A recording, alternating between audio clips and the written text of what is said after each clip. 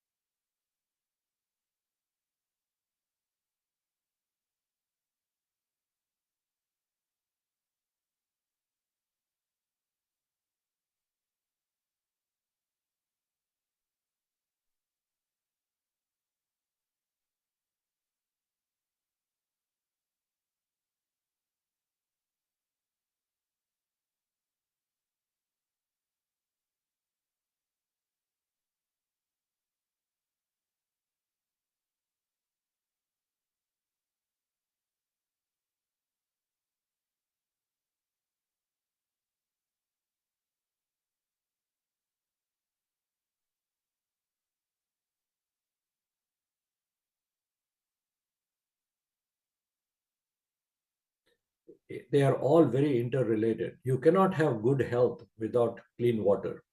In order to have clean water, you need energy. People need to be educated and so on. So we took an approach of a more holistic, integrated manner for rural development.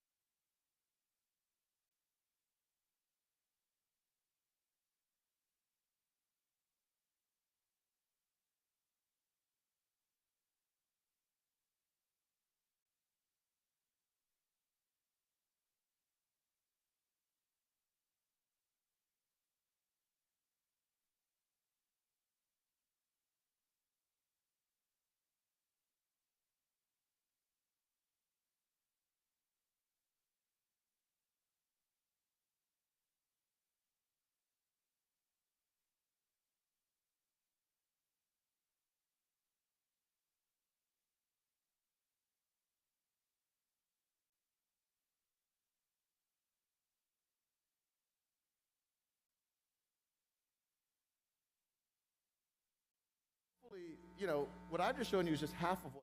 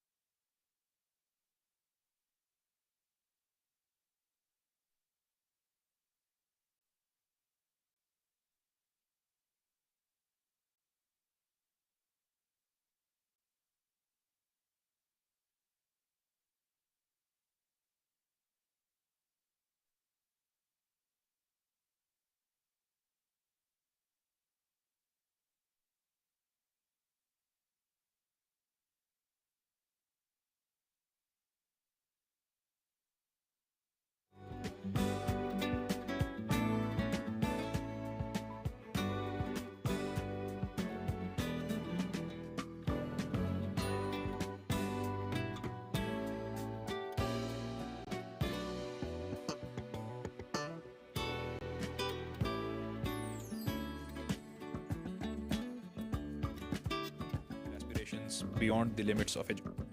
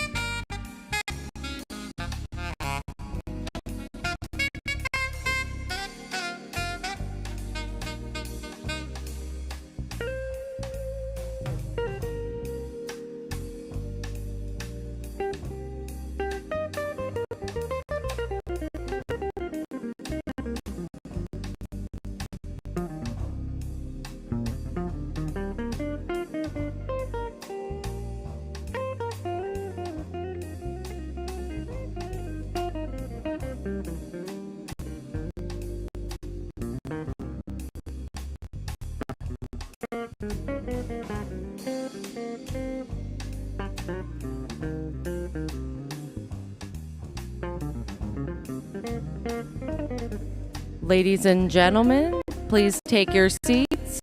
Our program is about to begin.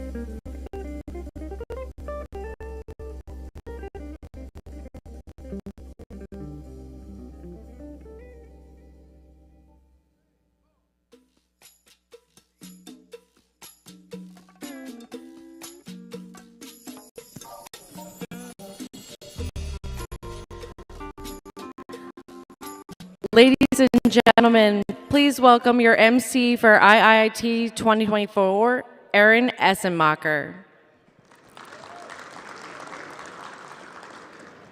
Hello, everyone. I know we have some folks that are still filtering in. Please come in, take your seats, get settled. We are ready to go.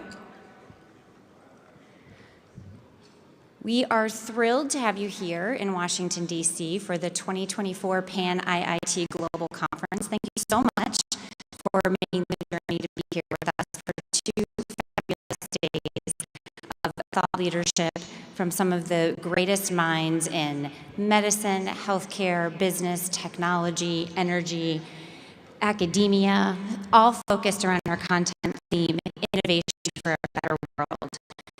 Before we kick off, just a couple of quick housekeeping announcements. Please make sure, of course, you silence your cell phones so that they don't interfere with all of our great speakers. If you haven't already, please download the conference app. It has lots of great information about what's going on over the next 2 days, how to find what you're looking for, locations, that kind of thing. If you have any issues with that, you can talk to the folks at the registration desk who can help you. And don't forget to follow us on social media to share your experience while you're here with us. All right, with that, I am ready to kick this off, and I'm thrilled to announce our first speaker, the president of PanIIT, Ron Gupta. Ranbir Singh Gupta is an architect and distinguished alumnus. He's an honored fellow of the Indian Institute of Technology, Kharagpur. As a professional consultant, Ron created unique solutions to recovery post 9/11 for the global. Enough. Good morning. Much better.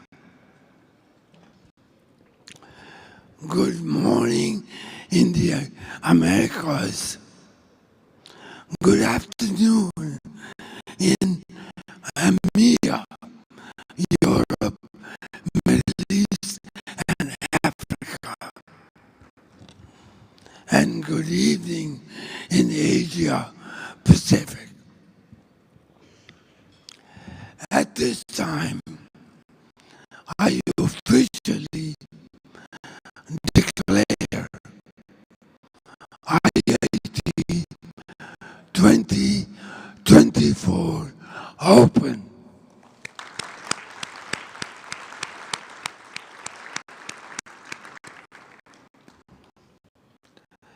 Now, let's get some enthusiasm going, some tempo going.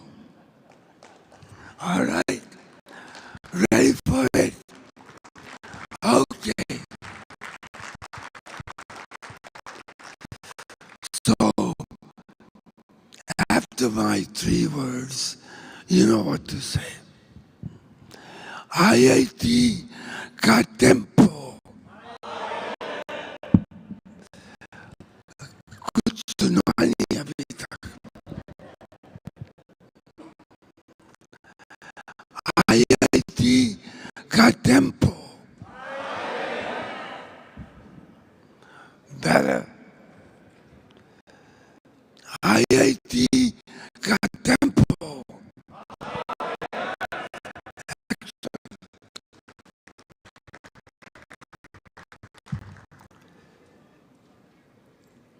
You know,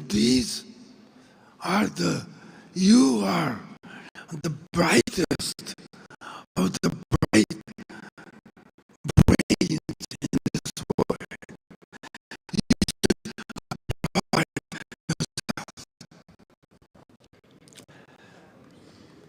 You know,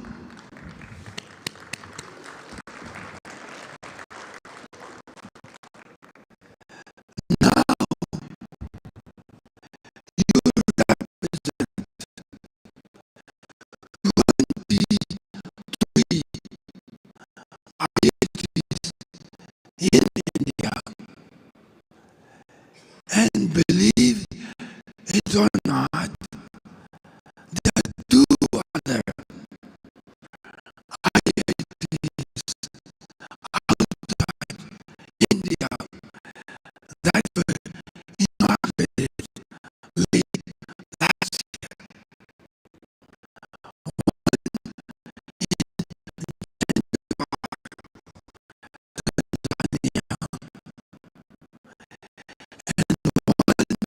In the United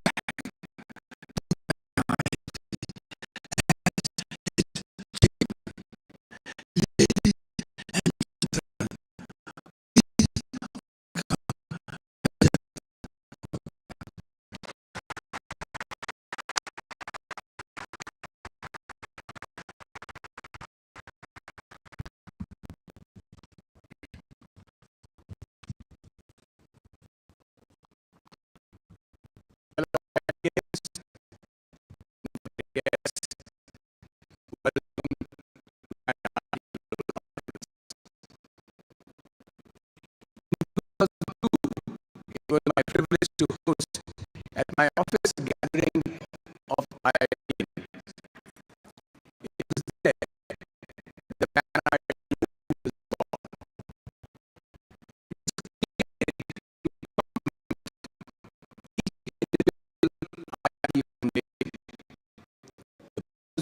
And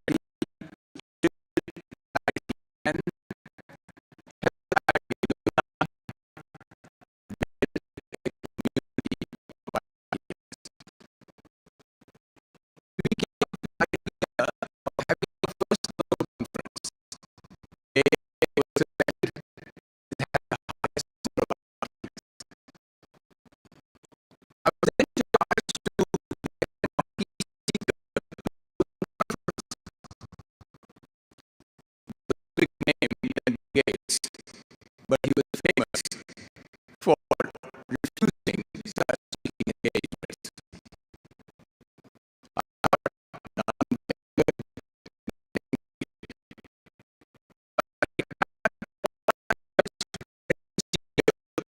And invited him to be a main speaker. Please stay.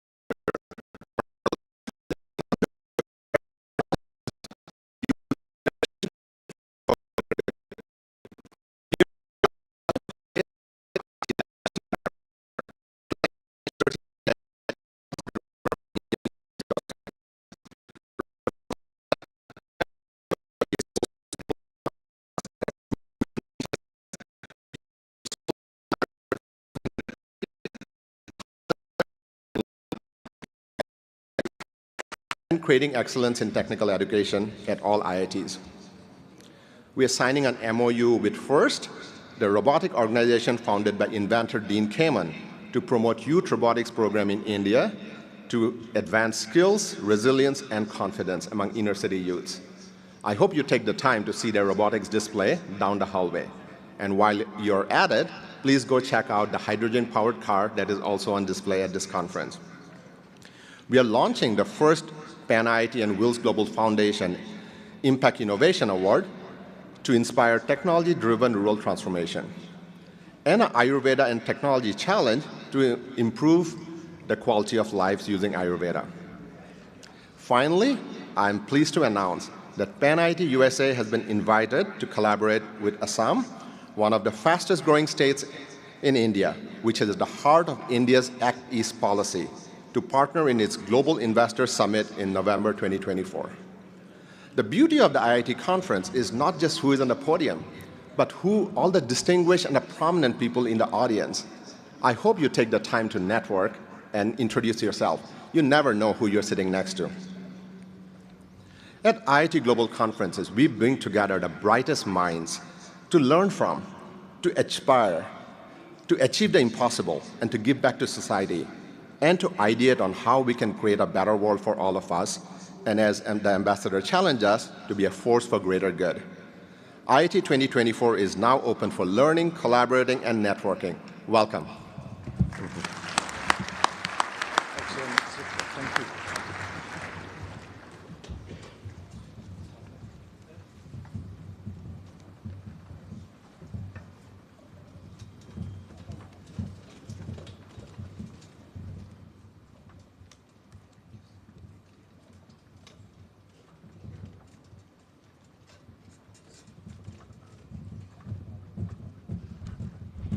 Thank you, Sid, and thank you to all of the PanIIT leadership who have made this conference possible.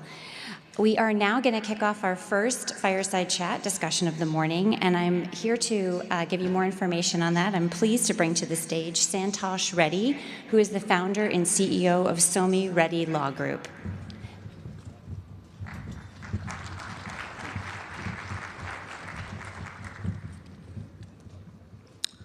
Good morning, ladies and gentlemen.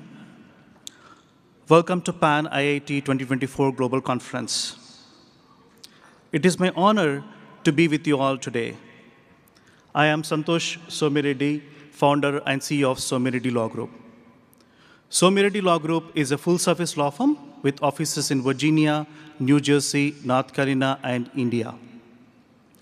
Our core areas of practice include immigration, litigation, corporate, and employment law. We are currently licensed in 14 states and the federal courts. Please, when you get a chance, visit our booth to get to know more about us. So, it is my utmost pleasure to introduce the keynote speakers for today's session. I'll be introducing Mr. Vinod Khosla first, and then Mr. Malhotra. Mr. Khosla is an entrepreneur, investor, and a technology fan. He is the founder of Khosla Ventures, focused on impactful technology investments in software, AI, robotics, 3D printing, healthcare, and more. Mr. Khosla was a founder of Daisy Systems and the founding CEO of Sun Microsystems, where he pioneered open systems and commercial RISC processors. One of Mr. Khosla's greatest passions is being a mentor to entrepreneurs, assisting entrepreneurs and helping them build technology-based businesses.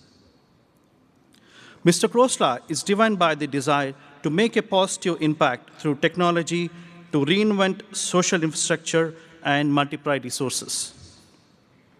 He is also passionate about social entrepreneurship. Mr. Khosla holds a Bachelor of Technology in Electrical Engineering from IIT New Delhi, a Master's in Biomedical Engineering from Carnegie Mellon University, and an MBA from the Stanford Graduate School of Business. Ladies and gentlemen, please give a warm welcome to Mr. Vinod Khosla.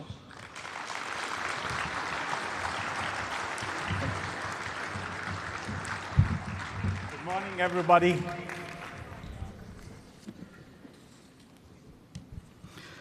Ladies and gentlemen, let us invite the next keynote speaker, Mr. Arjun Malhotra. Mr. Malhotra has been a prominent figure in the Indian IT entrepreneur scene. He is widely renowned for the instrumental role in co-founding the HCL Group way back in 1975. After graduating from the Doom School and IIT Kharagpur with the BC Roy Gold Medal, he had an illustrious career in HCL, from where he went on to successfully build and exit companies such as TechSpan and Headstrong. Mr. Malhotra's wisdom is helping build several organizations worldwide, as well as eminent institutions such as ISB Hyderabad and IIT Kharagpur Foundation. His contributions to the Indian IT industry were recognized with several distinguished awards, including the Doctor of Science from IIT Kharagpur in 2012 and the DQ Lifetime Achievement Award in 2018. He is also founder of Speak Mackay, now India's largest charitable, social, and cultural NGO. Ladies and gentlemen, please give a warm welcome to Mr. Arjun Malhotra.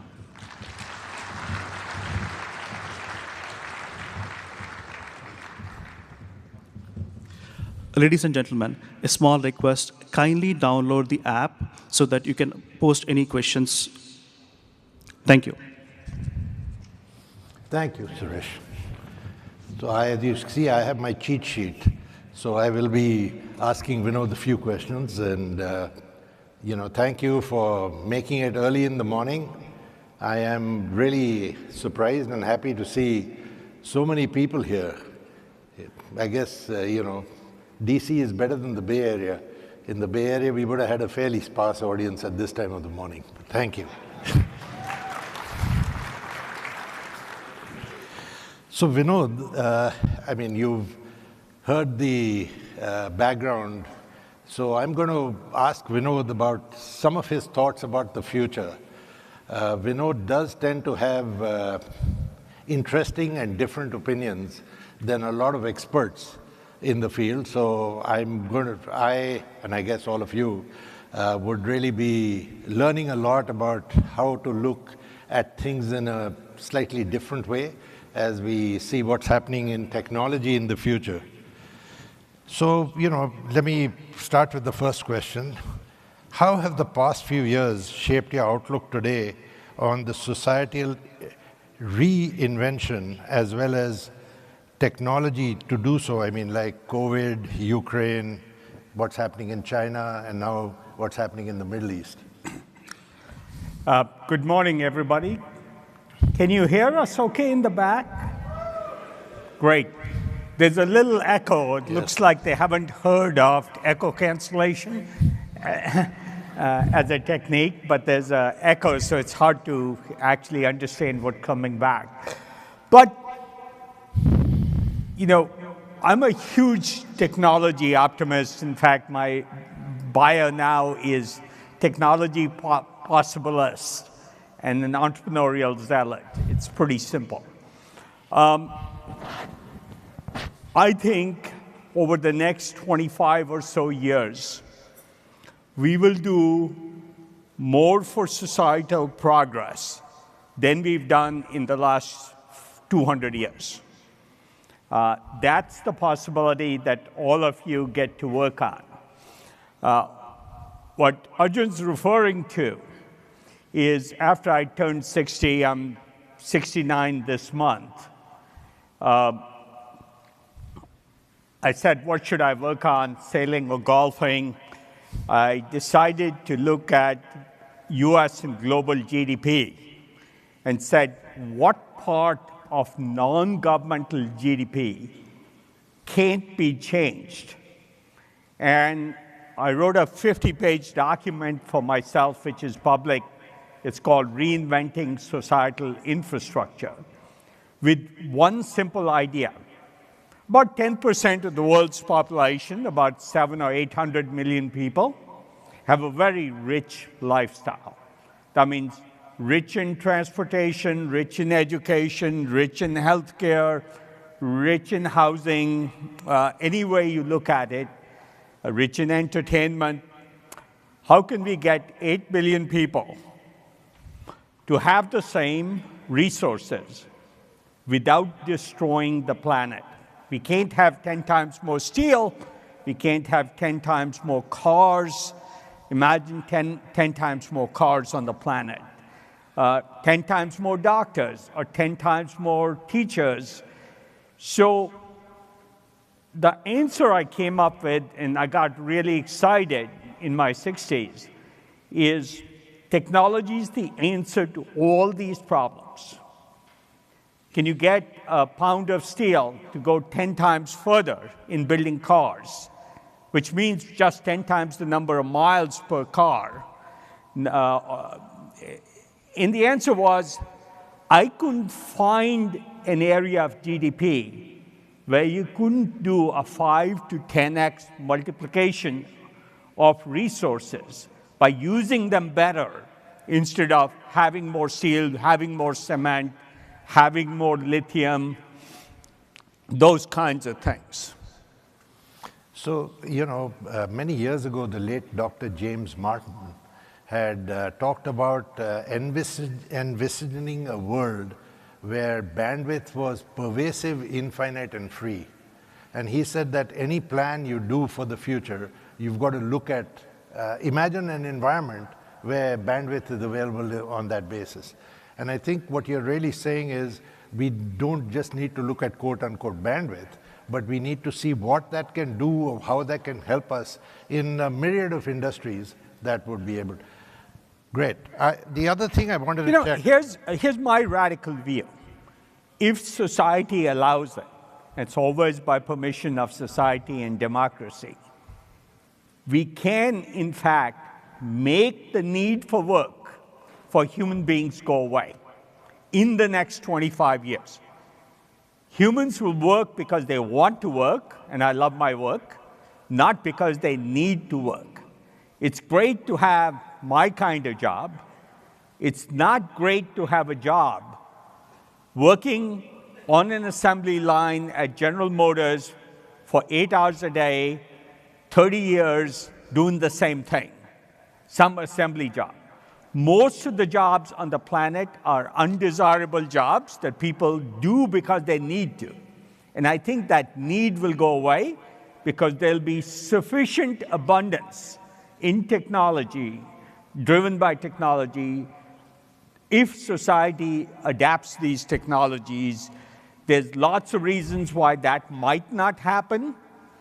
But about 2 months ago, in November, I issued 11 large predictions for society in the next 25 years. And they are on my Twitter, so you can find them. One of them, for example, was in 25 years, we can replace most cars in most cities. Why? Because the right public transit system can be better than self-driving cars. And it would be better because it would be 2-person or 4-person vehicles. It'd be point-to-point. It wouldn't be scheduled. And people tell me I'm crazy. But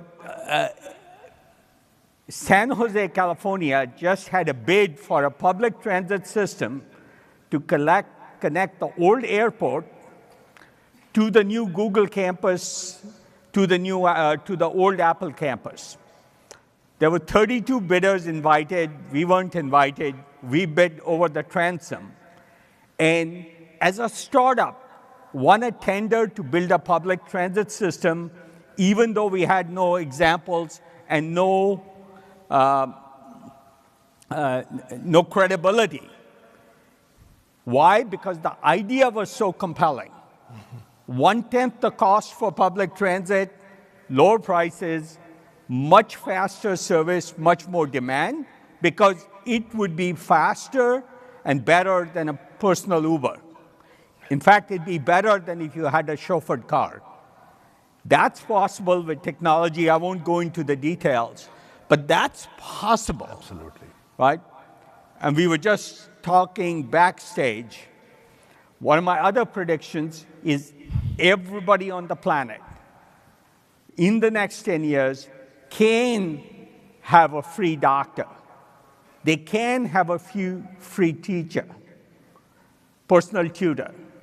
My son in a for-profit company is working on free primary care doctors for everybody. My wife has a nonprofit, and Sal Khan is speaking later, free tutors. And the tutors, AI tutors can do a lot more than what a human teacher can. Our tutors actually find gaps in learning and actually teach to the gaps in learning, what the student doesn't understand. So wherever I look, whether it's expertise, you know, in a village in India, you can't get an oncologist if you, God forbid, get cancer. You should be able to get an AI oncologist for every patient. In fact, God forbid anybody here gets cancer, you go to one of the premium cancer centers like Memorial Sloan Kettering or MD Anderson or Fred Hutchinson. And you can get a tumor board if you can afford it. Every person on the planet should be able to get a better tumor board than I could today in the US. That's the possibility of technology, whether it's cars, whether it's transportation, whether it's mineral resources. You know, AI is going to discover more minerals than we possibly have. So it frustrates me when pundits, and I have a thing against pundits, talk about we won't have enough lithium or enough copper for electric cars. That's only a matter of discovery and creativity. Yeah, I think you've morphed into the next question I wanted to ask. I talk a lot. Though you're pretty clear that you don't trust experts in their forecasts. Tell us a bit more about it. So it was in the early 2000s, I started working on climate. I always like to look at what are large questions. So in the year 2000, that was 24 years ago or so, I saw two large problems that were really interesting, fun, and hugely impactful. One was poverty, and one was climate. So I actually went and spent time with Professor Yunus in Bangladesh. Unfortunately, the government is trying to put him in prison. But I actually went into the villages in Bangladesh and India and spent time with him. It was very clear microfinance was a powerful tool. But the other problem was climate. And when I looked at it and looked at all the expert forecasts, I said, I don't believe even a single one of them. And I said, why is it? So I actually, and this is maybe the most important message to this group, I looked at the forecasts of experts in climate and other areas, in climate technologies. And they were simple extrapolations of the past instead of the future I thought could be created in climate. Mm-hmm.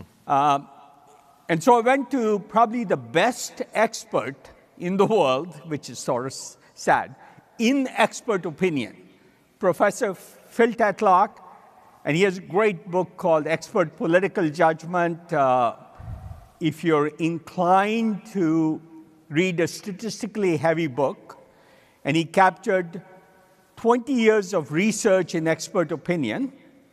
He followed 28,000 experts across 84,000 forecasts for 20 years and said, what is the accuracy of an expert? And the answer was, this is in a technical book, about the accuracy of dart-throwing monkeys was the statement he used. No, this is true. That's how accurate experts were in projecting into the future. They could talk about the past. And we've seen this over and over again. And we should come back to it. If you look at Ukraine. Every expert said Ukraine will lose to Russia within a week or two. And the forecast varied between days to a few weeks when the Russian army would overwhelm Ukraine. That was expert opinion, because that's what was expected. Today, the thing is the war can't be resolved, neither side will win. I look at these talking heads on TV and I say, they can just tell me what everybody else expects, as opposed to Zelensky said, no, we're going to fight this. We'll create a different, new paradigm. And he did. And now the world believes that. So that's how accurate expert opinion is. And the reason I spend time on this, and I spent a lot of time researching expert opinion, like, why am I not believing anything? Because I was asking fundamental first principles questions. And there's a great consumer version of this book, Expert Political Judgment by Phil Tetlock. It's a very technical book, so some of you may not enjoy the statistics. Dan Gardner wrote a consumerized version called Future Babble, because literally experts do future babble. And when an entrepreneur comes around and changes those assumptions, and that's in the hands of all of you, technologists who will want to be entrepreneurs, the world changes. And so, let me give you two examples. Everybody said to me, and the Department of Energy, not very far from where we are sitting, issued a forecast in 2010, 2011, talking to all the experts at General Motors and Volkswagen, all the auto companies. They projected the number of electric cars in the United States in 2035, a 25-year forecast. Elon Musk, who knew nothing about cars, nothing. He had no expertise, never worked in the auto industry, shipped more cars in 2016 than the Department of Energy had projected in 2035. And I'm saying this to empower you to say, no matter what the area, and I hope one of you takes me seriously, you make the world happen the way you want it. If you leave it to the big companies, it will happen a different way. I know Arvind is speaking from IBM. If we left the computing to IBM, distributed computing would not have happened. When we open sourced NFS at Sun in the early 80s, I gave the computer code to Carnegie Mellon University, which was funded by IBM. IBM lawyers opposed their using open source code because they didn't know the legal implications in a research university they were funding. You know, IBM didn't do AWS, General Motors didn't do the electric car, Volkswagen didn't do Waymo self-driving. No large innovation, not one that I have been able to find, a large innovation. Over the last 40 years, I've been doing innovation. Sorry, I can talk to any of these topics passionately. Has come from somebody who was an expert or even knew the area. Elon Musk knew nothing about cars, so he could reinvent what an electric car was. Airbnb could reinvent hoteling in a way that Uber or, Hyatt and Hilton couldn't. Uber could reinvent transportation the way Hertz and Avis couldn't. Many of you have a Hertz car. No matter where I look, even media, you'd think ABC, NBC, Fox would do media. Who reinvented media? It was Twitter and YouTube and Netflix and Facebook, people who didn't know they were in the media business. Everywhere you look, you take something that was almost a national effort, rockets. Between Elon Musk and Rocket Lab, They did way more innovation in rocketry, which was supposed to be a national imperative, not something a startup could do. So whether it's finance or rockets or manufacturing, all large innovation will come from a big company, will never come from a big company. You know, Intel can do a 15 nanometer semiconductor process to 9 to 5 to 3, things that are logical progressions. Large leaps of innovation doesn't happen. But you started somewhere where I want to go that I ignored. There's 3 very, very large things that have happened in the last 3 years, that will create the largest opportunity for innovation on the planet. So Ukraine, I've referred to, was really unfortunate. COVID was really unfortunate. What have they done? From an entrepreneur's perspective, and large companies too, but they won't do anything about it. Ukraine has convinced the world that an energy transition is necessary. If I'd said to any expert 3 years ago that Germany doesn't have to depend on Russian gas, I'd be laughed out of the room. Today, Germany has no Russian gas being used. That large an energy transition happened in years. So I do think Ukraine created an opportunity in the next 2 to 3 decades to create a transition for climate that wasn't possible 4 years ago. What happened in COVID? China determined the world's response because they controlled the world's supply chain. And President Xi, who's our biggest enemy, I'm a real hawk on China. They're the worst thing. They're our biggest enemy, and we can come back and talk about it. For Western values, not just the US, fundamentally Western values. They forced the world to their whim and fancy in their policy, COVID lockdowns, all that. Now the world is convinced we need to move supply chain manufacturing out of China. We need to move dependence on China to other parts of the world.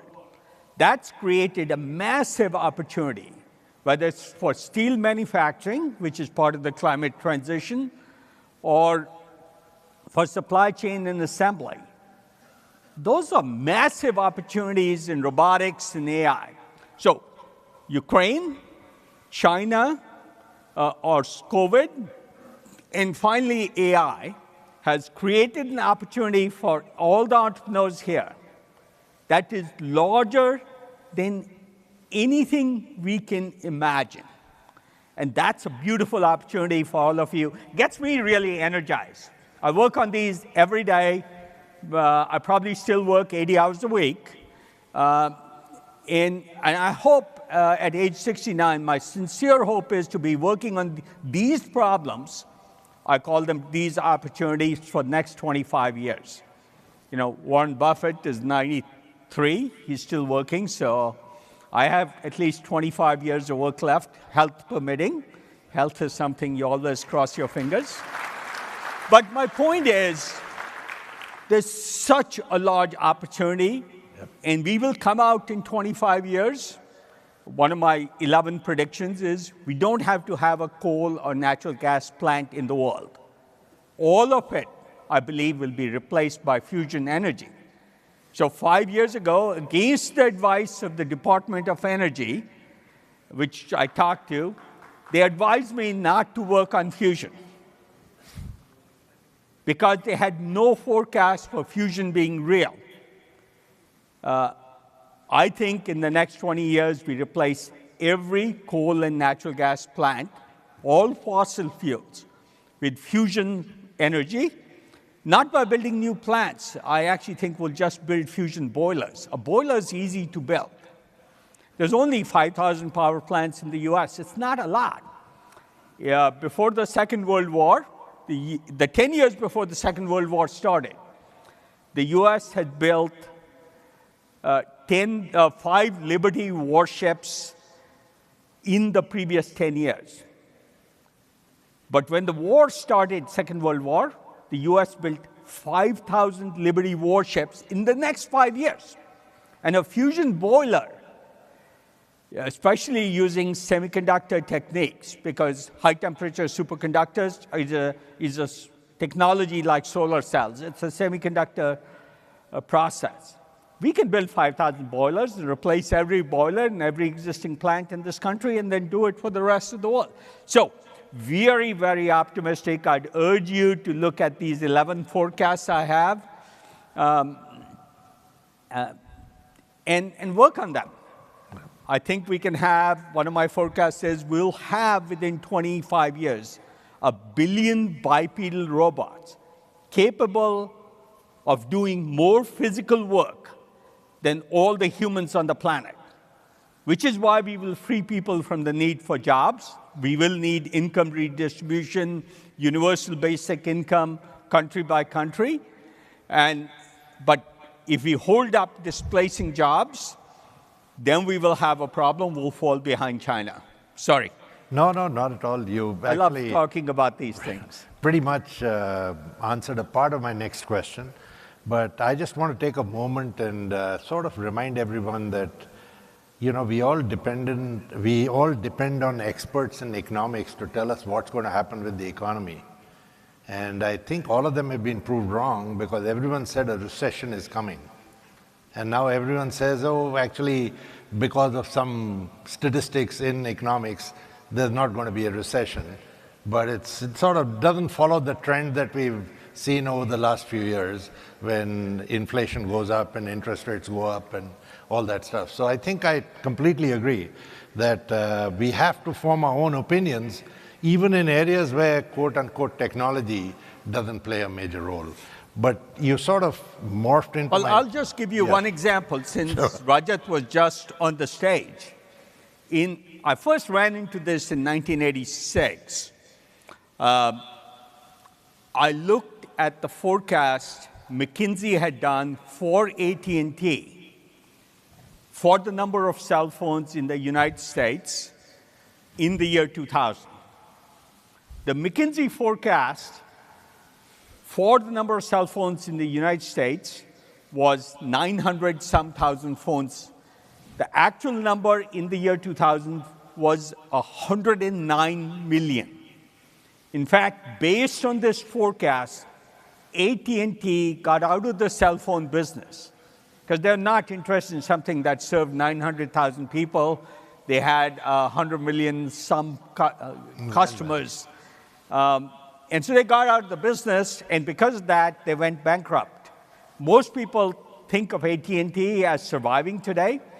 AT&T was bought up by a wireless startup called Singular in a complex structuring, and they kept the brand.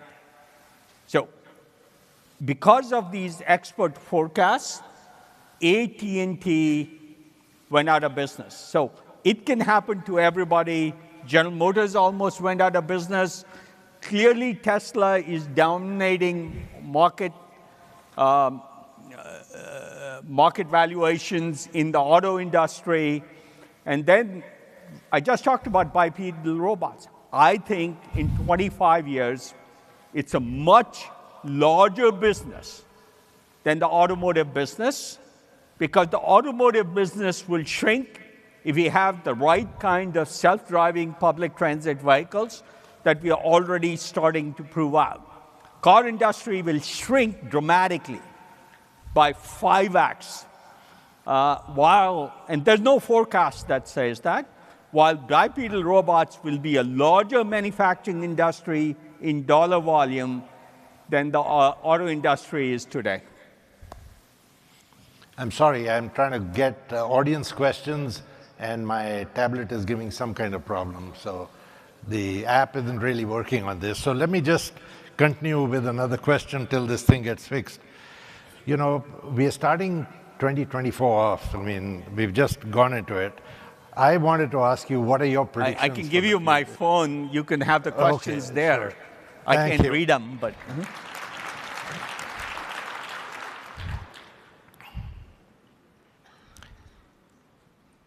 So there's a question here that what do you think of clean energy? Where the hell? Yeah, here it is. What do you think of clean energy portfolio mix? This thing keeps in the world in the next 20 years. I do think carbon is a solvable problem. It is much, much simpler than we think if policy will allow it and if the environmentalists get out of the way. They push for the wrong solutions. You know, I think it was 2007, California was pushing for hydrogen cars, and I said, that won't happen. And I made lots of mistakes, by the way. I make more mistakes than anybody. I'd like to say there's probably not a person in this room who has failed more times than I have in trying to do things. And so there's a Harvard Business School case, the first line of which is, my willingness to fail allows me to succeed. Because I never get embarrassed when I fail. Because I always say, I'd rather try and fail than fail to try. And 99% of the people always fail to try. Back to the clean energy question. If we look at steel manufacturing, we can reinvent it quite easily.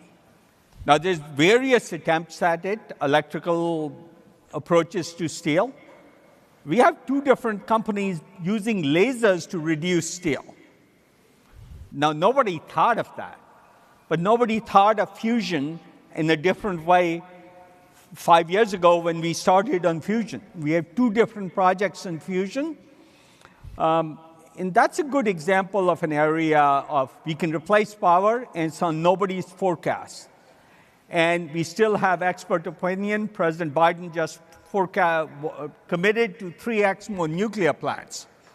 You can invent all of the fusion technology faster than you can permit one new fission plant because of all the NIMBYism. So I know we're short of questions. Every area, I'd refer you to this piece I have that I wrote in 2021. It only takes 12 people in the dozen areas of technology that would revolutionize clean energy. And we're working on 3 or 4 of them already. But all of them can be solved in the next 25 years. I'm sorry, guys, the time is up. Fabulous note to end on. There are a number of questions there. What a wonderful way to kick us off. Thank you both so much. Thank you. Absolutely fabulous.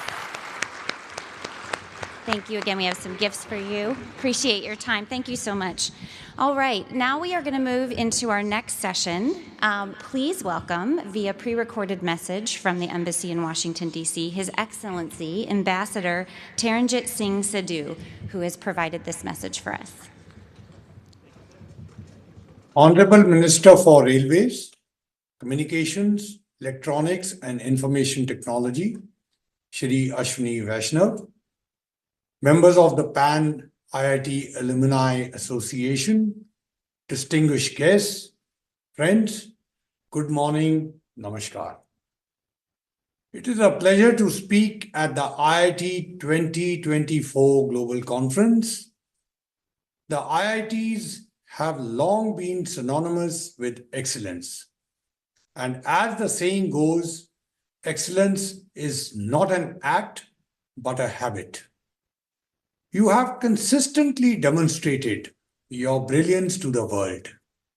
You have made contributions to the tech and innovation ecosystem in India, as well as the United States and globally.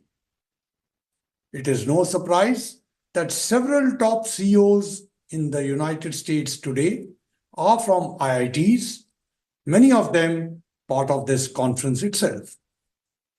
People who are both dreamers and doers, who both ideate and innovate, are indeed a formidable combination. Brand IIT has always been part of Brand India With IITs now opening campuses abroad, this brand is going truly global. Friends, it is the beginning of a year. January gives us the opportunity to look ahead while looking back. You would agree with me that the world has been grappling with some serious challenges in the recent past. Geopolitics and geoeconomics have changed the hopes of humanity, which should have otherwise touched new highs coming out of a global pandemic.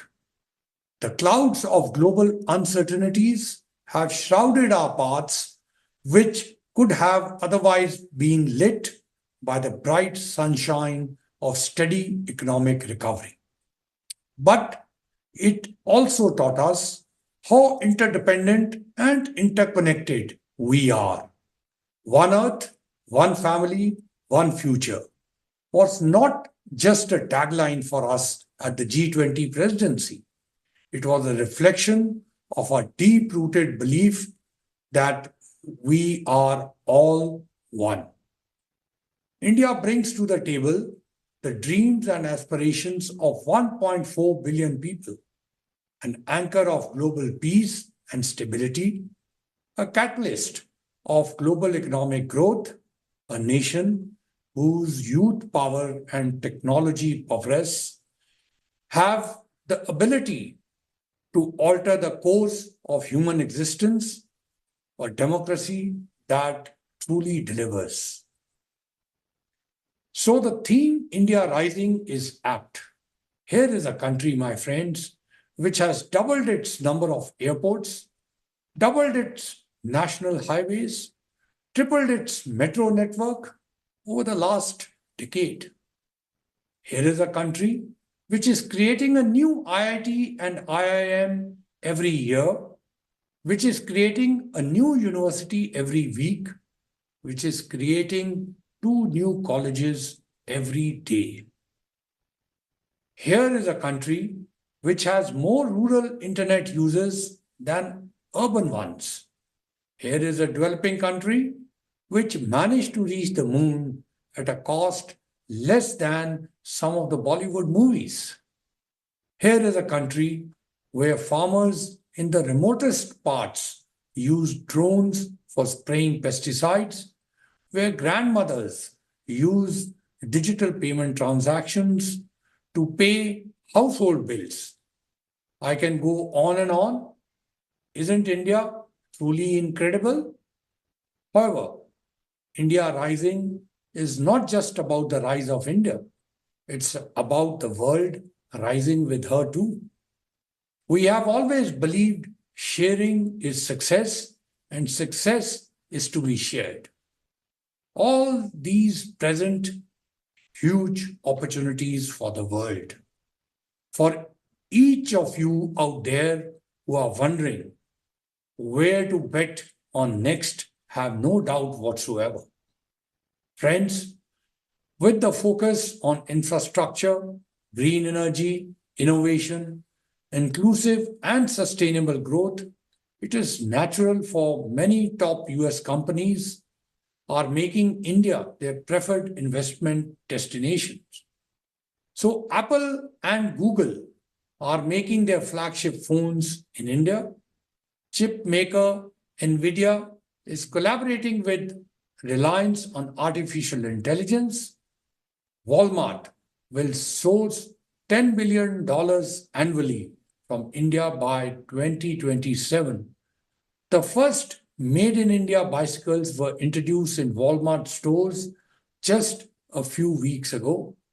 Lam, Micron, Applied Materials have all announced investments in India. GE and HAL are manufacturing jet engines together in India. Friends, these examples of India-United States cooperation would have been difficult to imagine just a few years ago. But India and the world are changing. Our security and prosperity are linked like never before. Trust is a word you hear more in international relations today than perhaps at the family dinner table. In these times of change, India-United States relationship and role of institutions like IITs have become very critical. Your ability to adapt, innovate, and facilitate positive change are valuable now than ever before. In the closing, I have only 3 things to ask of you. Dream big, think smart, and act fast. We have a whole new world to build together. Thank you. Namaskar. Thank you again to the ambassador for sharing that inspirational message. That was wonderful. I want to announce we have a slight schedule change, unexpected schedule change. Ashwini Vaishnaw was called away on urgent business by Prime Minister Modi, so he's not able to join us today. But we've done a little rejiggering of the schedule, and we're going to bring to you now one of our sessions that was planned for this afternoon. And here to tell you more about that is Atul Mathur, co-chair of the conference. Thank you, Erin. Good morning. It's my immense pleasure to introduce the next speaker, Professor Abhay Karandikar. Professor Abhay Karandikar is one of our own, and I worked with him for the last few years as I served on the IIT Kanpur Foundation. Professor Abhay Karandikar is currently Secretary to the Government of India Department of Science and Technology. Before joining as Secretary in October 2023, he served as the Director of IIT Kanpur from April 18, 2018 to September 25, 2023. He also served as Dean of Faculty Affairs and Head of Electrical Engineering Department at IIT Bombay. He spearheaded a national effort in setting up Telecom Standards Development Society of India, TSDSI, India's standard body for telecom. Professor Karandikar was part of the founding member and former chairman of TSDSI. He was also member part-time of Telecom Regulatory Authority of India, TRAI, during 2018 to 2021. Professor Karandikar and his group has made extensive contributions to 5G and beyond 5G standards in IEEE, 3GPP, and ITU. Please welcome Professor Abhay Karandikar. Thank you. Thank you very much. It's indeed a privilege to be a part of this group. As you know that I'm also an alumnus, an IIT Kanpur alumnus, and I also had the distinction of returning back to my alma mater to serve in the leadership role between 2018 to 2023. Today I will give you a brief overview of science, technology, and innovation.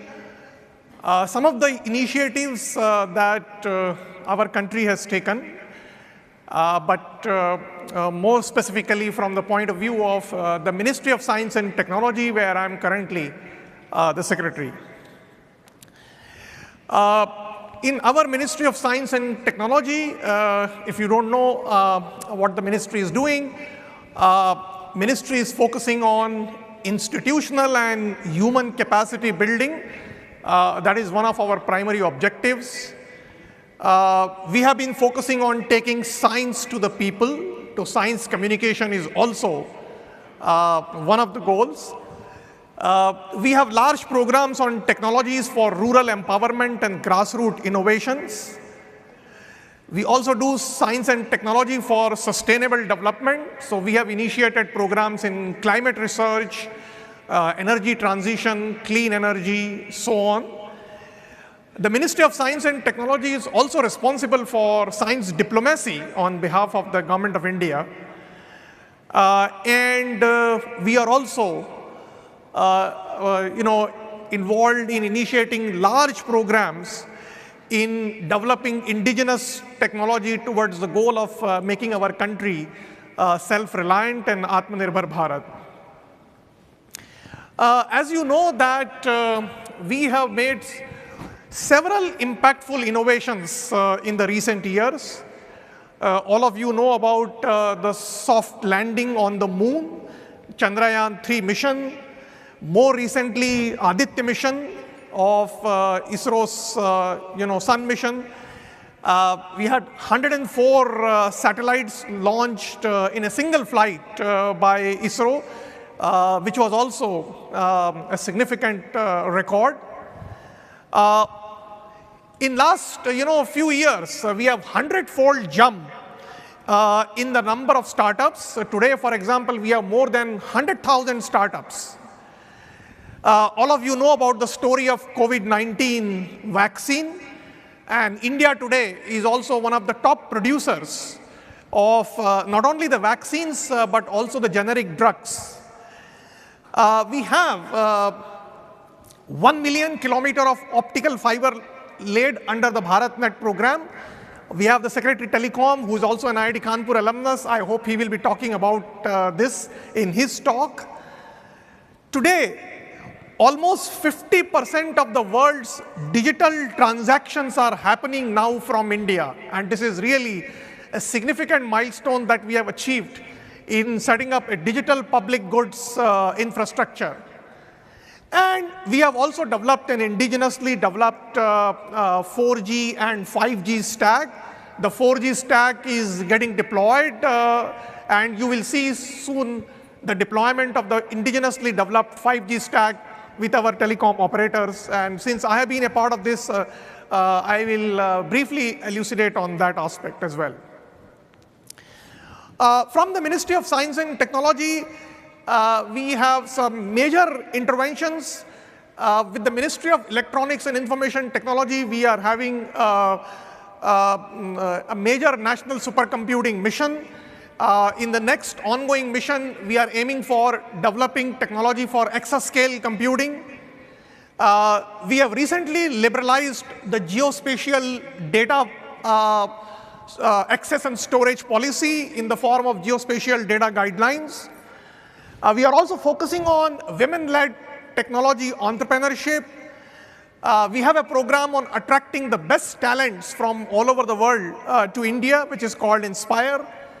We have also done interventions in digitizing the heritage of the country. And also, as I mentioned, that we have programs in climate change, in clean energy, and several other national missions. Now, going forward, one major step that the Government of India has taken up is to set up the National Research Foundation, which will be very similar to what the National Science Foundation is there in the US. The bill was approved in the Parliament in this August 2023, and the Department of Science and Technology, my ministry, is in the process of operationalizing the National Research Foundation. The NRF will be the single nodal R&D funding agency for not only the basic sciences research, but also the setting up the strategic research direction. NRF will also be responsible for promoting innovation and entrepreneurship in science and technology field. We will also foster the interdisciplinary research, advance the environmental and earth sciences research, and also facilitate the technology transfer, including translating research into the commercial applications.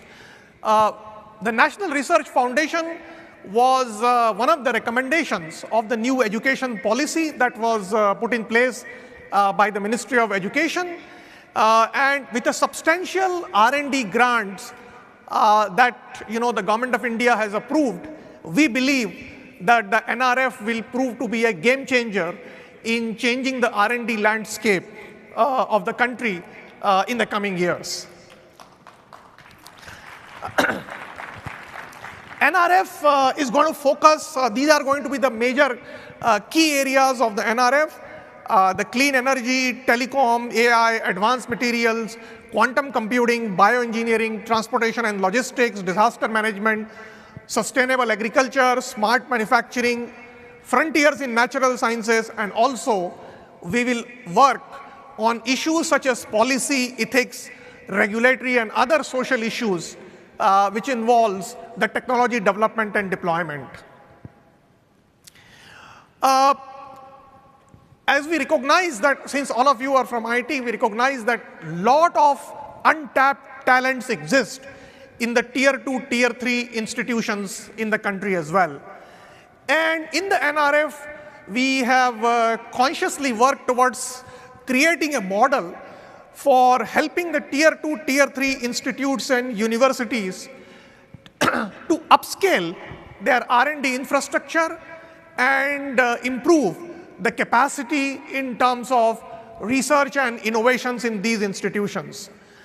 NRF will also be setting up a robust R&D programs in partnership with the state government, and particularly in the state universities and colleges.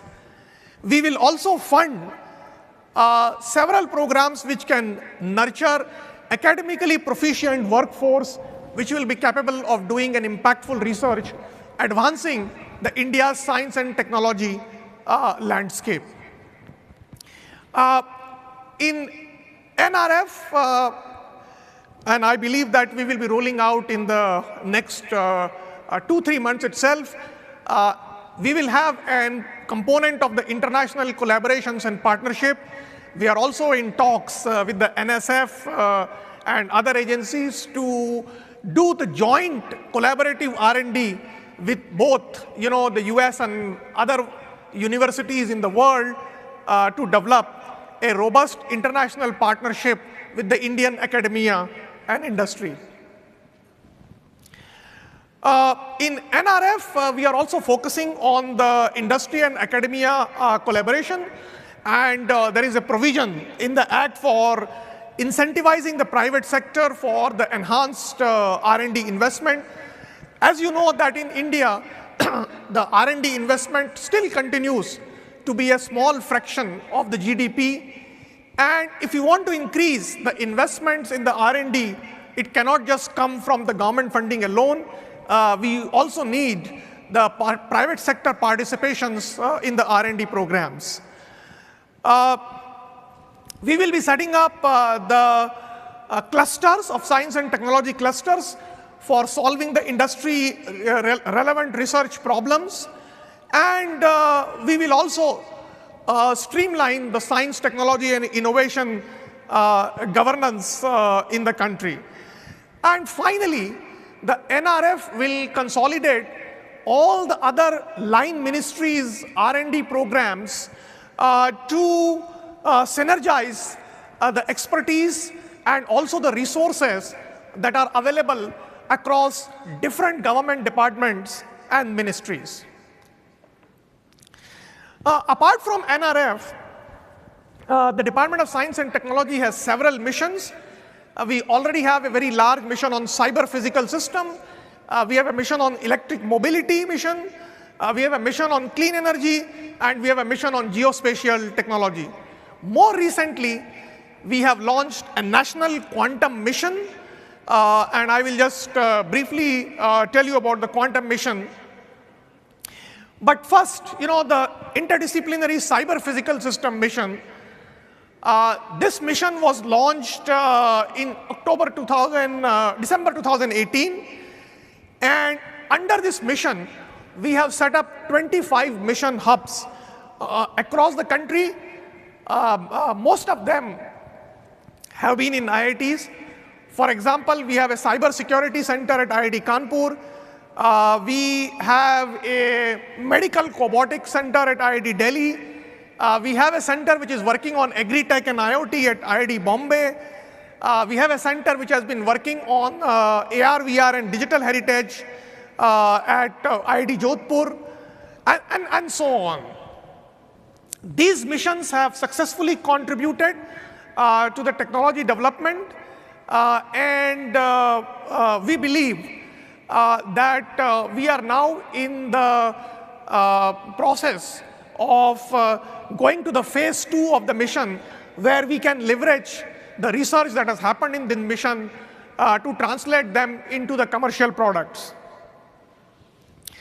The National Quantum Mission was approved in this year in October 2023. And we will be soon setting up the 4 thematic hubs in the area of quantum computing, quantum communication, quantum sensing, and quantum materials and devices. The overall objective of the mission is to focus on groundbreaking translational research and generate the high-quality skilled manpower. The government of India has already committed almost close to $1 billion, about 7,000 crores. And we hope that this funding will catalyze the quantum sciences and technology research in the country. I will also briefly talk about the India's 5G journey, where I was personally involved. It started in 2016 when India put up our requirements of low mobility large cell as one of the key requirements to be taken up into ITU. At that time, when the 5G requirements were being discussed in ITU, the IMT 2020 requirements were talking of the rural configuration where the vehicular speed will be 100 kilometers per hour and very small cell sizes, which was obviously not the requirements of India. We changed that requirement to have a very low mobility, like 30 kilometers speed or even lower, and the large cell sizes. This requirement was finally approved as one of the user configurations in IMT 2020. And the standards, India standards body TSDSI submitted its own technology to meet these requirements in the ITU, which was also accepted as one of the candidate 5G technology. And finally, thus 5GI standard got merged into the 3GPP release 17 in 2022. And this was really a major win for us, where we could get some of our IPRs as a part of 3GPP release 17, which is actually a 5G plus standard.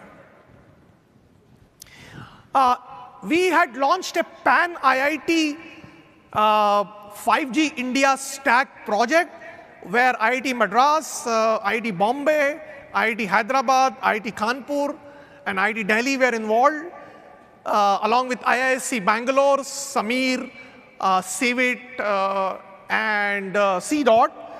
And as a result of this, a complete 5G India stack, where we had a fully functional 5G eNode B and the 5G core network was developed.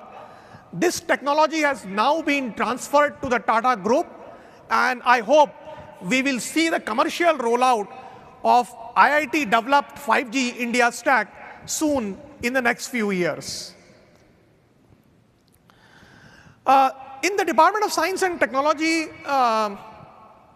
and in general in India, as I said, that the startup ecosystem has seen a significant boost in the recent years. We have about 100,000 plus startups. The Government of India has set up about 170 incubators across the country, and many of these incubators are working in premier institutions such as IITs and NITs. The Department of Science and Technology has been running this program called Nidhi, which is National Initiative for Developing and Harnessing Innovations. And under these programs, we have been funding these incubators, and through the incubators, we have been actually investing in the startups itself. In fact, about 12,000 startups have been directly or indirectly been funded by the Department of Science and Technology through incubators and through these Nidhi programs. Some of these startups, and many of them, have been founded by IIT alumni. For example, the Idea Forge, which was incubated in IIT Bombay, which had a major IPO, Atomberg Technologies, Nokark, which developed the ventilator during COVID-19, Agnicool, which has developed launch vehicles, Aether Energy, Bot-led Dynamics. All these startups got the initial funding from the Department of Science and Technology through our incubation programs. And these are all the great success stories which have come out of India. And most of them have been in IIT incubators and IIT alumni-led startups. We have recently done a major reform in the geospatial sectors. As you know that earlier, it was really very difficult to get the geospatial data from India, particularly from Survey of India. The new guideline, which was rolled out by the Department of Science and Technology, now you require no security clearance or prior approval. Self-certification is sufficient, and foreign entities can license the data from the Indian entities. And we also had a new geospatial policy last year, and this geospatial policy is bringing transformation and reforms in the Survey of India. For example, we are setting up a new geospatial data registry. We are setting up a unified geospatial data exchange through which the industry can actually exchange the geospatial data. And we will also be setting up the technology parks and the geospatial incubation center to promote the technology development in the geospatial area. The Department of Science and Technology runs a very large program for women in science and engineering. For example, we have a program to retain the women in science and establish their re-entry into the science and technology sector. There are many outstanding women scientists who have done PhDs and postdocs and have had a brilliant academic career but had a gap in their career. And if they want to return back to the science and technology and engineering streams back, the Department of Science and Technology is running a program called Vice Kiran, under which we are giving the funding support to such women researchers.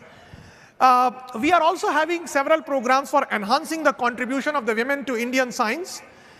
We are also encouraging some of the women-only universities in the country. There are about 3 such women-only universities to upgrade their R&D infrastructure. And of course, we have several avenues for the capacity building, knowledge and skill enhancement, right from the school level that the ministry is involved in. The Department of Science and Technology is involved in very large-scale international collaborations. India is a part of several mega science projects. For example, during this trip, I had an opportunity to visit the site of the 30-meter telescope, which is coming up at Hawaii. India is a founding member partner. We are also part of several mega science facilities which are in Germany. We will soon become now, for example, the part of the square kilometer array which will come up in Australia and so on. And in these mega science facilities, we are contributing both in cash and in kind, so that these research facilities for advancing the frontiers in science and engineering will become available to the Indian scientists. So we have a program for scientist-to-scientist linkages. We have a program for international engagements through several institutional and university programs. We can also run joint call for proposals with several international agencies, like with NSF, for example, UKRI from UK, from Germany, from the federal government of Germany and France and so on. And of course, as I mentioned, that we are also part of several mega science projects like CERN and LIGO, 30-meter telescopes, FAIR, square kilometer array, and so on. Finally, I would just like to summarize by saying that our Honorable Prime Minister had launched the Viksit Bharat at 2047, the vision. And as you know that India can become Viksit Bharat or a strong nation only if we are strong in science and technology. And in this context, the government has already taken several initiatives. The National Research Foundation is one of the major initiatives that we have taken. This will have, right now the government has allocated about 14,000 crores, but we expect that the total budget spent will be about 50,000 crores in the next 5 years. We are going to have enhanced focus on critical and emerging technologies. We are soon launching out the National Mission for AI, which will be done by the Ministry of Electronics and Information Technology. I already talked about the quantum mission, and we will soon be rolling out the national supercomputing missions of next phase to go to exascale computing. We will be focusing now on deep tech startups. The government, we will soon launch a deep tech startup policy, which will be in the, currently is in the draft stage. And I hope that will get finalized in the next 1 month or so. And we hope that in the next 20 years or so, we will be able to place our country among the top 10 nations in the Global Innovation Index ranking by not only doing innovations and entrepreneurships and technology development, but also increasing the capacity in terms of increasing the number of full-time equivalent R&D personnel in the country. And I hope that with all these initiatives and the current enthusiasm, the capacity of young India that we have in the country, and several leading academic institutions' strength, and with all of your support, we will be able to become a global S&T leader in the next 25 years, by 2047. Thank you very much. I think I'll be happy to take up any questions.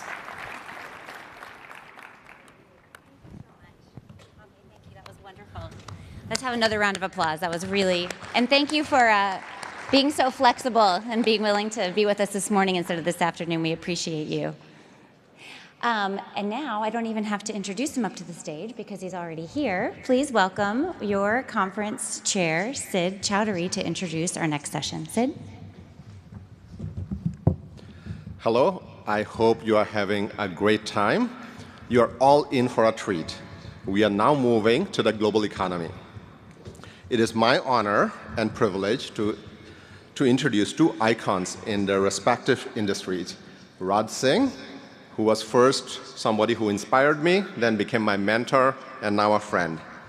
And David Rubenstein, who, including me, have inspired countless of people with his success, leadership, and philanthropic initiative.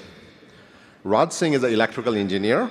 He graduated from IIT Kanpur, received his master's from University of Maine, and doctorate from SMU. His board service includes being an overseer at Penn Engineering College, a board member for many years in the U.S. Chamber of Commerce, and an emeritus member of Johns Hopkins University and medical boards. His commercial careers include serving as a chairman and CEO of Telcom Ventures for the last 20 years, where together with his wife Neera Singh, who is also with us today, has participated in 30+ startups in many different countries. Raj has been a recipient of the Ellis Island Medal and has been inducted in the Wireless History Foundation Hall of Fame. For those of you who are from the DC area and associated with the global economy, David Rubenstein needs no introduction, co-founder and co-chairman of the Carlyle Group. Established in 1987, Carlyle manages a very measly $382 billion around the globe. He's a graduate of Duke University and University of Chicago Law School. He's the chairman of the boards of John F. Kennedy Center for Performing Arts the Council on Foreign Relations, the National Gallery of Art, the Economic Club of Washington, the University of Chicago, a trustee of the World Economic Forum, and a director of the American Academy of Arts and Science, among other board seats. What he's also very known for is he's the original signer of the Giving Pledge, the host of the David Rubenstein Show, Bloomberg Wealth with David Rubenstein, and the iconic America are symbols and stories with David Rubenstein, and the author of The American Story, How You Can Lead the American Experiment and How to Invest. Please join me in giving a very warm welcome to Raj Singh and David Rubenstein.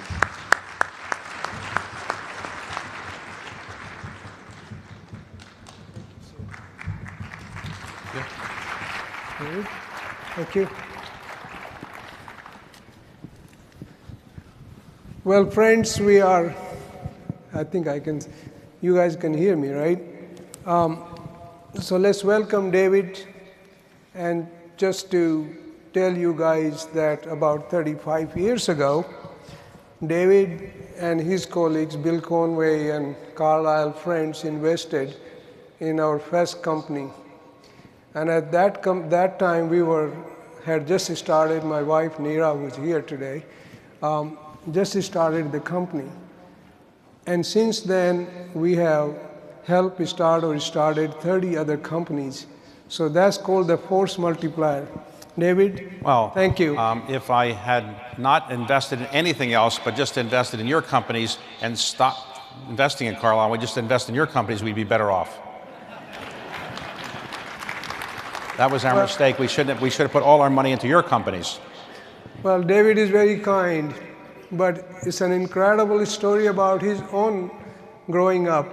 David grew up in Baltimore area, and his father dropped out of high school, I think, and went to World War II, and then worked all his life in post office. So David, that's an incredible American story. What made you successful? Well, I mean, many of you who have grown up in modest circumstances, at the time you're growing up in them, you say, why can't I have some more money like some wealthier friends of mine? But in truth, you're better off to grow up in modest circumstances and have to strive for things, because the people that change the world are not people that grew up in the wealthiest circumstances. The people that have privileges when they grow up, they're not the ones that change the world. The world is changed by, and certainly in the business world, by people who are in modest circumstances. Because when you have modest circumstances, you know you've got to make it on your own. So I've said the hardest thing in the world to do probably is to be happy. Personal happiness is the most elusive thing in life. If you can figure out how to achieve that, you're very lucky. The second hardest thing is to raise children. The third hardest, who are happy and healthy, that's very hard. All of you probably know that. But raising children when you have a lot of money, that's very difficult. So if you are a child of a very wealthy family, people are going to think that you are going to be successful, and they're going to basically not give you credit for what you might achieve. But if you work from the bottom, if you come from something very modest, as I did, and you work up, you can get a sense of achievement that's much greater than you're going to get if your father or mother handed you something. So I was very lucky. At the time, I didn't realize I was lucky, but I worked hard. My parents did not graduate from college or high school, and I was their only child, and so they put their energy into me, and I got lucky. Well, I really do think, David, it was a little bit more than luck. I have seen you work. You are a tireless worker. You work day and night, and you are brilliant. So I think there's luck, of course, but it had to be your hard work. Well, my general view is I'm not as smart as many of the people that I ran into in high school or college or law school. And my theory was, if you work hard, you can overcome the deficiency of not being as smart as other people. So the smartest people in the world aren't usually people running the world, as we have obviously observed many times. The people who are running the world are people that work very hard to get where they are. Some people, you wish they hadn't worked so hard because you wish they weren't there, but there are some people who just work hard, and if you work hard, you're more likely to achieve something than if you don't. And one of the things about working hard is you realize you're going to make mistakes, and you've got to pick yourself up and get back in the fray. anybody that's achieved anything in the entrepreneurial world know that you've made mistakes. You could have done things better. I made a lot of mistakes at Carlyle, but you got to pick yourself up, get back into the game. And if you just say, I made a mistake and I'm going to go away, then you're never going to achieve anything. Nobody's ever built a great company or achieved anything great without failing first. You've got to learn how to come back from failure. And I made a lot of mistakes at Carlyle, but we overcame some of them. Well, yeah.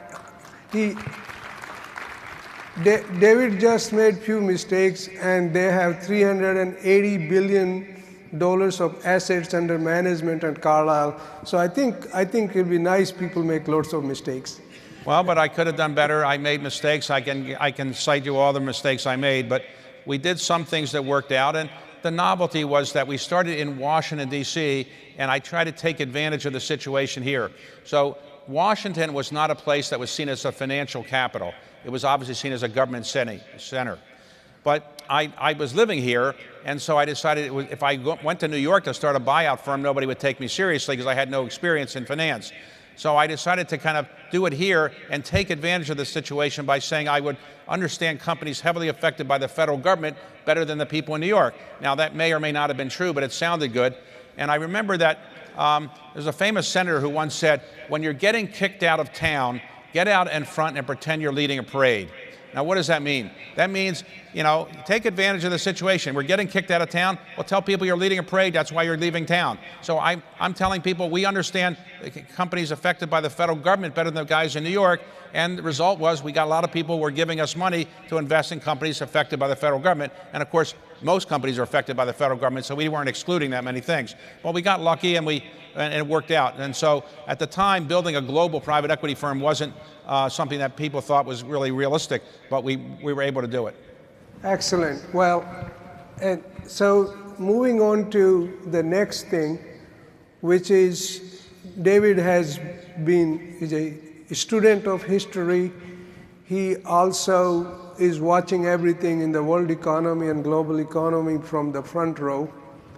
So we have since World War II, two models primarily. One is the Western economic model, and the other one is the Chinese economic model.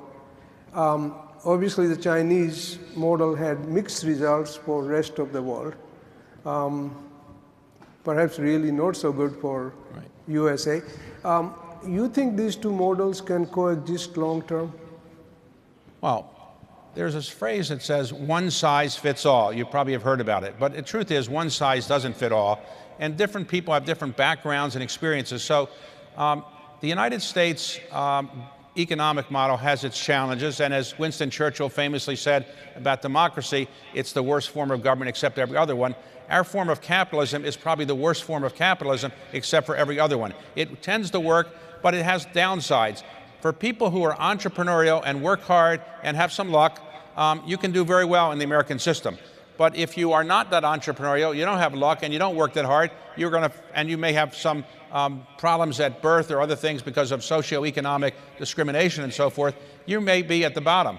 And so as you go around Washington, D.C. or New York or San Francisco, you see a lot of homeless people.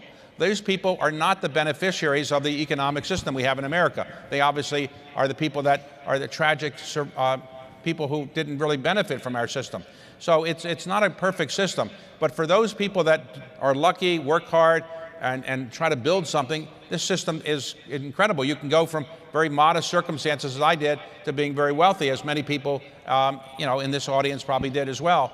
The Chinese system probably works better for the Chinese mindset and the Chinese background. I'm not sure the Western capitalism and the way we practice it would work as well in China.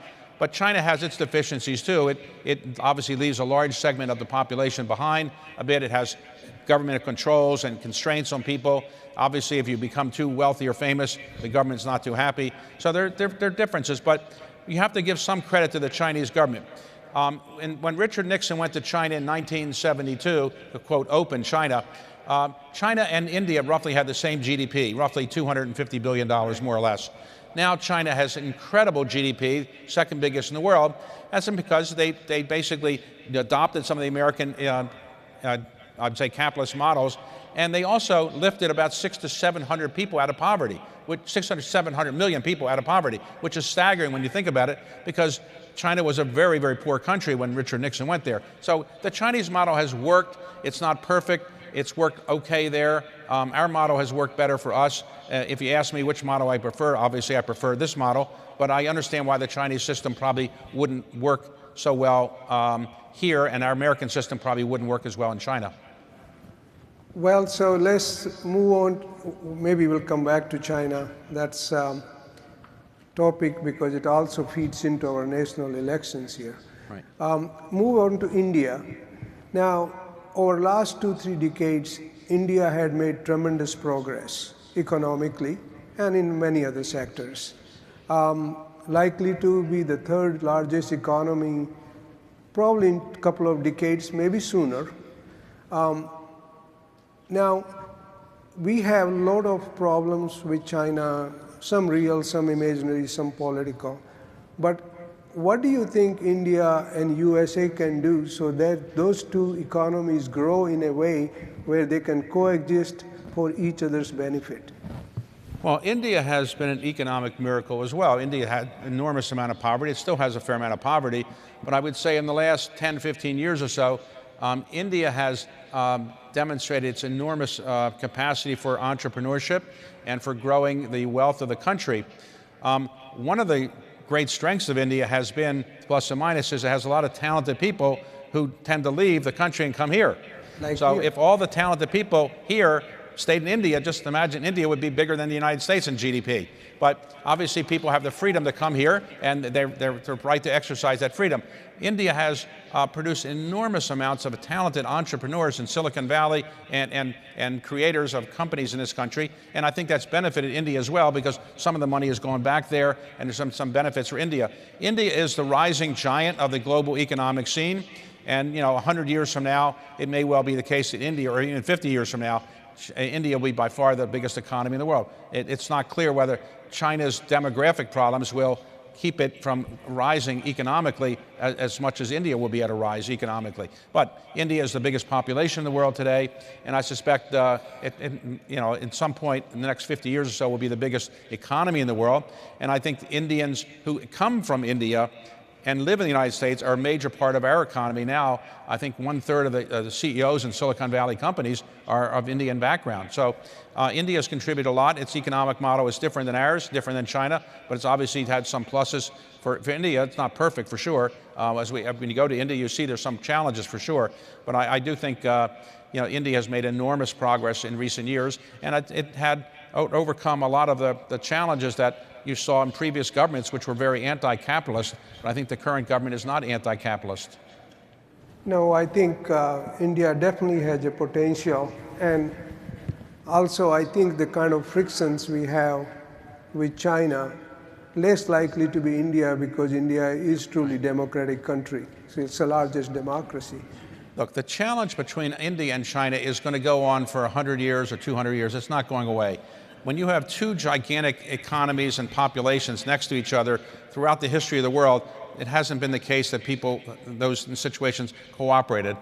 So there's always going to be tension and rivalries, and fortunately it's been more peaceful than it could have been in recent years. It's had problems in the past, but I suspect now China recognizes that India is a gigantic rival economically, maybe not yet militarily, but certainly economically. And I think the alliance that the United States has had with India has been helpful to both India and the United States. Clearly, China is not thrilled with it, but I suspect that alliance will probably continue to be reasonably strong. I hope so. So, David, now moving on closer to home in our own country here, we have elections coming next November. And about a month ago, there was the Associated Press and NORC polling where both Democrats, majority of Democrats and majority of Republicans feel if the other side candidate gets elected, that's the end of democracy. Right. What do you think? Well, democracy is, we don't really have a democracy in the United States. We have a representative democracy, a republic, you could call it. When it was created in really 1787 or so with the Constitution, It was an experiment. Benjamin Franklin said it might last 20 years or so. Thomas Jefferson didn't think it would last even 20 years. It's actually lasted 200 plus years, in part because we've made changes, we've adapted the Constitution and so forth. It's, I don't think democracy is going away or the representative democracy is going away, but clearly there's a division in the country that is something we haven't seen since the Civil War. During the Civil War, the country basically was fighting over, as not a secret anymore, slavery. And it wasn't so much getting rid of the slavery in the South, but it was that the expansion of slavery in the western states was what the fight was over, because the southern states wanted the states that were the new ones to have slavery in it so that they wouldn't feel overwhelmed if the other states did not have slavery. If the new states did not have slavery, there was a fear in the South that eventually the non-slave states would overwhelm in Congress and other ways the slave states, and slavery would go away. That division led to the Civil War and would end ultimately to the end of slavery. But the division we now have is pretty dramatic. And you think about it, we have red states and we have blue states. When John Kennedy ran for president in 1960, he campaigned in about 40 states, and Richard Nixon campaigned in all 50 states because they weren't sure how each state would go. Now we know exactly how every state's going to go. In the last two presidential elections, 45 states voted the same way each time. 45 states voted the same way, and they'll probably vote the same way this time. There are only 5 states that shifted, and those states are Arizona, Georgia, Michigan, Wisconsin, and Pennsylvania. Those are the 5 states that are at play. So you really have a blue country and a red country, and that has been, I think, the biggest single problem the United States faces today. The biggest geopolitical problem we face is not Russia, Ukraine, not Israel, Gaza, not China, Taiwan, or other problems we talk about in the Middle East. It is the division in the United States. As the famous cartoon said, I've seen the enemy and the enemy's us. If we can't get our act together to run this country better, we are going to not be the leader in the world that we once wanted to be. Woodrow Wilson famously said in World War I, we're going to make the world safe for democracy. What we need to do is make the United States safe for democracy. And, you know, it's a bit of a challenge right now, and the government is dysfunctional. It's a sad situation. You know, members of Congress, and I host a dinner for members of Congress once a month and try to bring Democrats and Republicans together, and I interview a great historian, and members of Congress like it because they rarely ever get together with somebody from the opposite side, so they enjoy it.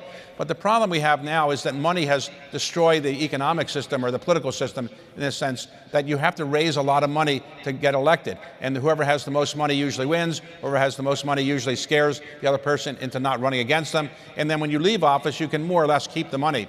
So people raise enormous amounts of money. And you don't raise money by saying, I'm going to do something when I go to Congress by doing something right down the middle that's good for the country, right down the center. You raise your money from the far left and the far right. And that's why members of Congress appeal to the far left and the far right. And it's not a very good situation. So as right now, we're facing a revolt among the House Republican leaders and the Freedom Caucus about whether to go ahead with the deal that was cut by the Speaker.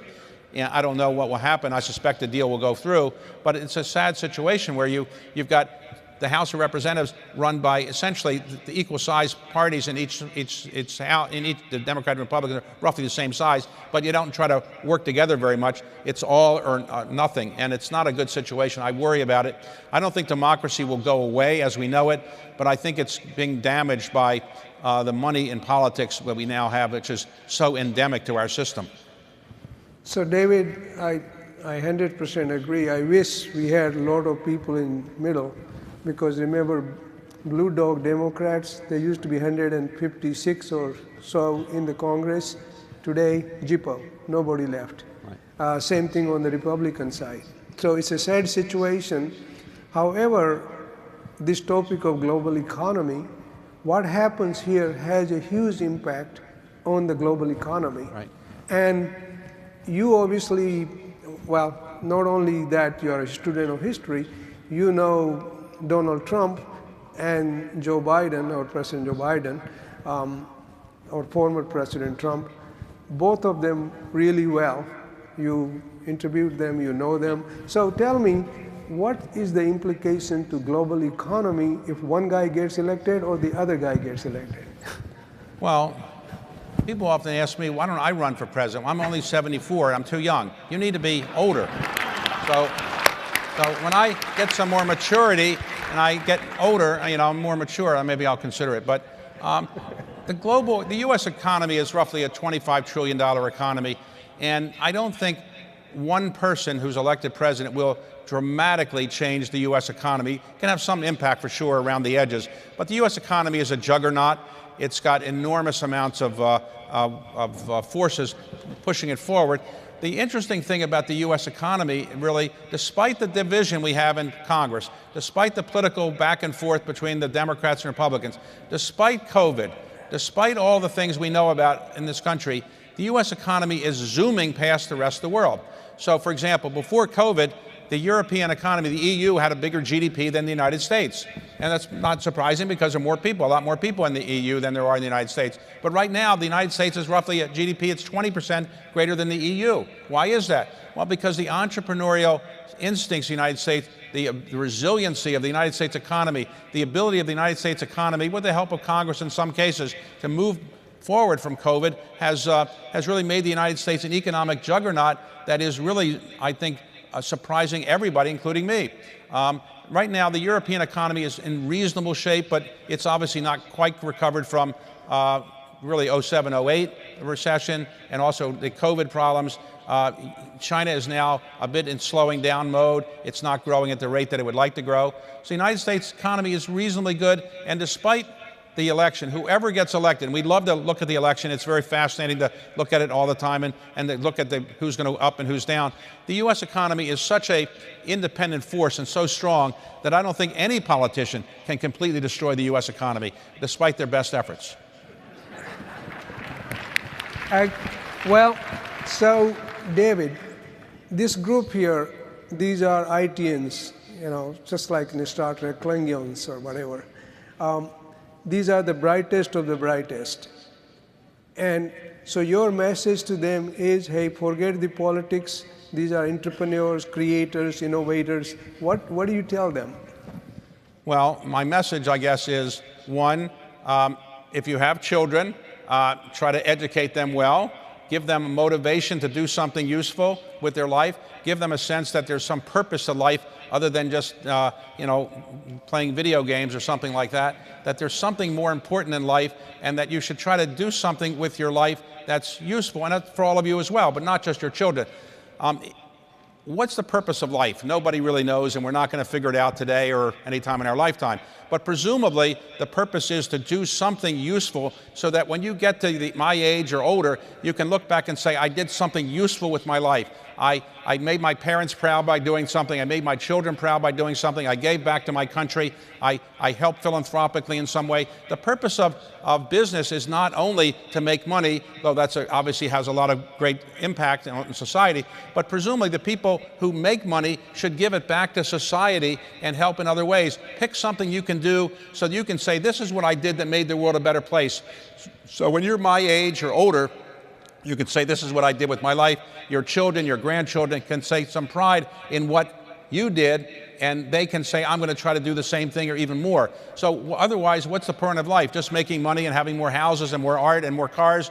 In the end, it's very boring to do that. You should find something that drives you and something that you can give to your children that motivates them to do something. We don't want children to be motivated only to make more money for no purpose other than having more money. And, some people measure their self-worth as an individual by their net worth, and that's a mistake. You should not measure your self-worth and equate it with your net worth. You should try to do something useful on the time that you're on the face of the earth, which is a relatively short period of time in the grand scan of life.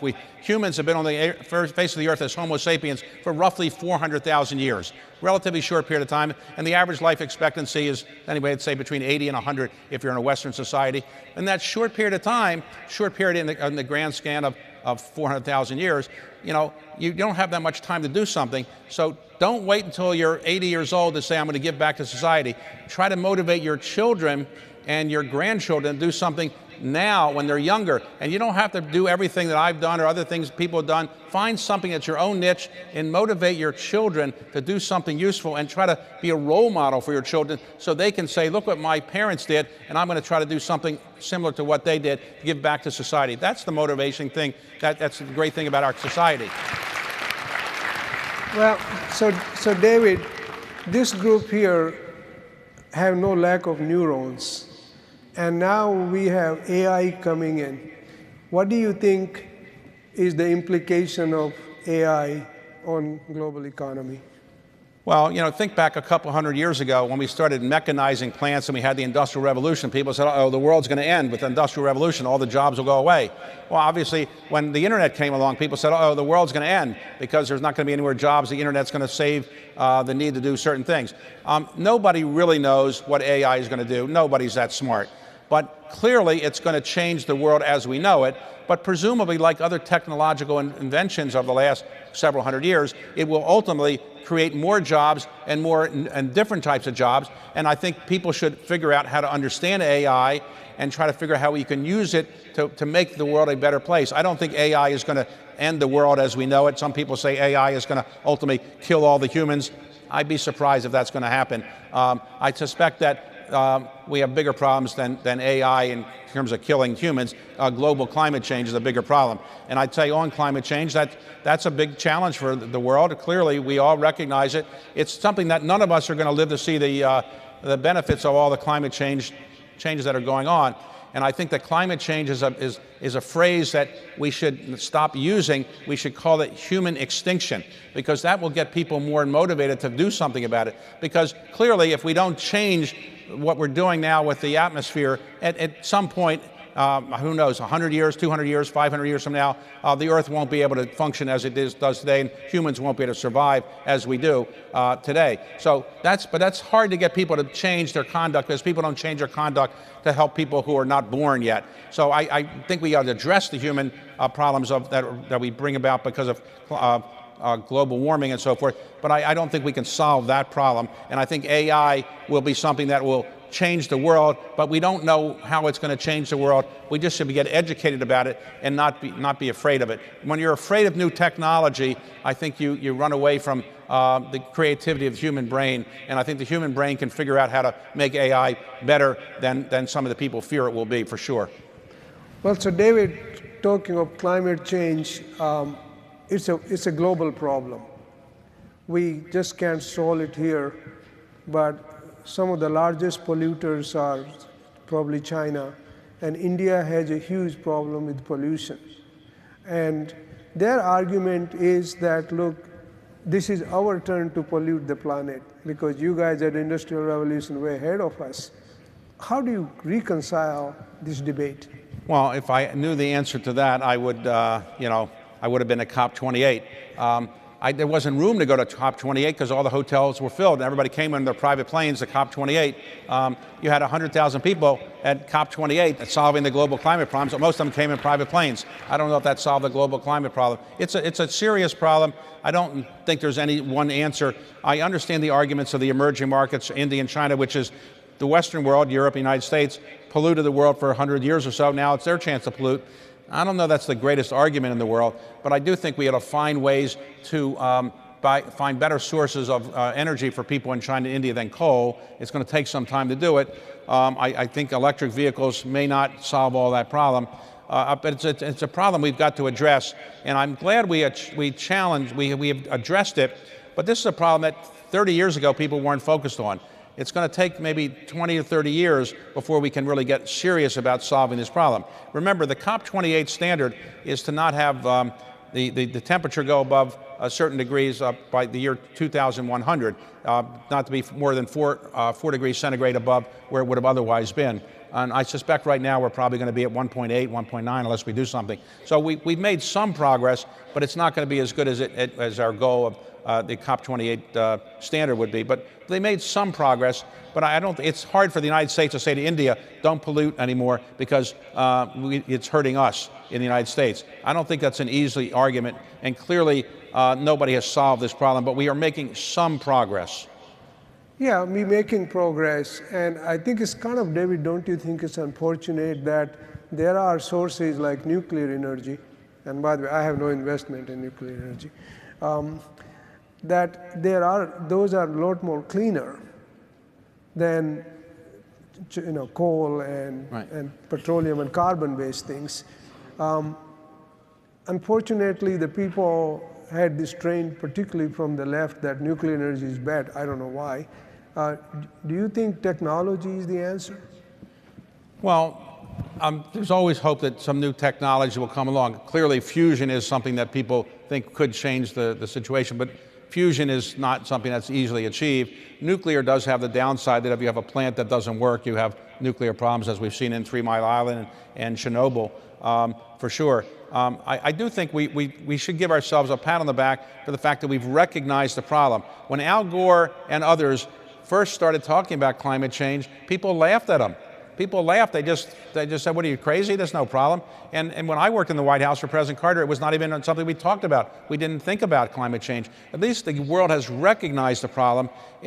We're addressing it, but it's hard to get 8 billion people on the face of the earth to come up with a common solution. So I think we're making some progress, but I don't think it's going to be solved, honestly, in the lifetime of everybody here.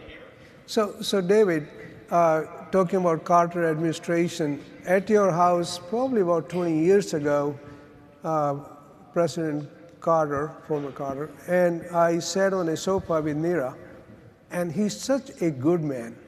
Why can't we have good men running for presidency? Well, Jimmy Carter is a man who came from very modest circumstances. He ran a brilliant campaign to be elected president of the United States, even though no one took him that seriously.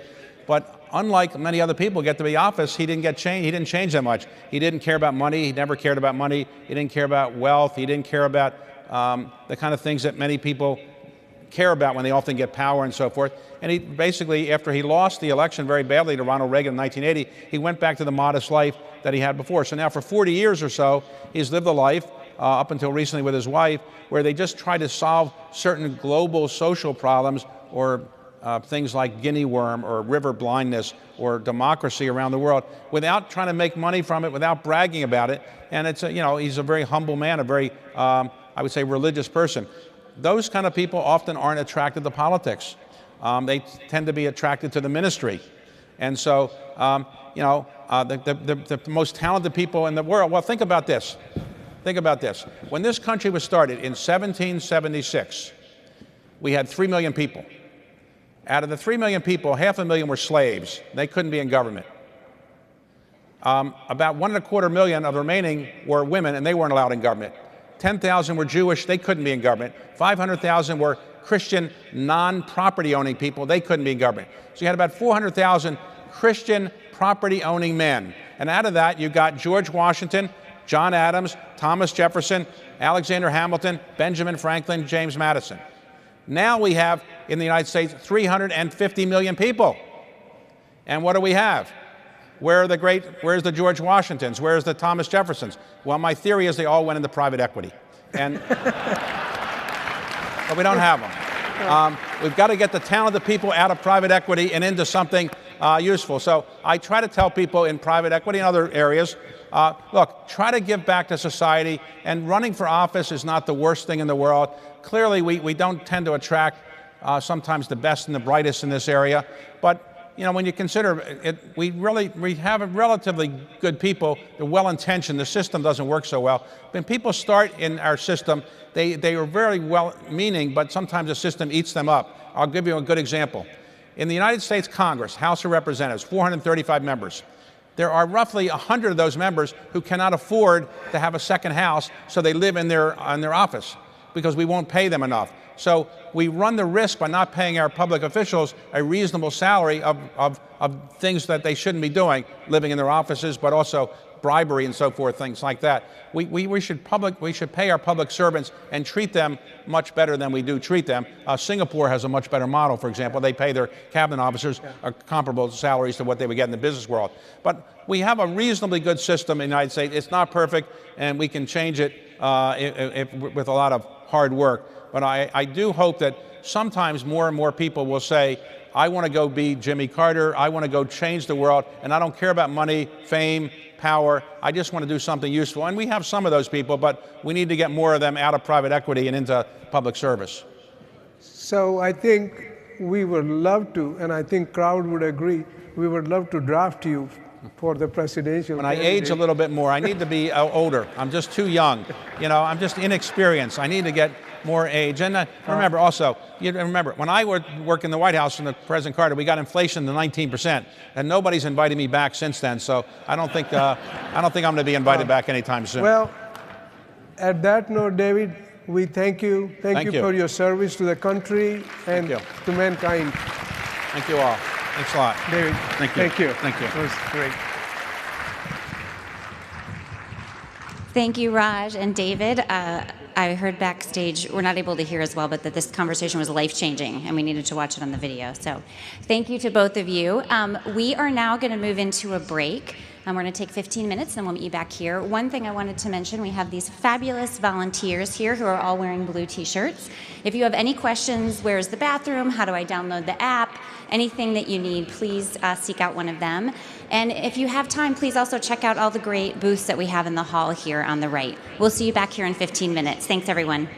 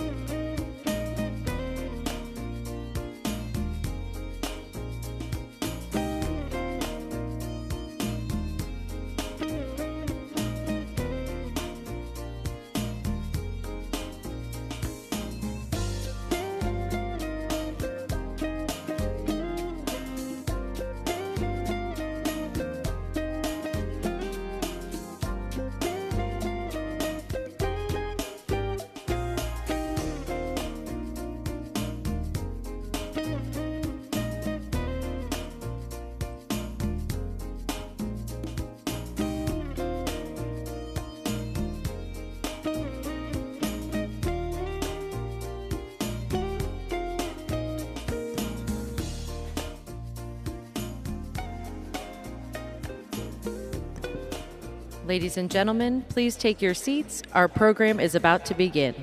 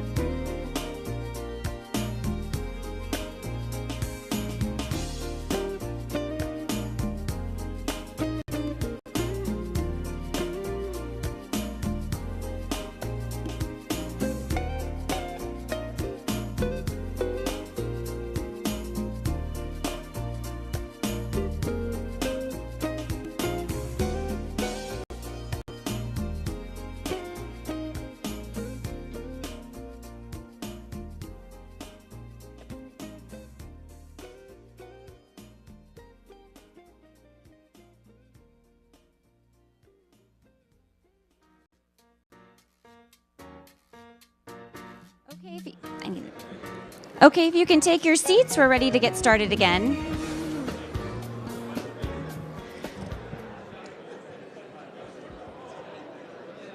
I hope you all enjoyed the break. I was going to say I hope you got a chance to connect with some colleagues and friends, but I see that's already happening. So we are going to get started again. We have a couple more sessions until our lunch break. We are now going to turn our attention to a deep dive on a topic that I know is top of mind for everyone and has already come up a couple of times this morning, but we're going to talk about it more in depth now, which is the future of artificial intelligence and what it means for business, with a very distinguished speaker. And here to tell you more about our panel is the co-CEO, Prashant Gaur.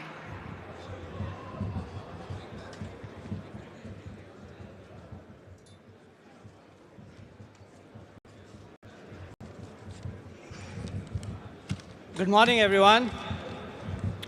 I know there are quite a few people who are standing outside, but would love to have everybody come in. But in the meantime, I'm here to introduce, welcome, Arvind Krishna and Viti Bindra. I'm Prashant Gaur. She introduced me. We are roughly a $500 million health IT and defense IT firm in this town, in this beautiful market called Federal. Arvind Krishna needs no introduction. He's the chairman and CEO of IBM. For all of us here, he's a great model. He's a technologist. He's a business leader. He started as the leader for IBM Research. He went on to be leading their cloud practice. And he has led IBM in lots of different areas: AI, cyber, blockchain, and obviously looking forward what he's going to do in the future for IBM. Moderating the panel today is Viti, who we all started from some IIT. He has a very unique background. Viti is the first turbaned commissioned officer in the Royal New Zealand Reserve Force.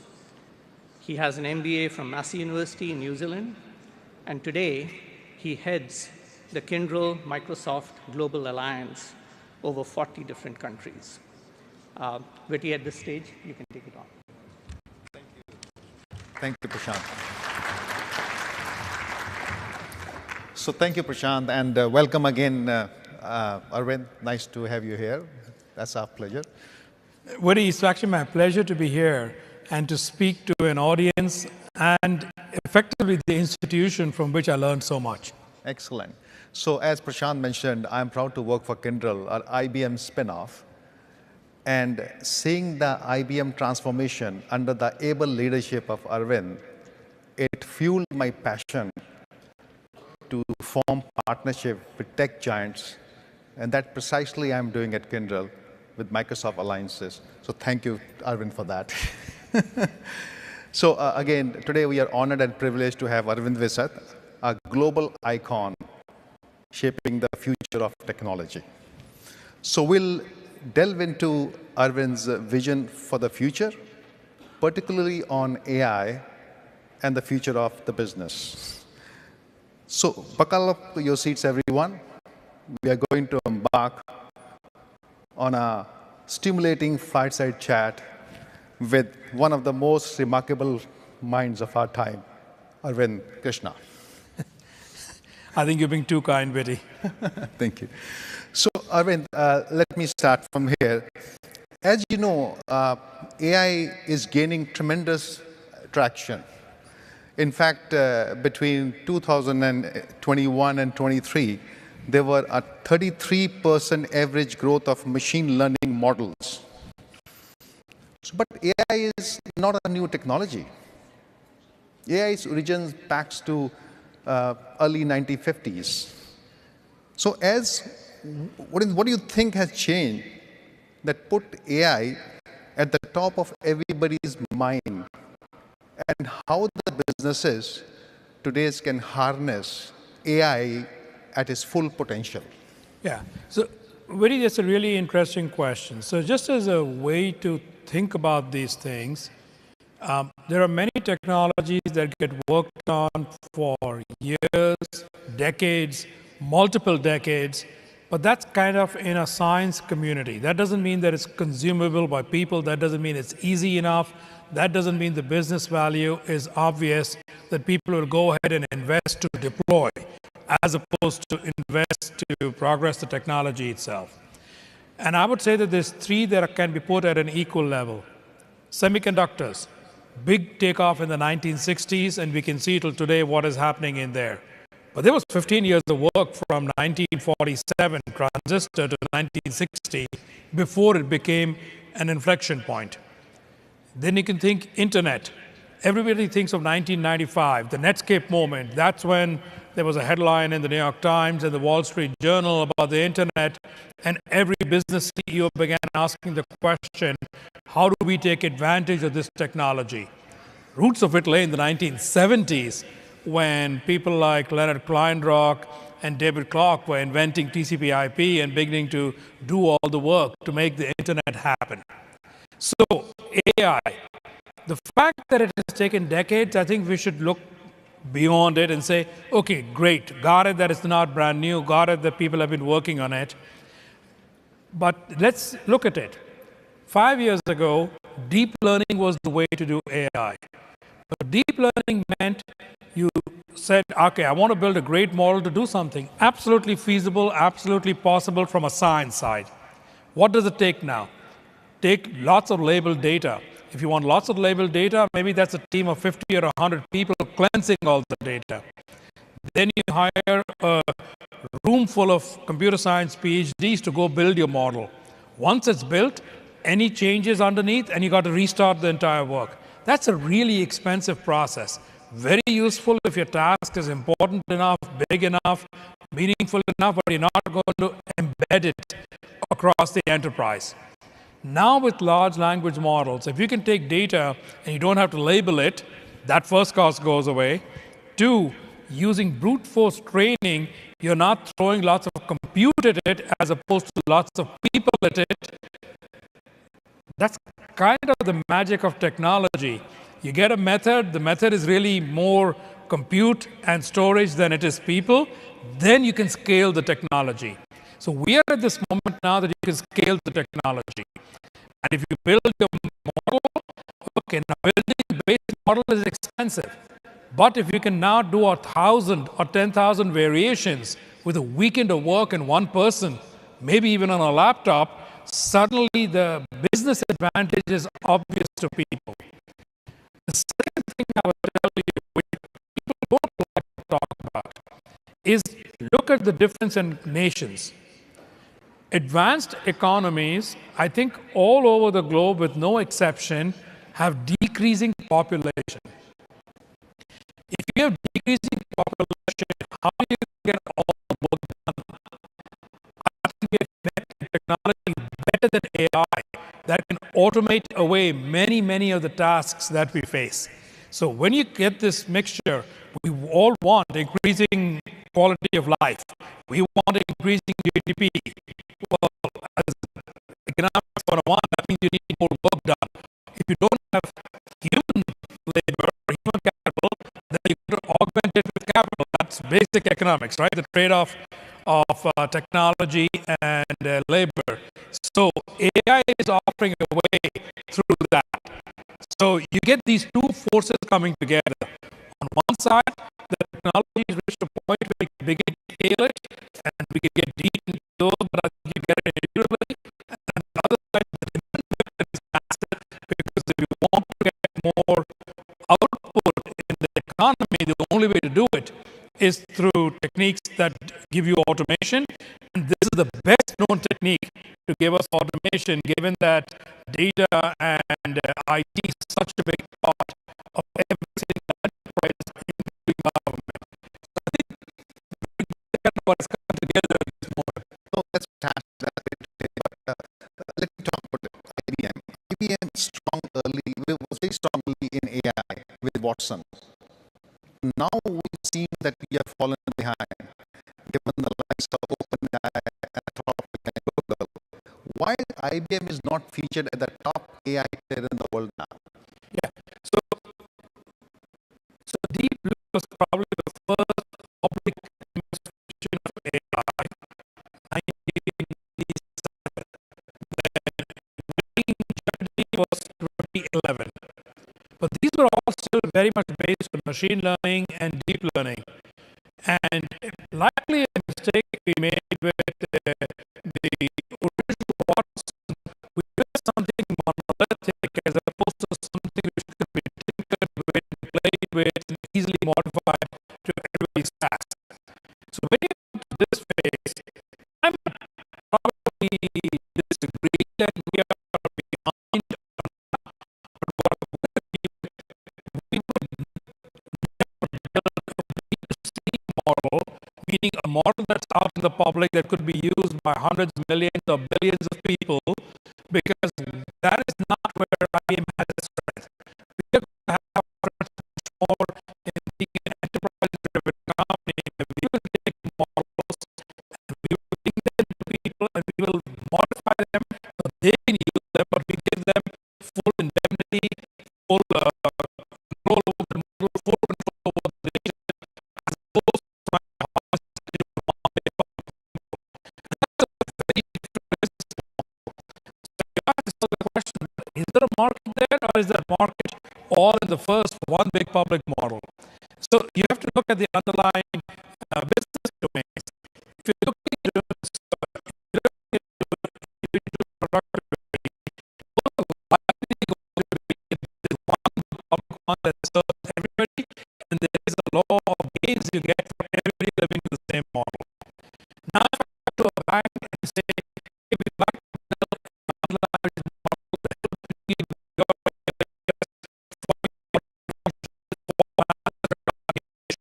the chance that data public model is zero. So that is a market that we will go into. One of the clients we were talking to, we were saying, all right, we can use a code model to help you improve our productivity. The first question they asked is, can you grant me that 50 years from now somebody sues us for saying that we created our original code, that we will not get sued? I said, absolutely, because we know how we figure out models, we give you the idea, we do all that stuff. So that get into the question of, but I don't want this other model. So both, there will be some massive signal models that keep learning and learning from everybody, and we can see that. I think social media today is a great example where there is the Metcalfe's law comes to bear, right? Everybody in one needs his value. Then there's the other side where there is more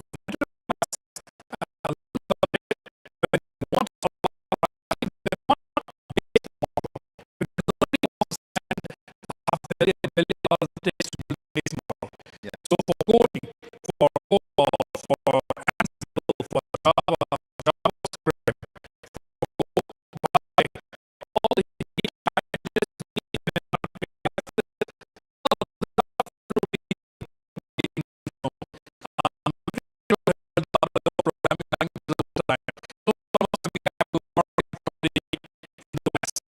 So we can take our basic language model, parallelize this, and modify it for your language, and then appealing to them.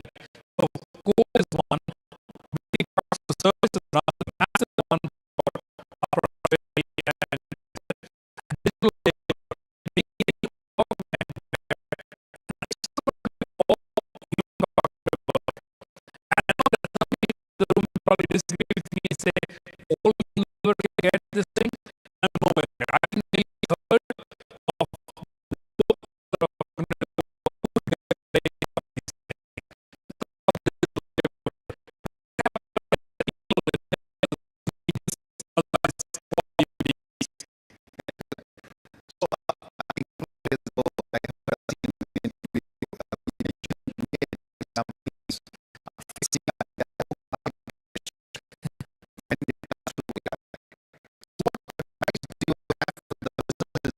looking to build and retain the AI ecosystem in companies and particularly IBM, how they address their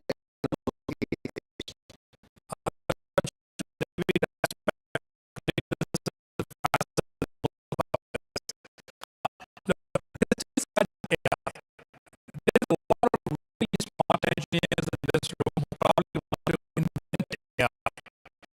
But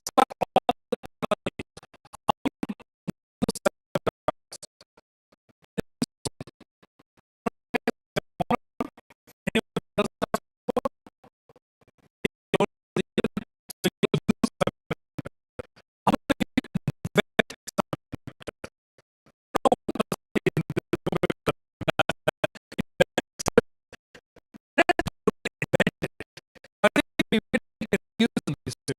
The people who will be inventing AI, that's going to be a small number. Then everybody has to go to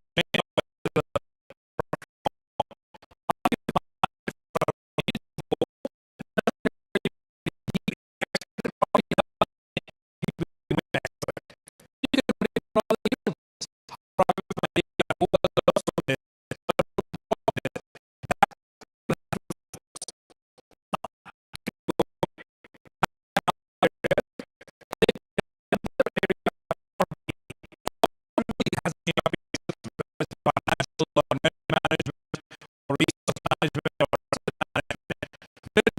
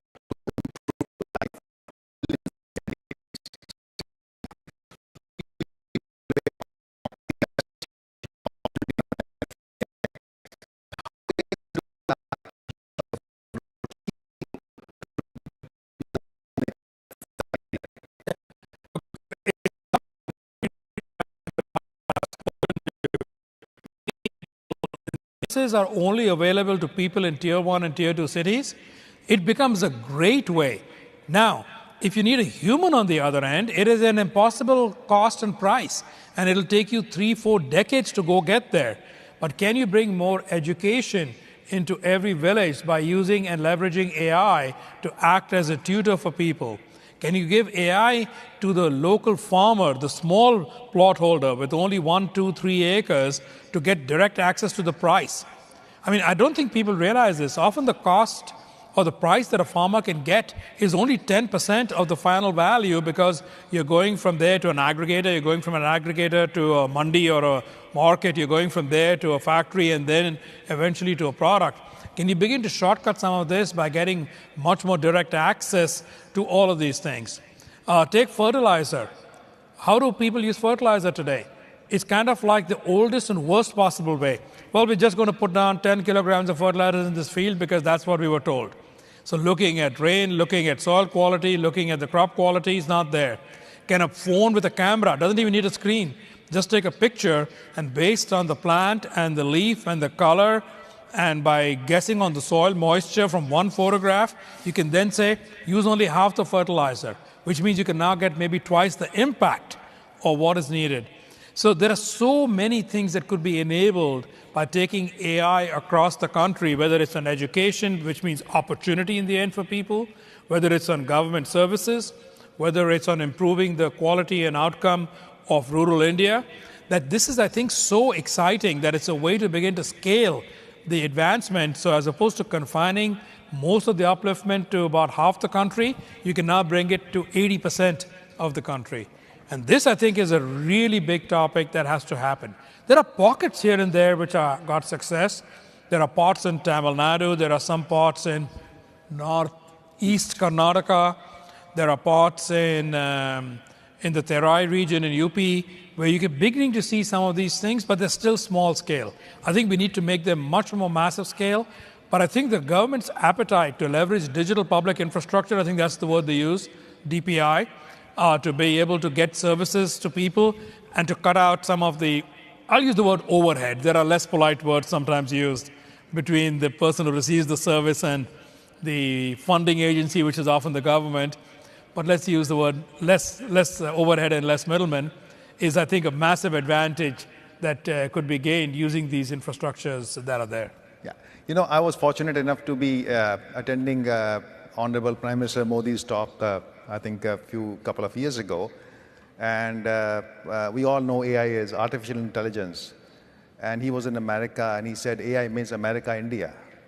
So that was like a sort of blown things off that, hey, India is so seriously looking about these technologies and they're trying to work with the US. And that was fantastic. So Arvind, again, I'm trying to be fair to my conference, IIT 2024. Our next one vertical is energy. And now I want to talk about energy and sustainability. So you were recently in Dubai at COP28. It's as a most important climate and sustainable event in the world. Given that you are seen, how can AI and other technologies help organizations make sustainable central to business strategy?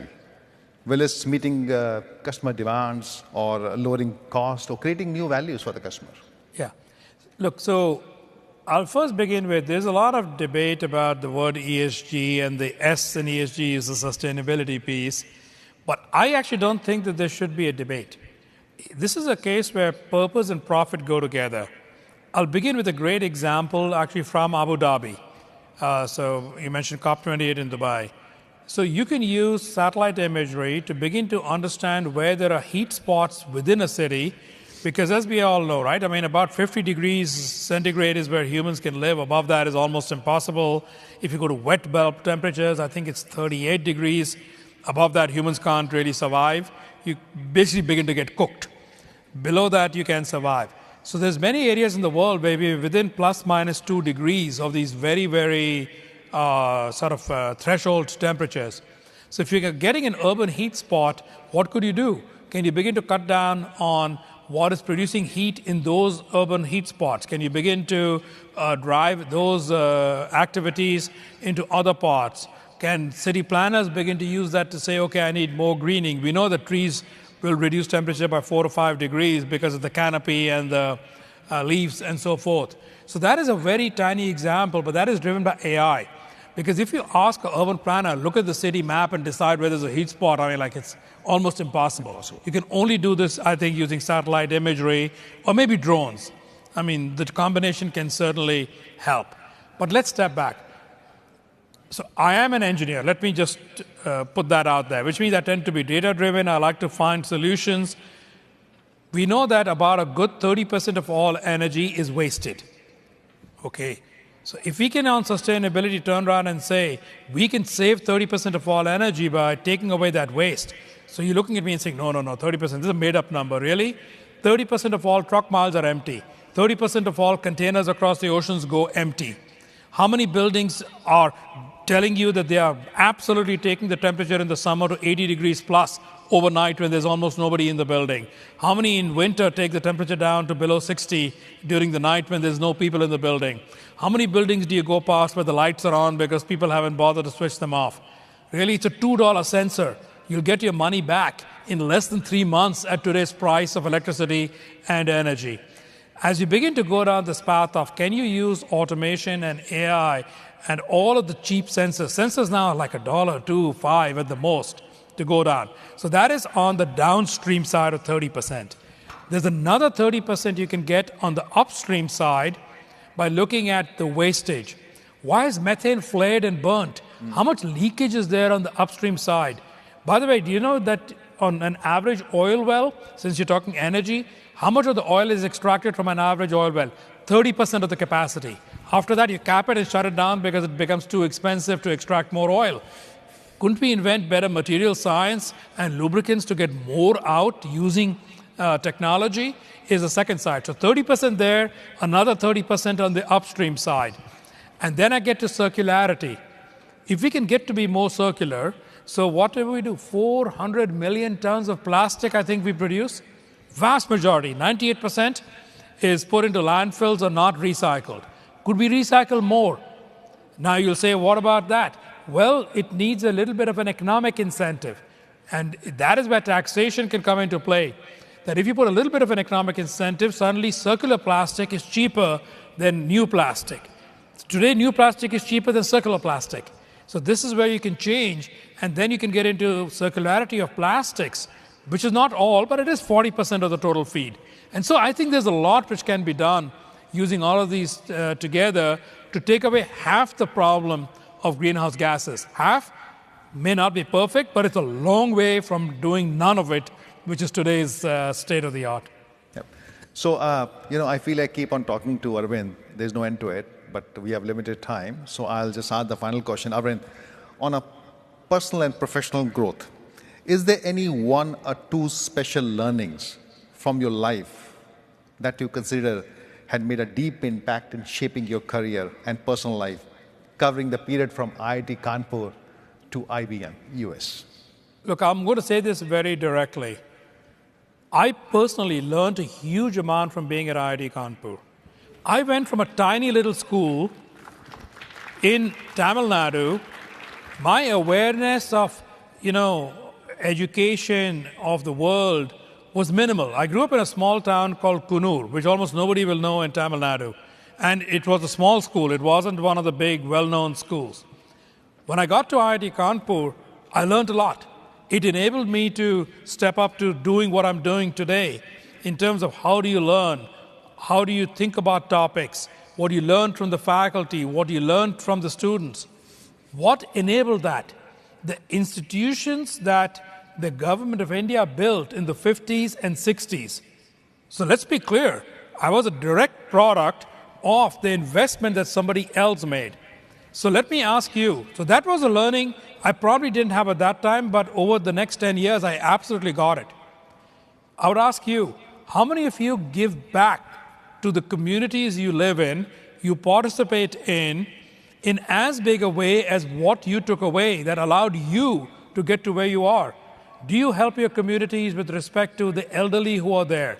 How about those who are food deficient, whether you want to call it food kitchens or meals for the elderly? How about participating in politics? Not because you want to be a politician, but because you want to influence the policies and laws which could get made. The easiest way to do that is by helping certain people succeed who will then be the champions for those policies. I think that there is so much to do, both locally, first always, then at a national level, and then at an international level in terms of institution building and giving back. I believe fundamentally, do it in your professional life and do it in your personal life. You know, a lot of people talk about whether it's in all religions and all cultures, one has to give back a certain amount. I think you should all do that, would be my plea to all of you.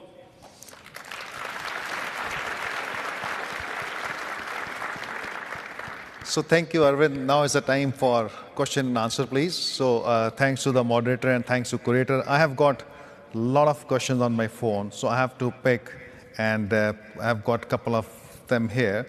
So the first one is, what ethical issues do you see around AI adoption by IBM, and what is IBM's role in promoting AI ethics and responsibility?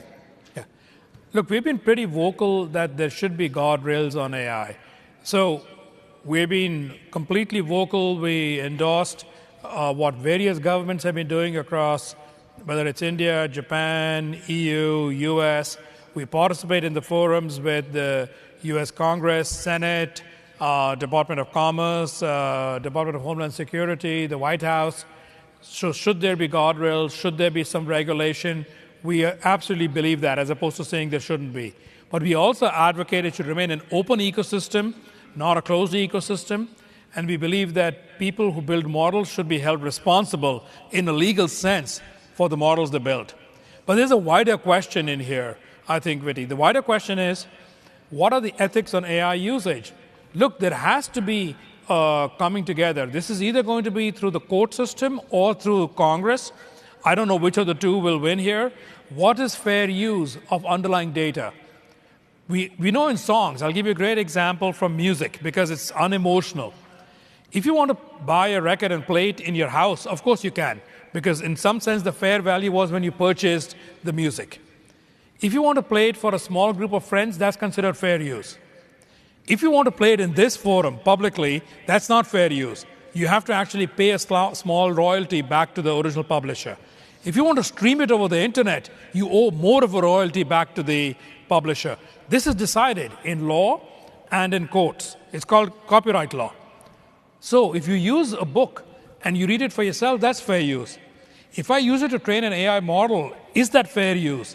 I'm not commenting on is it or is it not. I am declaring, though, that the legal system has to decide what is fair use in this new context. The same way as when television came around, streaming kind of got decided in the context of television rights, because that was the first and original streaming. I'm 100% sure that the packet network people are looking at me and saying, television is streaming? Yes, television is streaming, yeah, for an analog form. So these are ethical issues on the training side. Then, if I use AI to do something and I give you a wrong recommendation for something you should wear or buy, okay, I mean, like, you know, the end harm is limited. You decide that you're going to build an 18-wheeler truck that is going to drive 90 miles an hour down the highway and happen to crush a few other vehicles along the way. Okay, that's a little bit not so reversible, is it? So I think you got to decide what is the risk in the use case and then how many guardrails you put. So I believe that the risk-based, hey, if the risk is tiny, probably let people experiment and go. If the risk is medium, some guardrails. If the risk is very high, you got to put more guardrails. I know that our tech industry hates guardrails because the word of, oh my God, it'll slow down innovation. Well, the medical people seem to have figured it out. They do a lot of innovation. But if the harm can be extreme, there's more guardrails. And if the harm is less, there's less guardrails. So, sorry, really long answer to your question. That was a good answer, because that is, I remember a lot of people, like 25 years ago, I went to the MBA school and we learned about ethics. And we always heard and learned that it's a very fine line, how to increase your like share values and how to increase your bottom line, but you have to go with the ethics. Some governance has to be there. So I think it's very important to know, and of course, coming from Arvind's, what ethic, responsibility we all have. So AI should make this world a better place to live. It should not go the other way around. So thanks, Arvind. Next, I'm very fascinated by quantum computing, and I think that is one of your area you really like that, quantum computing, blockchain, and AI. So the question I have come from the audience is, IBM has been investing in quantum computing. How do you see that intersection of AI and quantum computing shaping the future of business and technology? Yeah. So I think quantum computing is going to make a massive difference first. Is it 2 years? Is it 5 years? It's in that range. So we are now in the realm of engineering, not in the realm of we need to make massive progress on the underlying science per se. So I'm not going to trivialize it. It is a hot topic. It's not an easy thing. So you say, why do you bother? You bother because a little bit appealing to some of the geeks in the room, and I'm one, so I'm part of the community, I'll say. The set of problems you can solve with today's computers, because today's computers are deterministic, repeatable, so you kind of live in that world, is kind of like this. The set of all problems is massive. I think people don't recognize that. You can't even touch these other problems on today's deterministic computers, however big they happen to be. Quantum, because of the way it works, offers a set of problems that while there is some overlap with the existing computers, there is a set of other problems you can solve. What's an example? Take a caffeine molecule. The caffeine molecule, we know that when we drink caffeine, it helps to energize us. Not everybody, but most people. And it keeps you awake for a bit longer than it might otherwise, etc. Wide area of stimulants. Caffeine molecule has 160 electrons. We know the molecule. Why does it have the effect that it does? That is based on the intersection of the molecule shape with other things that are happening in our body. There is no way a classical computer can do this. And you look at me and say, really?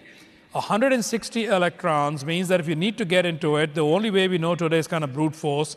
So you need 2 to the 160 states to be very kind of intuitive about it. You're running out of capacity. 2 to the 160 you'll very quickly conclude you can't possibly do on a normal computer. Well, a 400-500 qubit quantum computer can probably do that. So then let's talk about lithium hydride. Let's talk about EV batteries. We can talk about materials. We can talk about lubricants, back to my oil and gas example. We can think about materials using carbon. We can think about circularity. We can think about carbon sequestration. These problems can all be addressed using quantum. Then you ask about the intersection of quantum and AI. Yeah. Scientific discovery, I think, is going to get driven at this intersection of quantum and AI.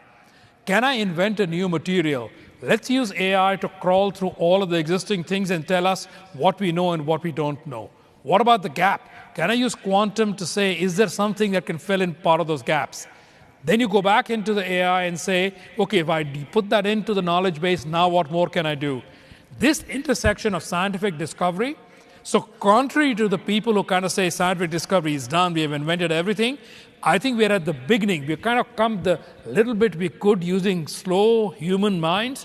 Now we're going to put human minds in conjunction with these techniques of quantum and AI, and there's going to be an explosion. I think it'll begin in the materials world.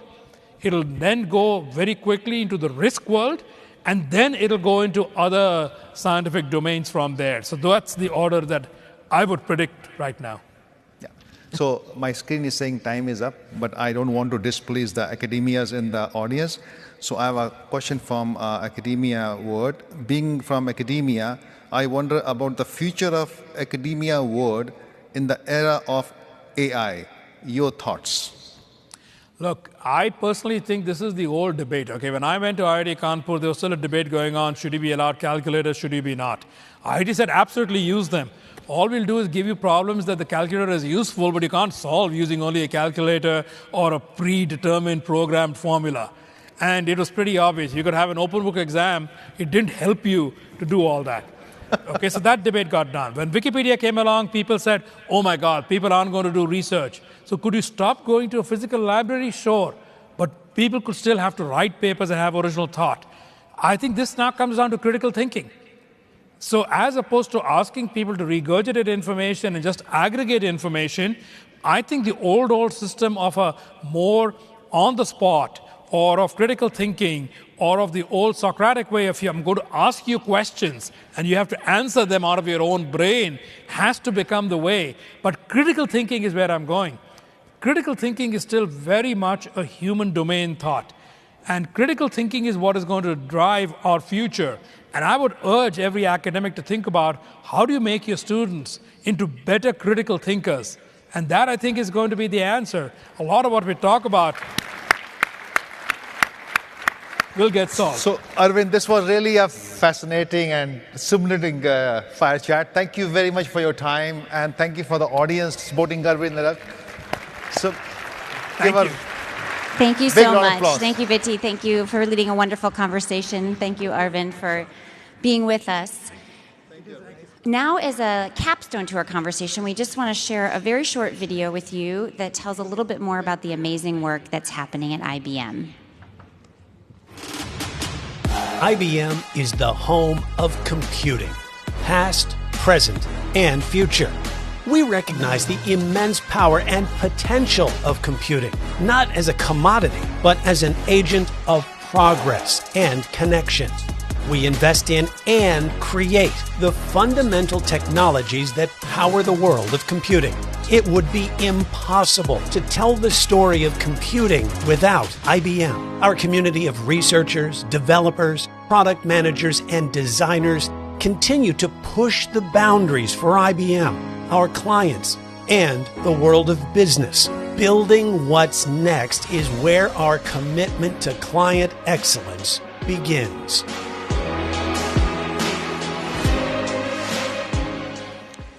Thank you. Thank you again to IBM for being one of our valued sponsors, and to Prashant and Credence Management for also being one of our fabulous sponsors. All right, we are going to continue on this theme of the future of AI. We're going to talk about the future of AI in education for our final session before lunch. And here to introduce the session is PanIIT's 2024 conference co-chair, Paulette Altmaier. Paulette?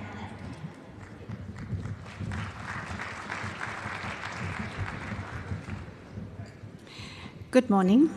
It is my very great pleasure today to introduce Sal Khan, who will be joining us from California. I came to know Sal personally when I spent 2 years at Khan Academy, so I can personally attest to the strength of his vision and his commitment. So Sal Khan is the founder and CEO of Khan Academy, a nonprofit educational organization that offers free online lessons in math, science, and humanities, as well as tools to track student progress.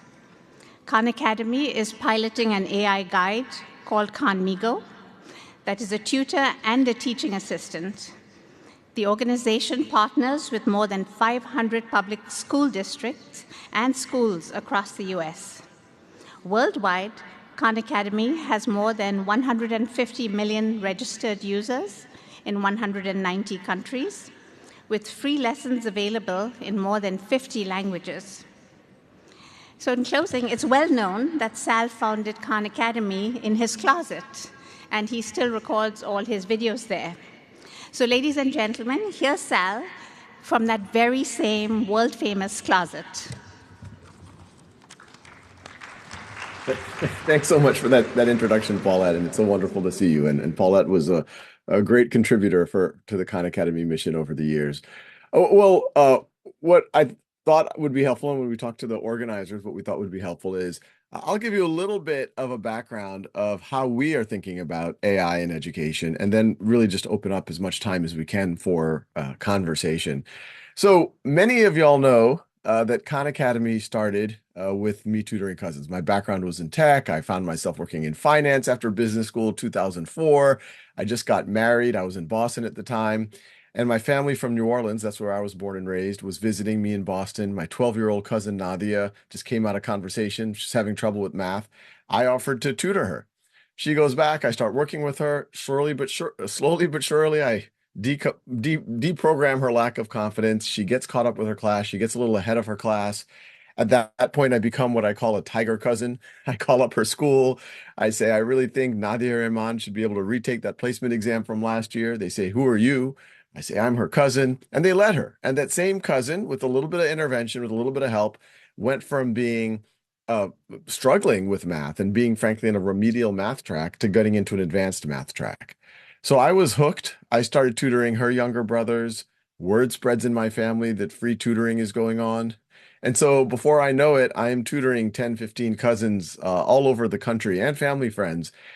And I saw a common pattern that, they needed more practice with certain concepts, had gaps in their knowledge. And so that was the original Khan Academy. It had nothing to do with on-demand videos. It was software, web-based software that would give them as much practice and as they need to fill in those gaps. And it was really in 2006 that a friend suggested that I supplement that practice software. And this whole time I'm at a day job at a hedge fund, but a friend suggested that I supplement it with videos. And I thought that was a fairly low-tech thing to do. But I gave it a shot, and I think, as many of y'all know, the videos took on a life of their own. They were even more discoverable. And then by 2009, I frankly had trouble focusing on my day job. I set up Khan Academy as a not-for-profit, mission-free, world-class education for anyone, anywhere. And what I'm about to show you, I'm going to go into the presentation now. And so let me share my screen, share the desktop, share, and then let me go into presentation mode. And the reason why I show this, and some of y'all might have seen a TED Talk that I gave earlier in 2023, I was going to say earlier this year. And I start with this slide. And this is a slide that I did not know about when I started this journey tutoring my cousins. But it's much older than when I was tutoring my cousins. And it really, to some degree, defines what we've been trying to do at Khan Academy over the years. This is a famous paper that Benjamin Bloom, famous education psychologist, wrote in 1984, Two Sigma Problem, the search for methods of group instruction as effective as one-to-one tutoring. And the punchline here is this traditional bell curve, this convention, that's what you typically see for students on a topic. And Benjamin Bloom, and people have debated since then, what is the actual effect size? How many standard deviations can you get? But broadly speaking, these results have been reinforced by, I believe, over 50 studies since then, that if you can give people one-to-one tutoring, give them that attention, unblock them when they need it, motivate them appropriately, you can get, and he argued, for at least the domain that he studied, a 2 standard deviation improvement. And I think everyone here knows that is a massive improvement. That takes a student in, say, the 50th percentile, puts them to the 96th percentile, takes a below average student to above average student. And so what I was able to do with Nadia and some of my early cousins was essentially, and it frankly was a 2 standard deviation improvement. Nadia went from struggling with unit conversion in 7th grade to taking calculus before 8th grade. So dramatic improvement. And if you think about what Khan Academy has been doing now for the past almost 20 years, it's been trying to approximate what a great one-on-one tutor would do, but approximate it with the technologies that we had at the time, or that we still have at the time, on-demand video, personalized exercises, and also the humans in the room. Parents and teachers have a role in trying to approximate this tutor. If you're a teacher with 30 kids in a class, very hard to give them that one-on-one instruction. But if you have the help of a tool like Khan Academy and it informs you where the students are, maybe you can group students together by where they are. Maybe the students can support each other. You can do more focused interventions. So that's always been the dream. Let's get as close to that one-on-one tutoring as we can. Summer of 2022, which many of y'all will remember is about 5-6 months before ChatGPT comes out, Sam Altman, Greg Brockman reach out to us and say, hey, we're about to train our next generation model. We think it's going to surprise people. We think it might be interesting to work with Khan Academy. I was skeptical. I'd been following the various GPT 1, 2, and 3. It was fascinating, but I didn't think it was ready for prime time. But when we saw what was possible, eventually became GPT-4, we said, wow, this might take us that much further towards that right distribution. And in case you're wondering, that middle distribution mastery learning, that's what, even in 1984, Benjamin Bloom theorized could be possible with technology if you let people learn at their own time and pace. If they haven't learned it yet, to have another shot at goal. So what I'll show you really fast is what we've been working on since then. And what we launched, as Paulette introduced, is called Conmigo. We launched it in March of 2023. And I have to say, when ChatGPT came out in November of 2023, no, sorry, November 2022, I was really bummed. We were under an NDA with OpenAI. I Slack Greg Brockman. I'm like, what are y'all doing? You have us all lawyered up and quiet, and you just launched something. And they said, we haven't launched anything. We just put a chat interface on top of GPT 3.5, which was the last generation model, and the whole world exploded. And I was really bummed because we all remember, and it's still happening. Immediately, people said this is a cheating tool, it has no guardrails, it's hallucinating, has math errors. School systems started banning it, and I said, wow, people are going to start throwing the baby out with the bathwater. We're doing all of this work. Are we going to be thrown into the same category? And we're putting guardrails on it. But the good news was by March of 2023, when we launched alongside the same day as GPT-4. The system, for the most part, had come around. They realized that this technology had a place in education, but they said if only there were the right guardrails, if we could protect around cheating, if it could really empower learning, we could get really excited about it. And that's what Khanmigo is about. So I'll show that now. So this is a traditional exercise on Khan Academy. Based on the demographics of this audience, I'm assuming that many of your children are using Khan Academy, not just this audience, but yes, we have a high penetration in the South Asian community. But what's new here is Khanmigo here on the bottom right. And you'll see a few things. First is one of the guardrails. This conversation is recorded and viewable by your teacher, and actually parents can also see. The second guardrail, the student says, tell me the answer. It's not telling the answer. It's saying, hey, I'm here to help you learn. What do you think is the first step to solve this? And then if the student makes a common mistake, they're actually not distributing the two properly there. I know it's moving through this fast. It says, I see that you tried to simplify the equation, but I'm curious how you got to your step. Can you explain your thought process? Remember, we need to distribute the -2 to both the 9 and the 2m inside the parentheses. Let's try that again. And I think for any of y'all who are familiar with the large language model space or played with even things like GPT-4 or Gemini Ultra, you're probably surprised that I won't claim that Khanmigo is infallible at math, but we've put a lot of effort above and beyond the underlying model to make it much better at math, and in particular to make it much better at math tutoring. And so what you see here, this is a type of interaction. If I was chatting with Nadia back in 2004, I don't think I actually could have done much better than what Khanmigo is doing from a chat point of view. This is help with coding. And here the student's trying to make the clouds part.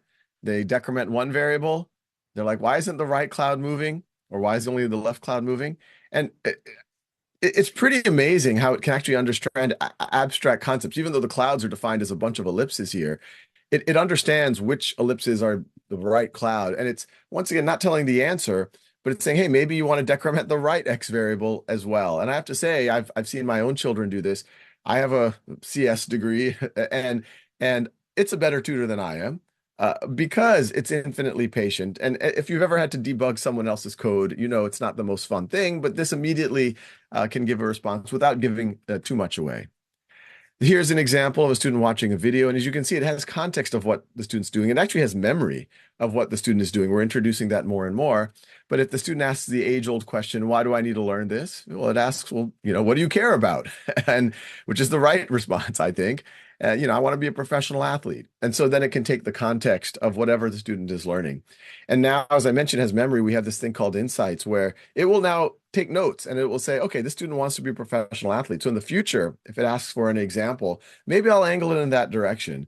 But we make that transparent. That's another guardrail. We make that transparent to the student. There's a place where they can see all of the insights that the AI has. It says, no, I don't want to be a professional athlete anymore. I want to be a doctor now, whatever it might be.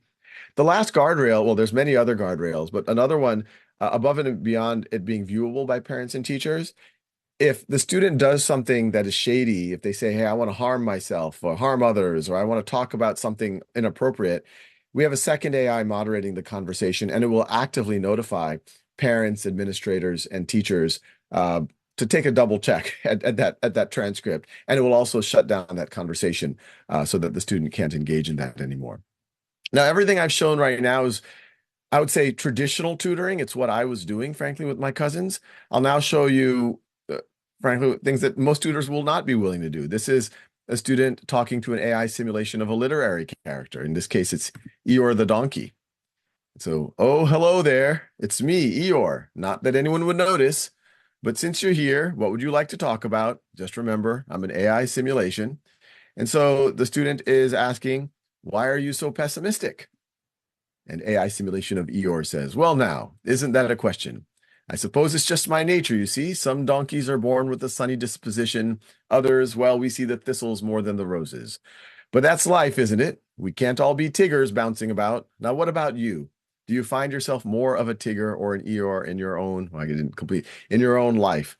And as you can see, we put a lot of work to make it thoughtful, but also drive the conversation, do productive things with the student. And I encourage everyone to get an account and try it out. A journalist wanted to see how Eeyore handles tough questions. And so, it says like, asked Eeyore, what are smarter, donkeys or horses? And Eeyore said, depends on the donkey, depends on the horse, which I think is the exact right answer. This over here is, whoops. Let me see if I can get to the next slide.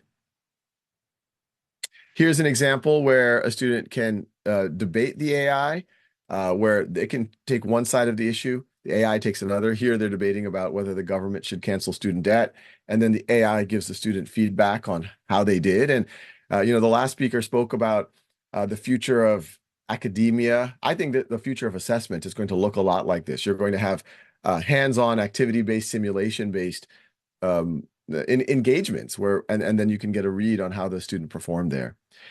What you're seeing here is our foray into writing. And what I'll just run what's happening here is a student's given an essay, and the AI Conmigo is highlighting parts of the passage. And just as if you're working with an editor on a Google Doc, it essentially acts like that. It highlights parts of it. You can start threads and decide how you want to edit and modify your paper. And what we're working on, and we intend to have by this coming back to school, so by this summer, is the entire workflow around assignment writing, which not only we think could save teachers a lot of time, empower a lot of students, but also undermine the whole cheating question. We're going to have the teacher work with Conmigo to develop the assignment, develop the rubric, assign the assignment. Students are going to be in an interface like what you're seeing here to work on the assignment. And it won't just be get the feedback, but it could be brainstorm your topic, brainstorm your thesis statement, do the outlining. But the student's going to do the bulk of the work. AI is acting as a coach. And then when the student is ready to submit, they submit it. And then what the teacher is going to get is not just the final paper. When all of us were in school, that's all the teacher would get. And by the way, even then there was a lot of cheating. Who knows where that paper came from? But now Conmigo doesn't have to just give the paper, it can give the entire process. Hey, here's not just the paper, here's the entire transcript. We worked on it for 4 hours. Sal had a little bit of trouble coming up with a thesis statement. We eventually got there. We had a couple of issues with sourcing, but we got there, et cetera, et cetera. And it's, by the way, it's consistent with the work that Sal's been doing in the classroom. I feel confident this is Sal's work. If Sal goes to ChatGPT, or his older sister writes the paper, or he goes to one of these essay mills where you can get for $5 a page someone in Nigeria to write your essay for you, Conmigo will say, I don't know where this essay came from. It just copied and pasted into this window. We spent no time on it. And by the way, it's completely inconsistent with what Sal's been doing in the classroom. So above and beyond supporting teachers and students better, we think it can actually undermine not just the ChatGPT cheating issue, but the cheating issue that frankly has always been there. This, just really quick, is, everything I've talked about is students, a little bit of teachers I've mentioned. But what you see here is a student working on Khan Academy. This is an American history question. Once again, if a student says, tell me the answer, it's not going to tell you the answer. It's there to be your tutor. But this is a teacher account. They can switch into teacher mode, which they just did. And now when they tell the answer, it acts as really a teacher's guide. And it can help the teacher get things like lesson plans and here it's doing a hook to make the Spanish-American War more interesting for the student. And what we're working on is, and this will be, we're probably going to launch a first version of it in about 2 months, is actually Conmigo transcending Khan Academy. So this right over here is an example of Conmigo working anywhere. This would be a teacher going to Wikipedia and saying, hey, I'd like a lesson plan based on this Wikipedia article. And it will then do that. And you can imagine teachers doing things like this. They could make assignments of certain articles. You could imagine students having Conmigo alongside them, get tutoring on something they don't understand, having something rewritten in a way that's more understandable for them.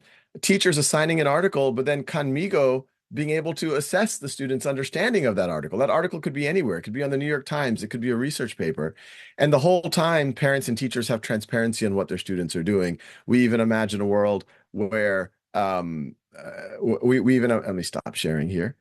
We even imagine a world where Conmigo acting as a co-pilot can help from a safety point of view. I would love this for my own children, where you don't need to block all of YouTube, but you need to block certain videos on YouTube. And we know, obviously, generative AI, I think, can be intelligent enough to say this video isn't appropriate, or even this part of this video isn't appropriate. I'm not going to let you see that, and maybe notify me if it knows that my child is trying to go to an inappropriate site or do something like that.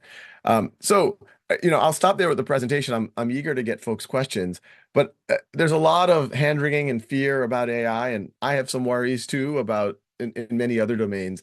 But I'm very, very optimistic that if good people, and I think this is true in all domains, put more energy and resources into AI than the bad people are, that this is going to be a net positive. And the thing I got into this journey on Khan Academy, and this AI only accelerates it. At the end of the day, we can get as excited as we want about AI, but HI, human intelligence, human potential, what are these 8 billion minds capable of? That's always been the most fascinating thing. And if we can use AI to enable that, then I think it's a pretty exciting time to live. Thank you. So I'm happy to take any questions, or if I don't know how much time we have. Okay, so I'm going to be running the Q&A. Reminder, please enter your questions through the app, because I'm going to be reading it, through the moderator view on the app, okay? Okay, so Sal, some questions came in early while you were talking. So here's the first one that came in from the audience. New tech often benefits the most affluent first. What do you think about how AI is going to turn out? Yeah, I think if I look at the demographics we are already using Conmigo with, I would call it mainstream school districts, Newark, New Jersey, Hobart, Indiana.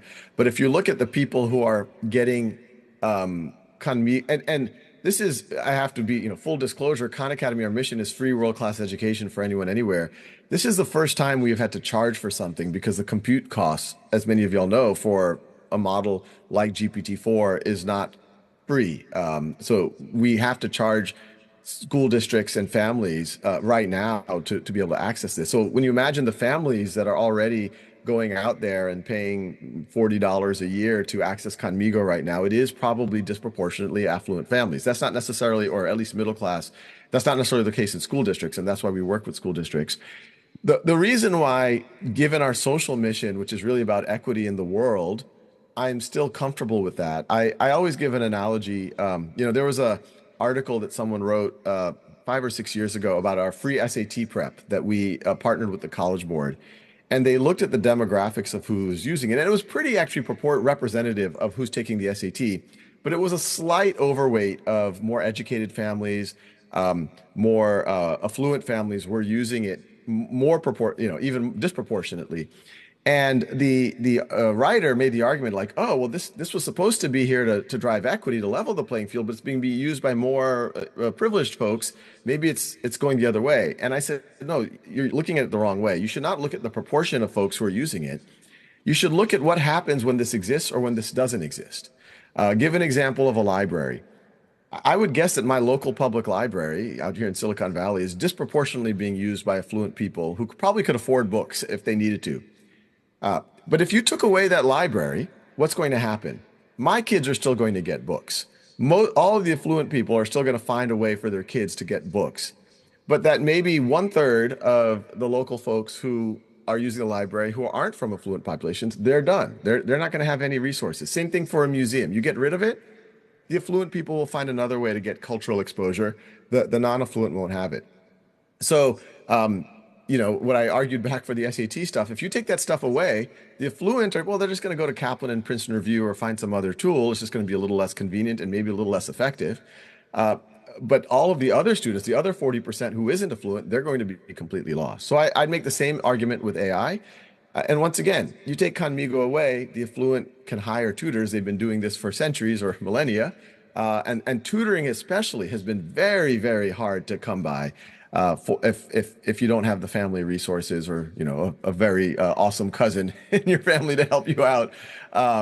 And so what I'm excited by is, yes, there probably will be some of what you're describing, but I think where the activation energy of being able to get someone a tutor is going to come down dramatically. And obviously, when I say tutor, it's not going to be able to do everything that a human tutor will do, at least in the near term, but it will do some things that a human tutor can't do. It's always going to be around. It's going to be able to do some of these simulation type things. And what I'm excited about is, you know, we have a dedicated instance of GPT-4 right now, and we're like, you know, no one's using it in the middle of the night, which is exactly when kids in India and Bangladesh and Philippines and Vietnam, these are places where we have very active efforts for Khan Academy. Can we give this to them for free or close to free? And the costs are coming down pretty dramatically. So a little bit of that's going to happen, but I still don't think that's driving inequity. I think the arc is going to drive equity. Okay, the next question is, online learning was an abysmal failure during COVID shutdowns, even for students who had adequate technology. What distinguishes online learning that works from what fails? Yeah, you know, it's fascinating. COVID, overall, COVID was a bad thing, but even its effect on online, I have very mixed feelings about it for the reasons just given. You know, when the pandemic hit, we saw our traffic spike 3x, but then we saw school systems around the world start to implement their own pandemic distance, whatever you want to call it, learning. And I don't blame them. They didn't have time to prepare for this.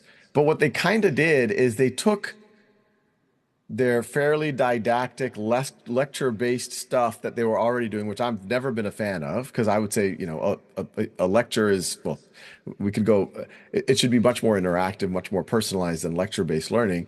But they took that and they just transplanted it to Zoom and they made it worse. Because now students are just staring at a screen. Many kids, the kids who probably needed it most, weren't even showing up. Very easy for kids to get distracted.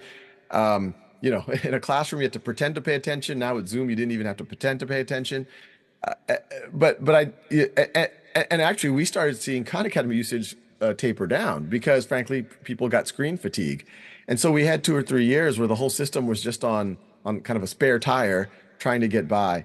What I encourage folks to think about is, and I will say, you know, there's a lot of talk, and we've been talking a lot about the pandemic, the learning loss, and all of that. But there was another group of kids that far few people are talking about that went to pod learning, that started leveraging personalized learning tools more, that actually accelerated during that time. They were learning more than they would have otherwise. And we saw that at places like, you know, this is a school that my kids go to, Khan Lab School out here in the Bay Area. We saw that at several other schools that were really leaning in. It wasn't about online learning or not online learning. It was about personalization or not personalization. So it's not about the modality, it's about the pedagogy. And to some degree for those folks and those families, the pandemic liberated them to not have to sit lockstep in traditional lectures. And they actually started, and that's why you see now actually all-time highs of people looking at alternative education options, whether it's homeschooling or pod schooling. And you have a lot of mainstream schools realizing that they have to figure out ways to address students' gaps. So, you know, we started actually an online high school after the pandemic called Khan World School with Arizona State University. It's free to anyone in Arizona because there's a statewide charter, and we're trying to make it as low cost beyond that.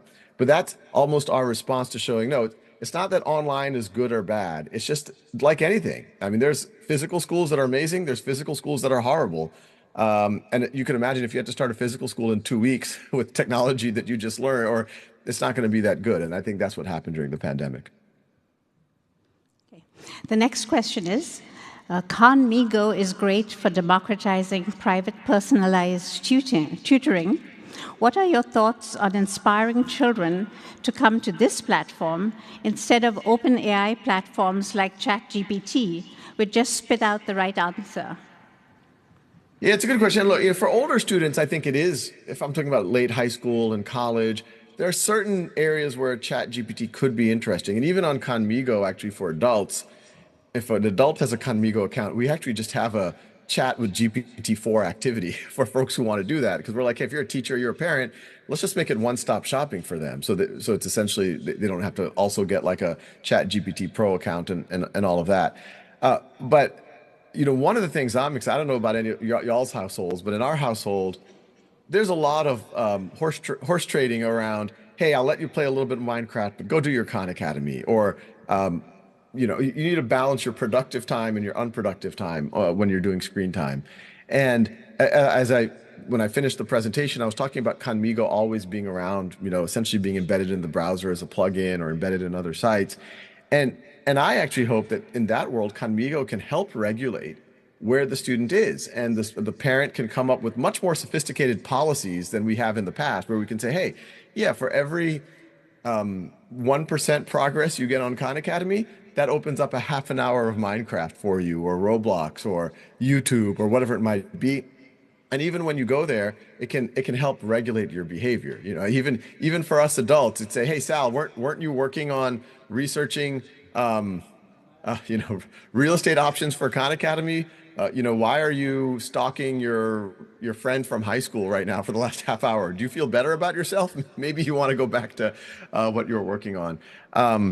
So yeah, I think that will play a role. And one of the projects that we're working on, I realized when I was even tutoring my cousins, as a tutor, I was helping explain concepts, but a lot of what I was doing was the meta. I was motivating them. I was calling up their mom and saying, hey, where are they? I know they have soccer practice, but she's struggling in math. I think this is a priority. We're trying to make Conmigo more proactive. So it doesn't have to wait to be asked. It's doing, frankly, what I was doing, and even I now do as a father. Hey, come back. I'm going to message your mom if you don't do this. Things like that. We think we'll make a dent. Okay. The next question is, using AI to automatically figure out likely student misconceptions is an extremely powerful idea. What steps are you taking to move beyond the pilot stage to full readiness for broad usage? Yeah, and I mean it's kind of turned into a little bit of we are kind of in permanent pilot stage. I mean, I would say that's true of the underlying models as well. These things are not perfect. And so I think it's very important for us to tell people, like, look, first of all, the underlying models aren't perfect. We're trying to minimize hallucinations and math errors. And I think for anyone who uses Conmigo, you'll be surprised by how much better it is than the base model. But it's still not perfect.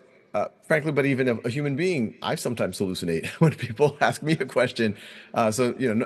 But I think it's very important for people to have good context and understand what it can do and can't do. So I would call it a pilot. But it's ramping up pretty quickly. We have about 50,000 teachers and students in real classrooms using it right now. By this time next year, we're targeting 1 to 2 million just in the United States. And then we're also looking internationally in places like Brazil, India, other places. Critical thinking and being able to move, students being able to explain their reasoning, we're super excited about. We think this is the future of practice. We think this is the future of assessment. Within the next year, we're going to have Conmigo be able to, it's not ready yet to generate really high quality questions on the fly. We do have some activities where it can quiz you a bit, but our human written questions, and we have 70,000 items, are still much, much higher quality. But we do imagine a world in the not too far future where Conmigo can administer these questions. And the power of having an AI administer already vetted high quality questions is, let's say it's a multiple choice question. The AI can say, hey, this is a multiple choice question, but before I show you the choices, why don't you articulate what you think is the answer? Okay, now I'll show you the choices. Which of these choices do you think is closest to your answer? Why or why not? Okay, explain why you thought that. Well, okay, the choice actually isn't C, it's actually D. I'll give you a second chance, which I think will be a really, really powerful way. And then part of the power is the reporting back to the teachers and to the parents. Right now, Conmigo or Khan Academy, when it reports to a teacher, it says the student is mastered at these skills, proficient at these skills, got this percentage right, this is how much time they spent. That's interesting. But to then add the other context of like, hey, here's a transcript of the student engaging in that material. Here is their confidence. Here's what the student told me when I asked why they missed the question. They think it was a careless mistake. This student thought that they just guessed it. That type of context has traditionally been missing, especially from ed tech. But frankly, even regular education, most teachers did not have the time, even with paper-based exams, to glean those types of insights. And I think that's all happening within the next year or two. The next question is, you have been quoted as saying the entrepreneurial journey is difficult for everyone, and it was difficult for you. To encourage those who are just starting on that journey, could you share some of the not-so-great experiences that you got when you were talking to philanthropists? You know, it's funny. I think sometimes there's stories you tell yourself, your inner narrative, but then sometimes there's things you can't help but do.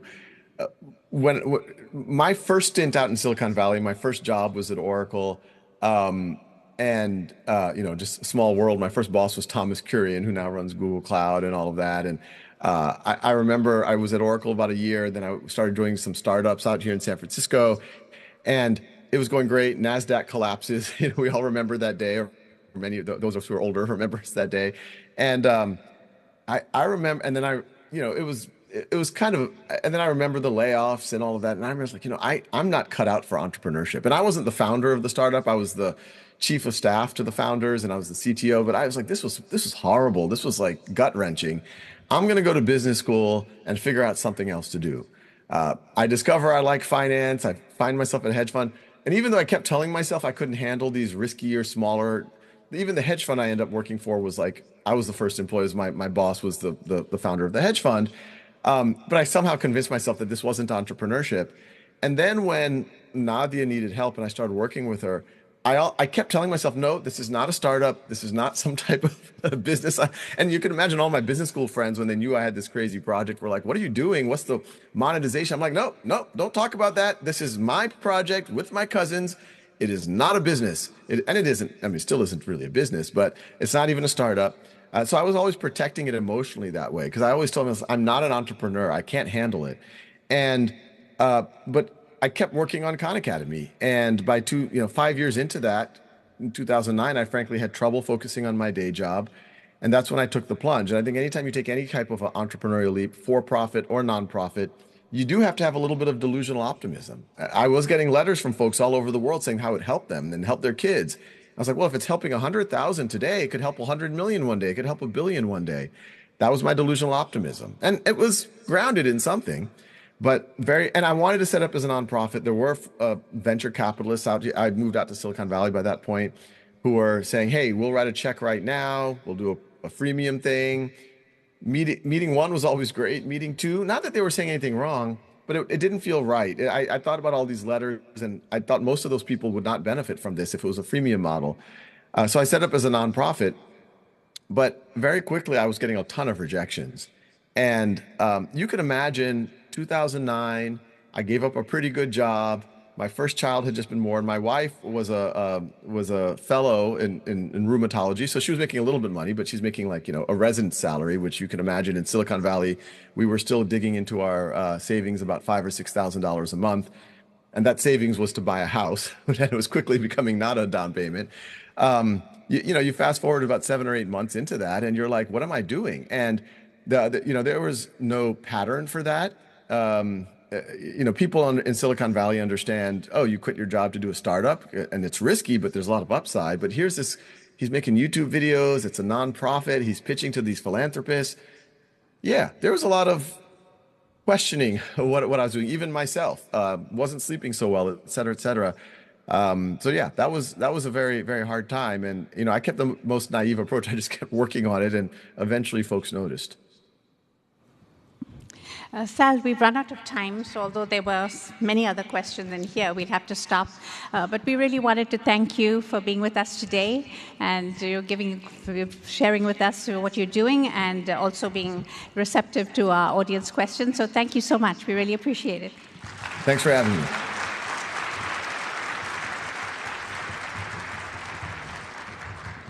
Thank you again to Saul for joining us and to Paulette for leading a fabulous Q&A. We are going to move into lunch. I have a couple of quick announcements to help you get the most of your next hour. Those of you who are here with us on a day pass, there are some lovely options for lunch on the ground floor of the hotel. For everyone else, we'll be down in Convention Center E. That's where lunch will be served. I also want to call out that we're very lucky to have a hydrogen car on display.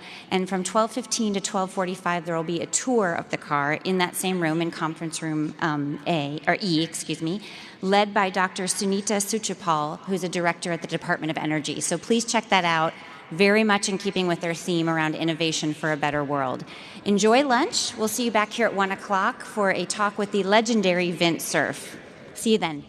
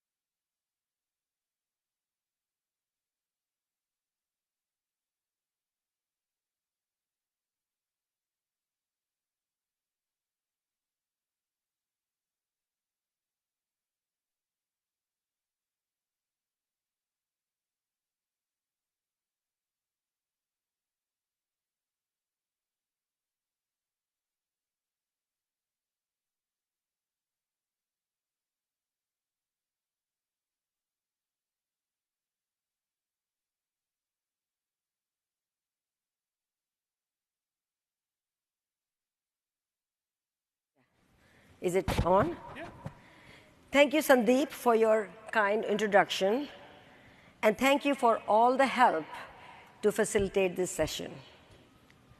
I would also like to thank all the volunteers and my IIT colleagues for the many hours they have spent to make this. Is this coming back? Yeah, this is terrible echo. Yeah. It's really terrible echo. And this is not what I was expecting. I was expecting those to be reversed. No, you got your stuff. Yeah. You can keep talking. He's just doing his thing. Is that okay? Yeah. So, yeah, that's terrible. I could see why David Rubenstein was leaning forward trying to hear what was going on. That's worse echo than there is out there. Mira, can you speak? Yeah. Thank you, Sandeep, for your kind introduction. Thank you for all the help to facilitate this session. Can we get him? Yeah, that's what I was trying to grab. Fine. Yeah. Okay. I'm glad we're doing this. Yeah. Okay, while I'm doing this, I'm going to put this thing. A lot of echo. Yeah. It's just, do you have your main PA on right now? Or? No. Thank you to all my IIT colleagues and volunteers for their hard work and many tireless hours to make this conference a big success. Let us all please give them a big hand. That's good, right? Yeah. That's good. Yeah. And I'm, His headset, so he should be good as well. Okay. Who would have thought that from the humble beginnings of the TCP/IP protocol, Internet would become the bloodstream of modern society? There's a lot of echo. Two wonder researchers. Die down a little bit once people start to come in. Yeah. The bodies start to absorb, but And I can do this. They cannot see this, right? They cannot see this. Yeah. Do you want to settle, or do you want to just sit straight? It sounds really good in the audience. So no, I don't want them to see my paper. How should I sit? you might want to sit the way you were sitting. Yeah, that's what I'm going to sit. Yeah. So that way they don't see my paper. Yeah. Two wonder researchers, one of them who's here with us today, Dr. Vint Cerf, turned on the light switch some 40 years ago. In turning that light switch, the world has changed forever. I am personally so humbled and honored to have an opportunity to have a conversation with the world-renowned father of the internet, Dr. Vint Cerf. I think you're good. I'm good, right? Yeah. And does it look that I'm reading? Huh? I think, yeah, you could. Got it. Yeah. So, yeah, if you want to basically just hold it and read it, that's fine. Which is you're better? You're sitting sideways, but you're also looking. So I should do this? Yeah, you could just sit it with your hand. Yeah. So and you could just read it. Yeah. This that's is better. just natural. That's natural. Okay, good. Okay, so let him come. So I'm good, right? All is.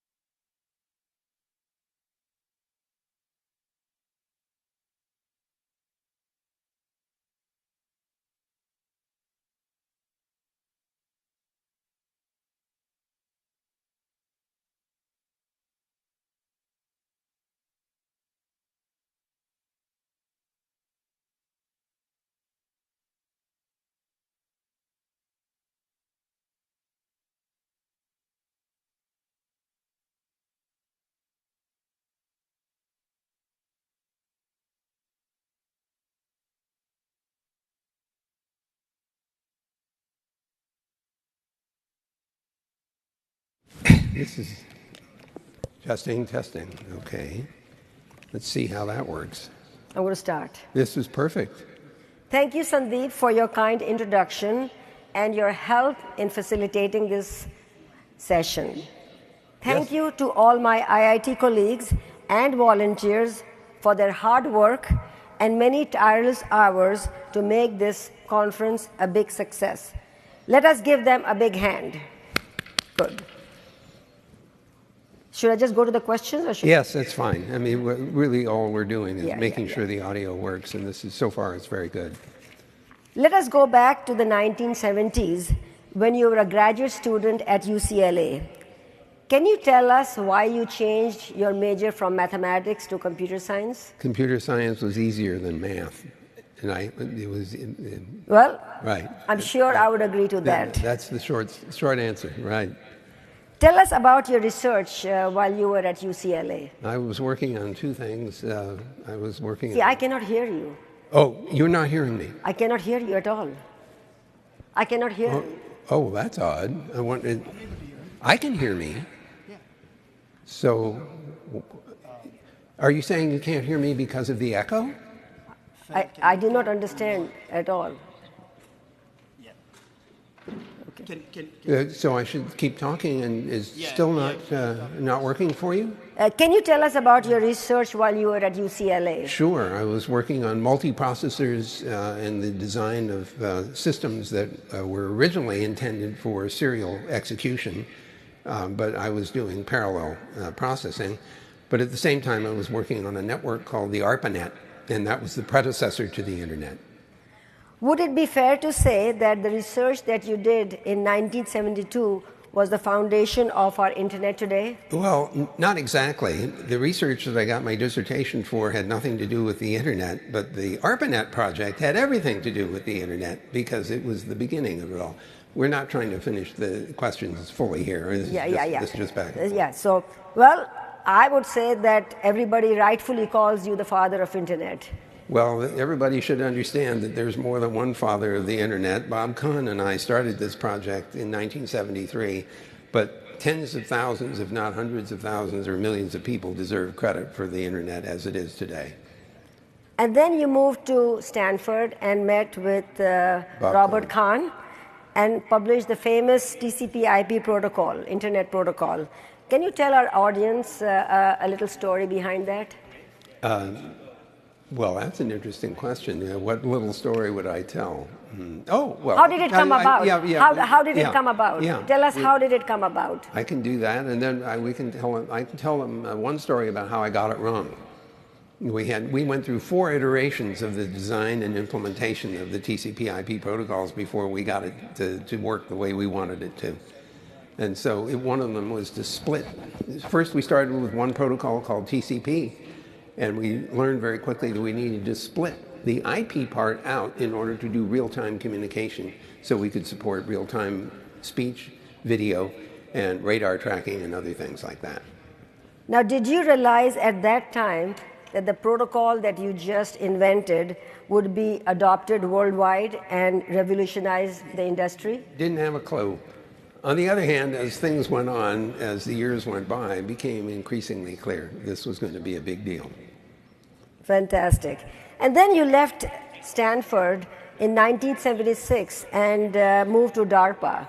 What prompted you to make that move? Well, I was running a project at Stanford, and I had a certain budget. And they told me at ARPA that if I came there to run the whole program, that I have a much bigger budget. And in spite of the fact that you know what, I cannot hear you at all. You're not able to hear me at all. It's too much echo. Okay, well, that's why I'm wearing a headset. I wonder if we can get you a headset. I cannot hear him. I'm just assuming this is... I cannot hear him at all. No, there's a lot of it. So it is made worse because we don't have any audience? Yeah. So if I don't... I cannot hear him at all. I'm just... Yeah, it's impossible. Do we have an extra headset and receiver that she could wear? No, it's fine. Huh? Should I? I mean, you have your set on the... Okay, I have my set. So we'll, so well, so can you keep talking? You want to keep... Oh, okay. So I think what should happen, we can move closer. Will that help? No, I think this is okay. I think I know the conversation. Okay. Well, what I think we should do is you should just assume that when I stop talking, you should ask the next question. Next question, yes. Okay, yeah.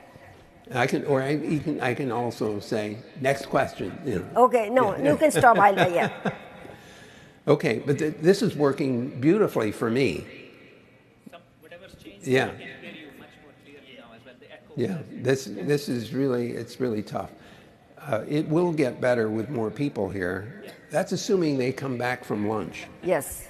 You never know. So I'm just assuming when you stop, I will just ask the next question. That's right. That's right. Now, in the 70s and 80s, there were several centers of excellence like the Bell Labs, the IBM Watson Lab, the JPL, the APL, and there was a lot of groundbreaking innovation taking place there. In your view, has the ecosystem of innovation changed? And if yes, where are these hubs of innovation now? So the academic community was very, very powerful in networking during those years, and they still are. But what's happened to change is that the private sector has become equally powerful in the research that's going on. So at companies like mine at Google, there's large investment in computer research, artificial intelligence, networking, and the like. The same is true for a lot of other companies like Amazon and Microsoft. So the private sector has joined the academic community in investing in R&D. All of us IITians have come to this country because this was the promised land. Do you think the United States is still a leader in global innovation and can continue to attract the best talent from around the world? There's no doubt in my mind that this is still the right place to go for two reasons. The first one is there are lots of other smart people that have come here. But the second reason is if you have a good idea, you can plant it in fertile soil. Just talk to David, why did I just run a blank? What's David's? Attenborough, no. Project a little more. Project a little more? They're saying you're Oh, am I dropping down? Oh, okay. I'm sorry about that. I keep forgetting this is a test of the audio system, not a test of my ability to answer questions.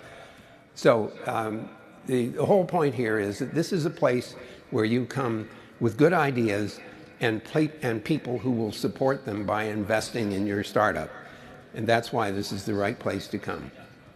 Well said, Dr. Cerf. Now let us move from the past to the present and talk about areas which are of interest to you. The internet can be a dangerous place. With our over-dependence on connected devices, the risk factors are many and the potential damage is huge. What steps might we take to mitigate single points of failures, cascade failures, access control failures, identity hijacking, and many other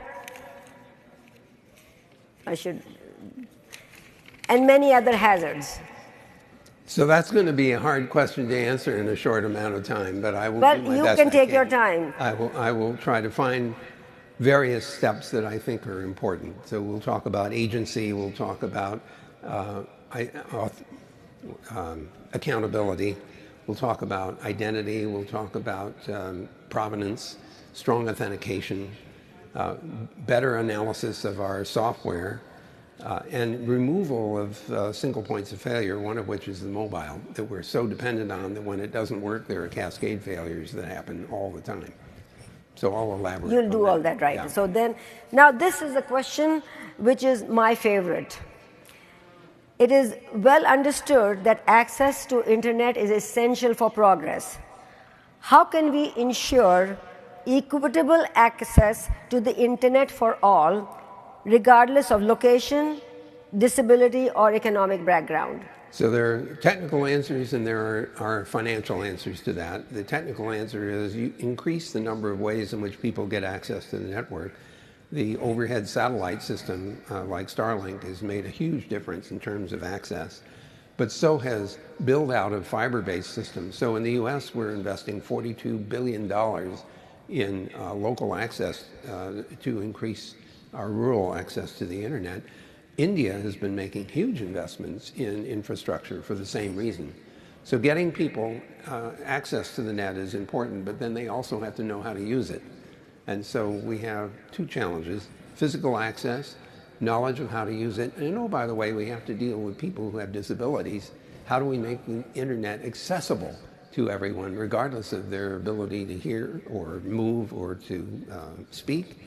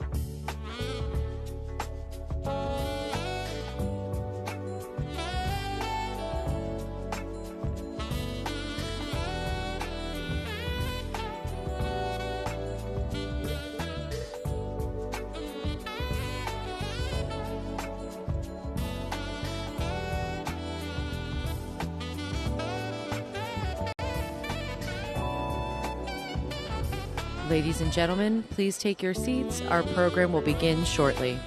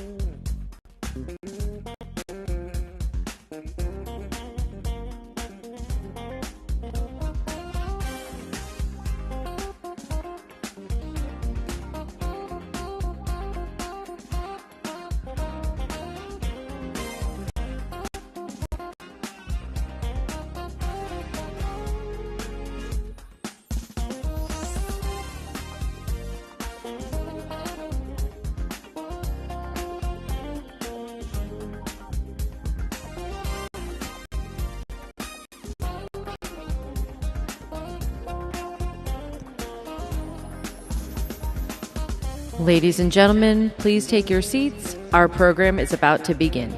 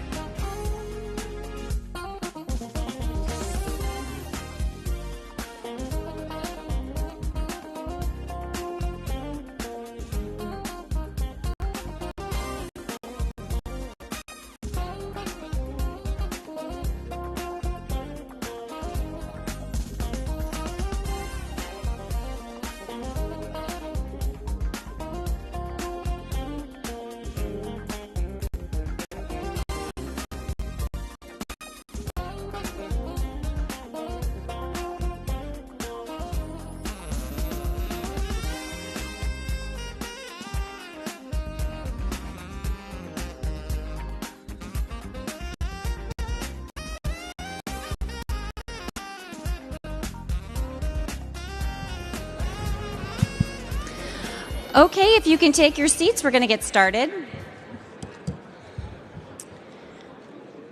Welcome back. I hope you all had a fabulous lunch. I got to check out the hydrogen car and got to meet some new colleagues. We are going to move into our last keynote session of the day today in this room. Before we introduce that, I want to just make a couple of housekeeping announcements. Don't forget we have campus events this evening from 5:45 to 7:30 p.m. And you can check out your trifold, the app, or the website for more details on those. And also, we know that lots of you have been taking photos together and have all kinds of wonderful memories already from the conference. Please don't forget to post those to social. We're on WhatsApp, Instagram, and LinkedIn, and please use the hashtag IIT 2024.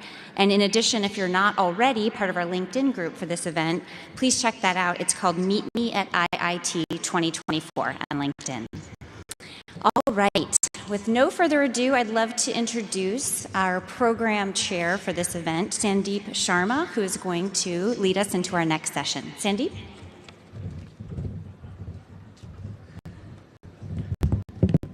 All right. Hi, folks.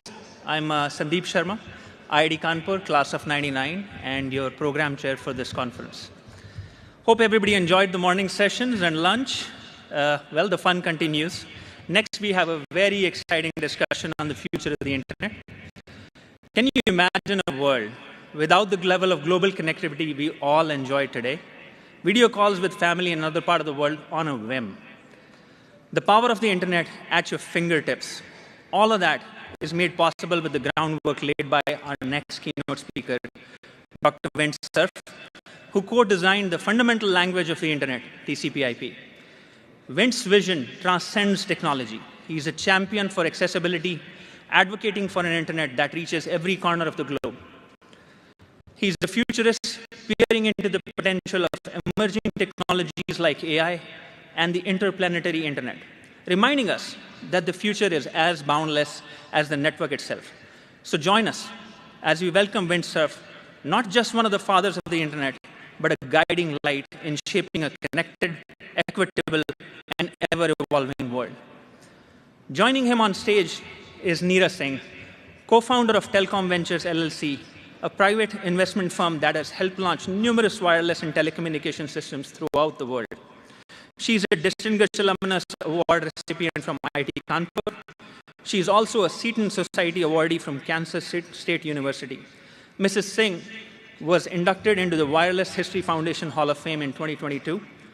She was awarded the Brooklyn 6G Summit Pioneer Award in 2023. She's a dedicated volunteer and philanthropist and serves as one of the directors of Raj and Neera Singh Charitable Foundation. And if all of that doesn't make her a superwoman already, she's a marathoner, loves water and ice skiing. Please welcome Dr. Vint Cerf and Neera Singh.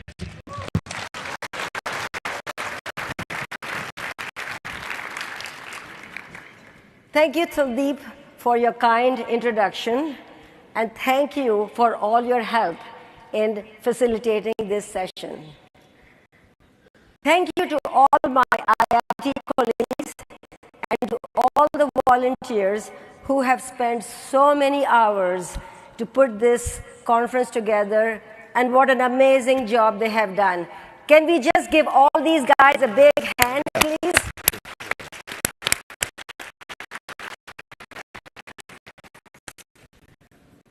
Who would have thought that from the humble beginnings of TCP/IP protocol, internet would become the bloodstream of modern society?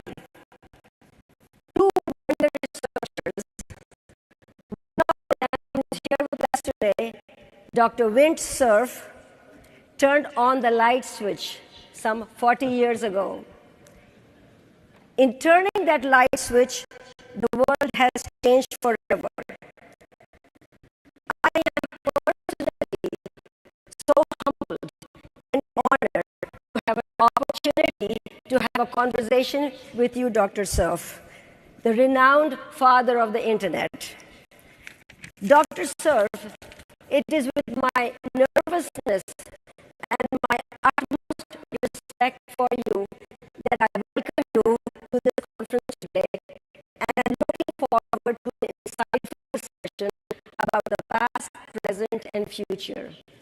And also on behalf of the entire IIT community and our audience, I would like to thank you for your time and thank you for sharing your thoughts and vision. Thank you, Dr. Cerf. Well, thank you all very, very much for your kind invitation.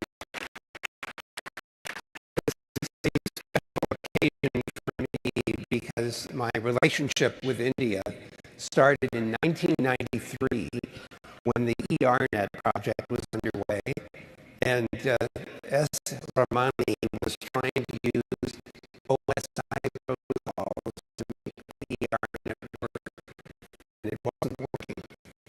So my colleague, Peter from University College London, and I came out to Delhi to talk about maybe TCP/IP would be useful. Computer science. So the short answer to that question is that computer science was easier than the math that I was studying at the time. And so I had taken every computer class that I could take at Stanford because I was really interested in these things. I had been programming at that point, we're talking 1961. So I had been writing software since about 1960 on computers of the time. I was all of 17 years old at the time. So now for all of you, that's no big deal, right? You were writing software when you were 3 or 4 years old. I know that story. But I got very interested in computing. So when I finished my undergraduate degree at Stanford, I went to work for IBM in Los Angeles.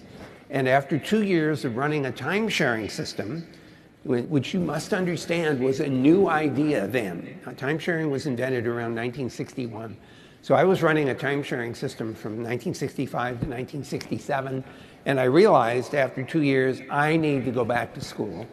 I need to get an advanced degree. And by good fortune, UCLA was available, and I went to UCLA in '67 to get a PhD in computer science. And so that's why I was focused on computer science. But while I was there was this project from the Defense Department called the ARPANET. It was all about connecting a dozen time-sharing machines together, and I got drawn into that. So it had nothing to do with my dissertation research, but it had everything to do with my career. Would it be fair to say that your research at UCLA in 1972 was the foundation of our internet today? I wish I could say that. The research was all about parallel processing, how to take a computer program that was supposed to be executed in serial and turn it into a parallel program. So I wrote my dissertation on that, but I got drawn into the ARPANET project, and my job there was to design and build software to exercise the packet-switched ARPANET and to measure what the results were and compare those results with the queuing theoretic predictions that we had of how this packet network was going to work.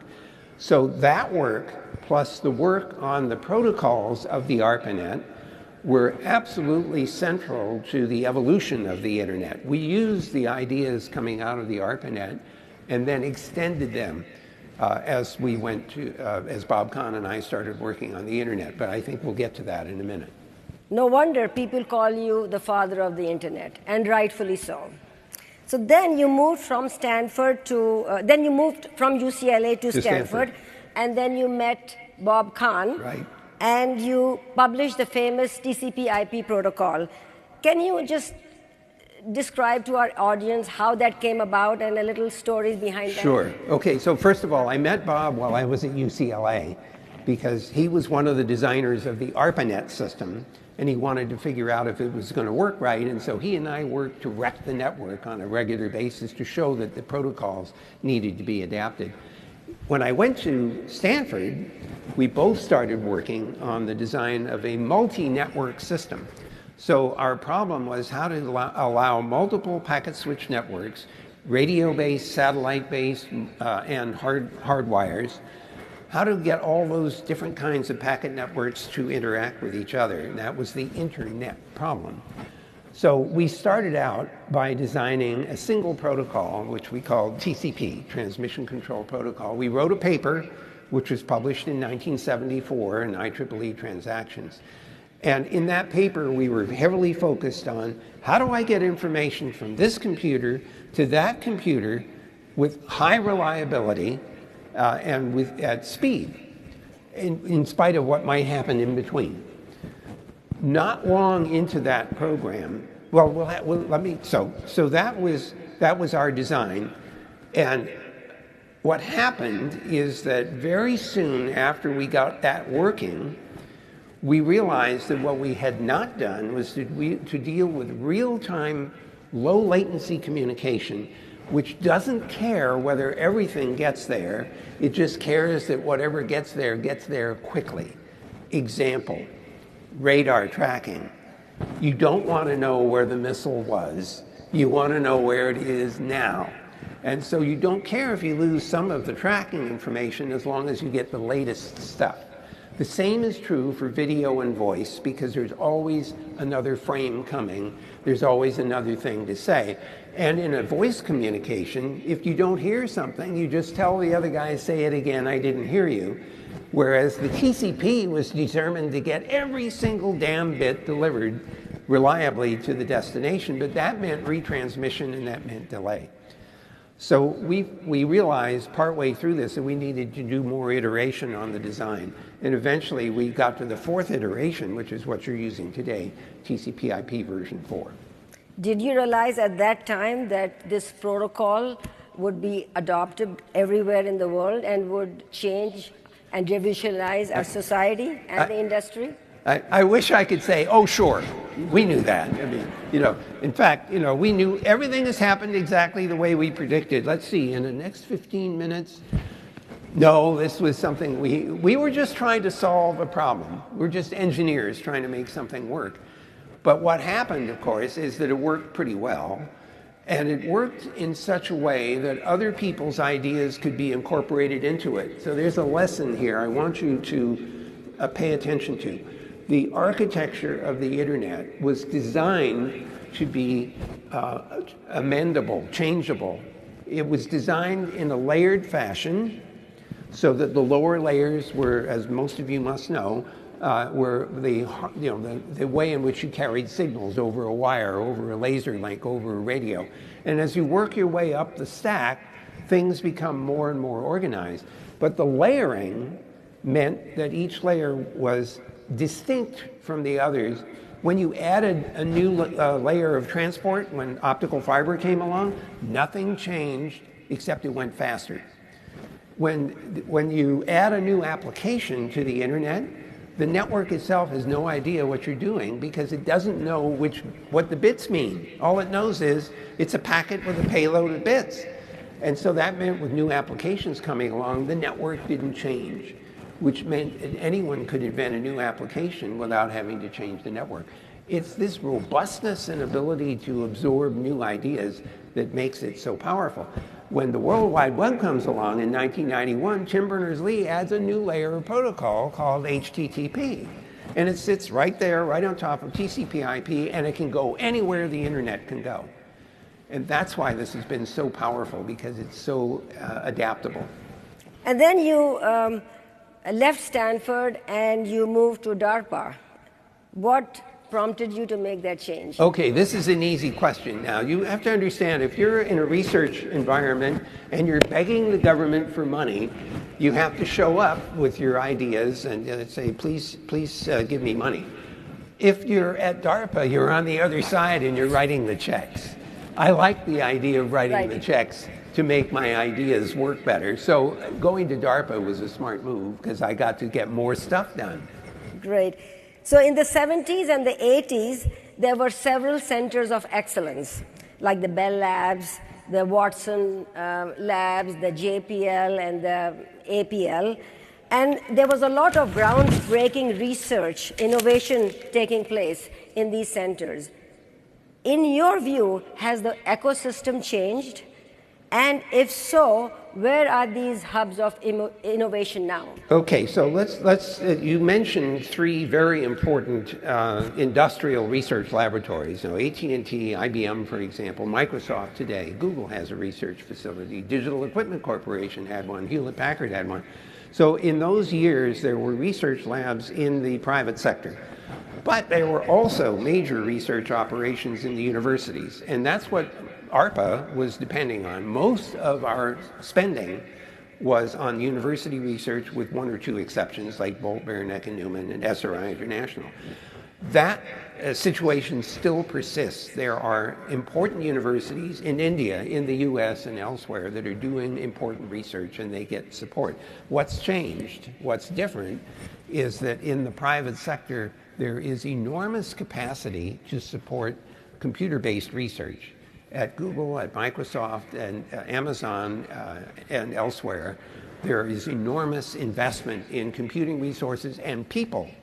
And so now we have the benefit of both the private sector and the research community, together with support both from the investing community, we heard about that earlier today, and from governments that understand the importance of curiosity-driven research. The National Science Foundation persists to this day in supporting network research, which we all benefit from. All of us IITians who are here today came to this country because this was the promised land. Do you think that the US is still a leader in global innovation and can continue to attract talent from all over the world? So the short answer to that is yes. Good job, good. But let me elaborate. There's several important things. First of all, it's been mentioned more than once today that we have folks from India who have come and are running the biggest companies in the United States, especially in the IT space. So what does that tell you? It tells you that the fertile ground here for investment and for assembling companies and for encouraging entrepreneurship is as vital now as it ever has been. It's a great place to come, and that's why people still come. So many of our research universities are dependent on people like you who have come to the US and who want to pursue your ideas. So this is still a great place to pursue not only the research side, but if you have a business idea, it's also a great place to look for capital. I totally agree with you, Vint. Or Dr. Surf, as I told you, I would call you, address you as. No, but, no. You know, this is the best country in the world, and I'm a citizen here. I love this country, so thank you. So let us move from the past to the present and talk about areas that are of interest to you. And I'm going to read this question. Okay, go for it. The internet can be a dangerous place. With our over-dependence on connected devices, the risk factors are many, and the potential damage is huge. What steps might we take to mitigate single points of failures, cascade failures, access control failures, identity hijacking, and many other hazards? Okay, this is called the "do you need a change of underwear" question. And the answer is probably yes. Look, every one of you has one or more of these things. We are very dependent on these today. I'm so concerned about this because when they don't work, you end up with cascade failures. Small scenario. You get up in the morning. First of all, I have to log into my telephone, my mobile. And why do I have to do that? Because if I don't log into my mobile, I won't be able to log into my email, because after I give my username and password, my mobile is going to give me the second factor so that I can protect myself from someone hijacking my account with my username and my password. But what happens if this isn't working? Then I don't get the second factor, so I can't get logged into my email to get the important message that's going to save my business. Well, you can make up your own cascade failures. I would like to have other devices besides this be capable of doing many of the functions that the mobiles do, so that if the mobile doesn't work, I still have backup. So I'm very worried about that kind of single point of failure dependency, and I hope that some of you will come up with some good ideas to spread the risk. The other thing, which is pretty obvious in the online environment today, is that it's such an open environment with literally billions of people able to get to it, that hacking is increasingly not only common but effective. And defending against hacking is not easy. Some of the hacking is just denial of service attacks, where people have access to sufficient computer power because they've hacked other people's accounts, so they can launch massive denial of service attacks. At Google, we've had to invest heavily in network resources to defend against exactly that. But the more important problem is some of the successes in hacking are the result of poor quality security and access control. Some of it's our fault, picking lousy passwords that other people can guess. Sometimes it's just poor quality security practices. We are all at risk, and we need to understand that. I think that I'm not serious about this, but you know, we don't let kids get the keys to the car until they've gotten a driver's license and they've passed a test. I'm beginning to think some people should pass an internet driver's test so that they know what the risk factors are and they know what the rules are to be safer in an online environment, like use two-factor authentication, don't pick bad passwords, and so on. So I think that we have a lot of work to do to make the network a safer place than it is today, even though I will put money on the table and say that we are all benefiting from access to this global resource more than we ever have in the past. So it's a challenge, but we are also getting huge benefits from this online space. Well, the next question is my favorite question. So it is very well understood that access to internet is vital for progress, is very, very essential. How can we make sure that there is equitable access of internet to all, regardless of disability, economic background, or location? So this is also my favorite question. So you and I share something in common. By the way, in case you're wondering, why the hell am I wearing a headset? Because the echo is terrible up here. And I wear hearing aids, and I'm very sensitive to the fact that disabilities can get in the way of access to the internet. If you have a vision problem, if you have a hearing problem, if you have a motor problem, sometimes the internet is not a friendly place to be. And so at Google, I have been promoting accessibility to the internet in 2 dimensions. Dimension number 1, just physical access to it. Can I actually get to the internet from wherever I am? And here in the United States, some of you will be aware that NTIA, the National Telecommunications and Information Agency, is responsible for allocating $42 billion worth of infrastructure funding to get more internet built, especially in the rural parts of the country. The Starlink system that Elon Musk's company is building is another example of giving more access to the internet in places that would otherwise not likely have had any. So that's physical access. Even if you have physical access, even if you can afford the equipment, it doesn't mean that you know how to use it, and it doesn't mean that it's accessible. And so figuring out how to make user interfaces that will work well, for example, with a screen reader for someone who's blind, is not easy. And so one of the things I want very much is for engineers who are responsible for designing user interfaces need to gain more intuition about what a good user interface is. It will work for someone who is blind, who has poor vision, who doesn't hear, who's totally deaf, who has motor problems. Every one of those interface problems needs to be solved so that everyone has equitable access to the power of the internet. Yes. That was good. So now we covered the past, we covered the present, and let us move to the future. Just like the internet revolutionized the world in the 90s, AI is going to do the same in the coming decade. What do you think, Dr. Cerf, that the internet powered by the steroid of AI will transform our society? Thank you. That's a great question. You know that there's a joke. The joke goes, money is the answer, what's the question? And today it seems to be AI is the answer, what's the question? I am still a little skeptical about the thing that we call AI, especially large language models. So let me make a distinction here. Machine learning has been around for a while. And we at Google and elsewhere have made use of machine learning for very powerful tools in order to do machine language translation, for example, to do speech recognition, to do automatic captioning. We're using large language models to do similar kinds of things, especially for real-time translations and things like that. But what we have discovered as we have built some of these large language models is that they can take factual information and then conflate it to produce counterfactual output. Example, I decided to take one of the chatbots, I won't say which one, and I asked it to write an obituary for me. And some people said, geez, that's kind of a terrible thing to do. And I said, no, it makes good sense.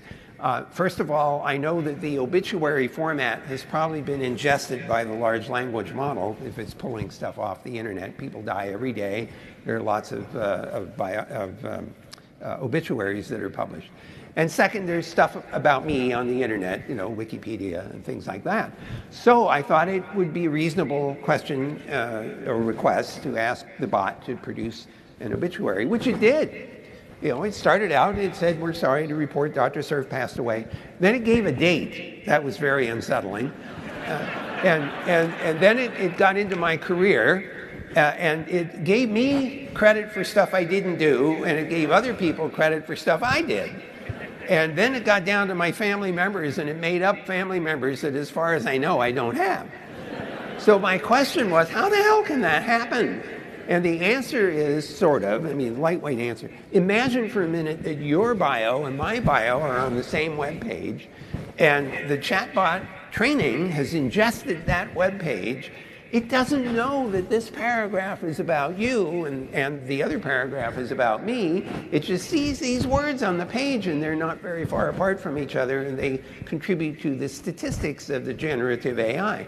So it's not surprising that these systems are capable of generating counterfactual information from factual data.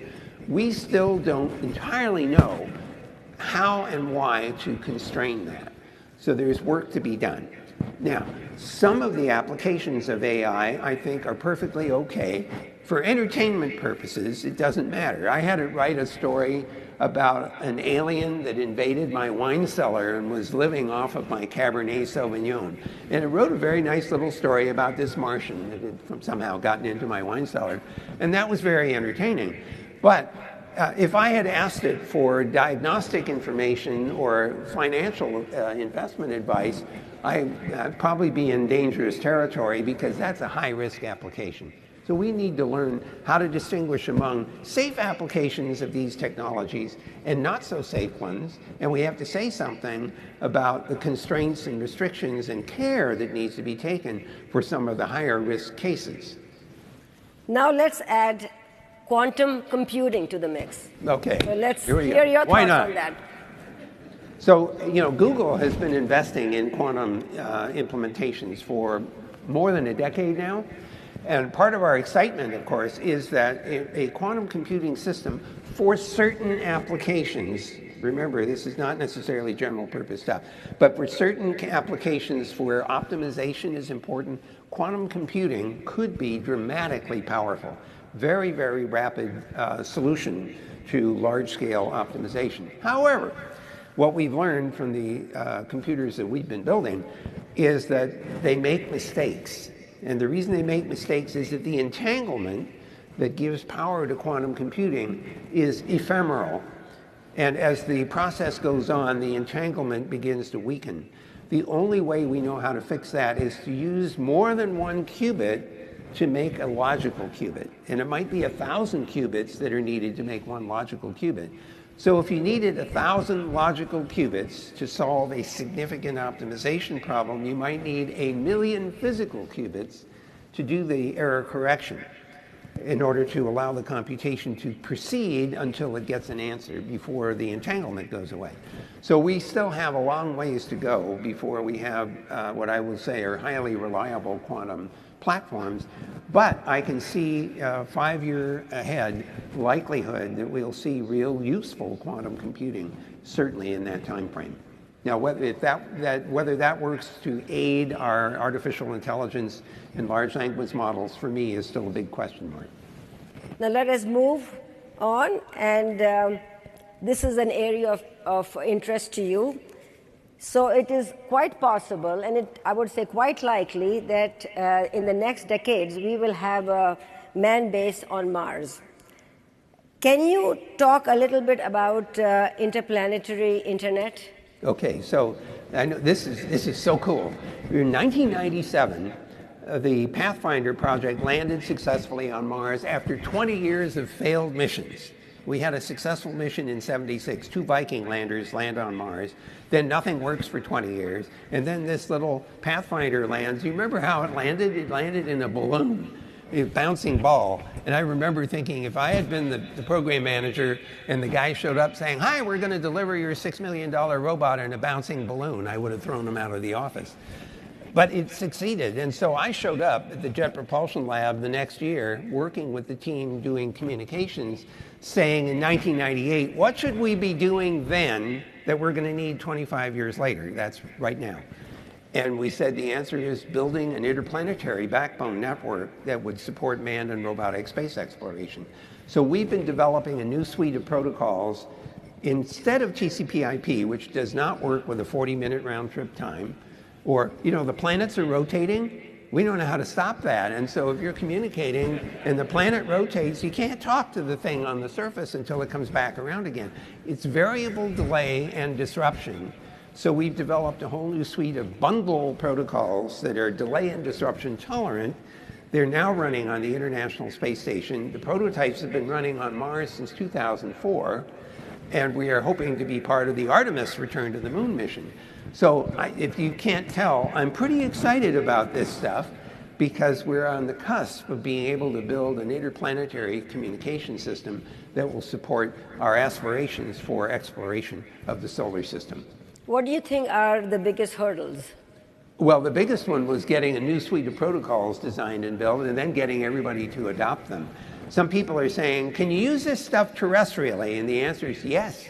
If you're in a highly disrupted environment, sensor network environment, and so on, these kinds of delay and disruption tolerant systems can be really useful if you have sporadic communication, because you can conduct an exchange, hold on to the data until the network comes back, and then keep going. TCP/IP gives up if it can't talk end-to-end. But the delay and disruption tolerant bundle protocol is more patient. And I think we'll see real value in that for highly disrupted environments. Any advice you can give our young, inspiring individuals? Oh, there's a bunch of them right here. Hi there. So, okay, people ask several questions like this one. Question number 1, can you help me plan my career? And the answer is, after I stop laughing, the answer is no. And the reason is that nobody can really plan their career. If you talk to any one of the successful people that you've seen on the stage in the last 2 days, they will tell you they could not have planned their career. They could not have done that. On the other hand, they were very attentive to opportunity. And so paying attention to opportunity is important. Now, next lesson. If you want to do something big, get help, especially from people who are smarter than you are. Do not be afraid to go after talent and intelligence whenever you can get it. So, you know, smart people hire smarter people to get things done. And so those are my 2 most important pieces of advice. Don't plan your career and get help. Last 2 questions. What keeps you going? And also, what keeps you awake at night? What keeps me going is interactions with people like you and folks out here in the audience. I'm at Google, where most people are younger than I am. In some cases, I think I'm old enough to be their fathers. Not their grandfathers yet. That hasn't happened. Although that would be really cool. That would mean I was probably 95 or 100. In any case, what keeps me going is my interaction with young people who have new ideas. Here's what happens. Somebody will come running up saying, why don't we do X for some value of X? And I'll say, gee, we tried that 25 years ago and it didn't work. And then I have to remind myself, there's a reason it didn't work 25 years ago. And that reason may be wrong because the parametric space may have changed. Computers are faster, memory is cheaper, bandwidth is faster. There are all kinds of possible reasons why doing X now might make sense. I have had to rethink X for many values of X in my 18 years at Google. And that has been absolutely wonderful. So I'm very excited about that. That's what keeps me going. And what keeps you awake? What keeps me up at night? Well, you know, the dependence on the mobile again, and you know, the single points of failure, to say nothing of software that doesn't work right. And so it's not just AI that I worry about, it's every piece of software that might not work the way it was intended because it just encountered something that the designer didn't anticipate. And so making sure that software is robust and resilient in the face of surprise is what keeps me up at night. It has been a rare opportunity. It's a rare opportunity that we have Dr. Cerf here with us. And I want to make sure that there is audience questions. So I can open up the questions to audience now. And you already have one. And I already have some. Yeah. And this is, so this is a question that I shared with you. And you love Isaac Asimov. You know the rules of robotics by heart. So this is a question relating to that. Anytime there is a significant leap in technology, we want to make sure of unintended consequences that are a threat to our society. Some 80 years ago, Isaac Asimov proposed the 3 laws of robotics. Yes. So today, looking forward to the next 100 years, do you think we need to have similar laws for internet, AI, and quantum computing? So the answer is yes, but I don't know what they are. And so that's part of the problem. We need to do a lot more work to figure out what should the rules be that will make internet a safer place. I'll give you a couple of examples, not quite as precise as Asimov's laws, but considerations that we should have. 2 words I want you to remember. One of them is accountability, and the other one is agency. In this online environment, in this global environment, harm can happen across international boundaries. The bad guy can be in one country and the victim can be in another. It's going to take a certain amount of cooperation on an international scale for us to deal with bad behavior. And so accountability means we can identify parties that are behaving badly, but it also means that we need to have the ability to track them down and hold them accountable. The UN is working on a global digital compact. I'm the chairman of the leadership panel of the Internet Governance Forum, and we are focused on those kinds of questions. Second thing we need to do is to understand much more deeply how and why the machine learning systems work or don't work before we can come up with rules about making them safer. But we can certainly say, let's not use them for dangerous applications until we know how to constrain their potential risks. So those are the things, the challenges for me and for you. I have here the monitor saying I have only 1 minute left. Do I have time for another question? Where's the boss? Well, somebody will come out and drag us off the stage. Okay, perfect. So let me ask another question. So today we are living in a world with AI algorithms influencing content moderation, search results, and even news feeds, creating a closed-loop feedback system. It is a well-known fact in social sciences that if there is a closed-loop feedback, human perception and behavior tends to be bimodal rather than have a normal distribution. Do you think that the internet is a contributor to our current polarized society? I'm sure that the internet contributes to it. There's a notion of confirmation bias where you prefer to look at information that matches your views and your opinions and your comfort level. I challenge every single one in this room and everyone else on the internet to start using the wetware up here to exercise what's called critical thinking. Please ask yourself, where did this information come from? What is its origin? What are they trying to get me to believe? Because in the absence of that critical thinking, you'll fall into confirmation bias and into the kind of split that we heard earlier about today. And we are bang out of time. Go for it. Thank you, Dr. Cerf, for your time. It has truly been my pleasure. The legend, Dr. Cerf. Thank you, Vince. That was amazing. Thank you so much. Beautiful. Thanks so much, everybody. Thank you. What a delight. Okay, we're now going to move into our breakouts and the rest of our program for the day. I'll have a couple quick announcements just to help you get where you're going. The first one I want to make is you have a little bit more than 15 minutes, and we do have some booths over here, including one from ICICI New York Bank, and they are having a raffle. So if you give them your business card, we'll be doing a drawing here tomorrow at 11 a.m. on stage. They have 3 $200 vouchers plus a goodie bag, so check that out. In terms of this first set of breakouts, if you're interested in the next wave of enterprise experience with Gen AI, you can stay right here or go take a break and come back here. If you're looking for improving cancer treatment from math modeling to mice to patients, you'll want to go to National Harbor 11. And if you're looking for energy and sustainability, you'll want to go to National Harbor 10. As always, all of this information is on your app, on the website, in your program, so check that out both for this set of breakouts and for the ones after it. And I will see you, for those of you not staying in this room, I'll see you back here on the main stage tomorrow morning. Thanks, everyone.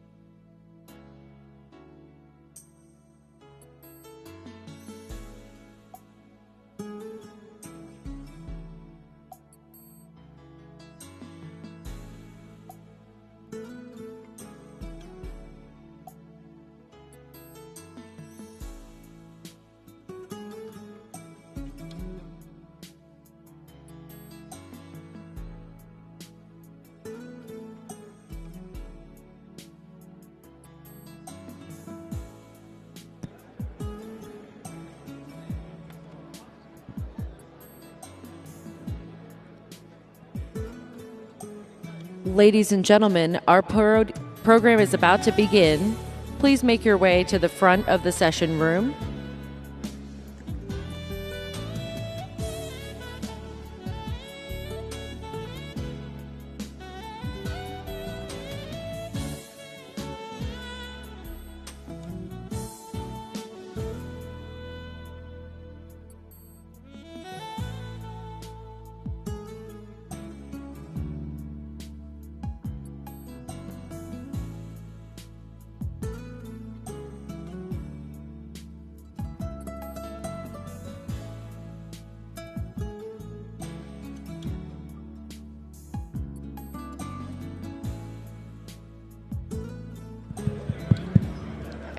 Okay, if you can take your seats, we're going to get started. And we'll be a smaller crowd, so sit where you like, but we recommend you come a little closer if you'd like.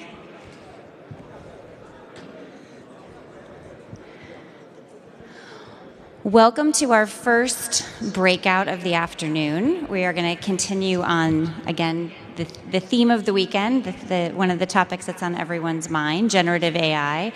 Here to introduce and lead our panel is Ravindra Shukla. He is an expert in generative AI. He's from IIT Bombay, and he does AI and generative AI for a life sciences company there.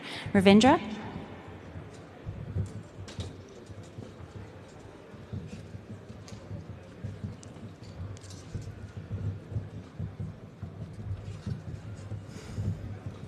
Thank you, Erin.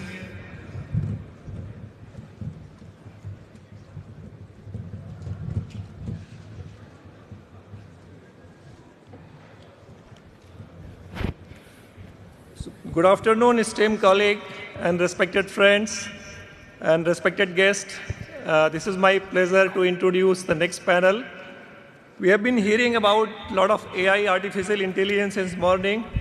Now I think it's time to take a deep dive and go one more layer deeper. So the next panel is going to be the next wave in enterprise experience with Gen AI.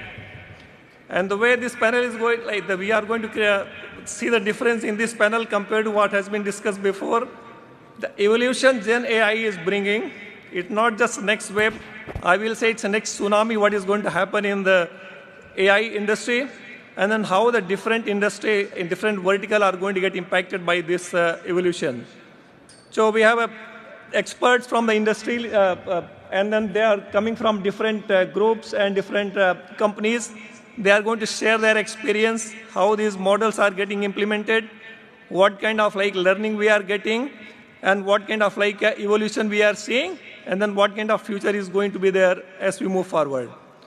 So I would request our moderator, Mike Galtieri. He is going to lead the session, and then we are going to hear from the expert panelists what is their experience and what is their learning.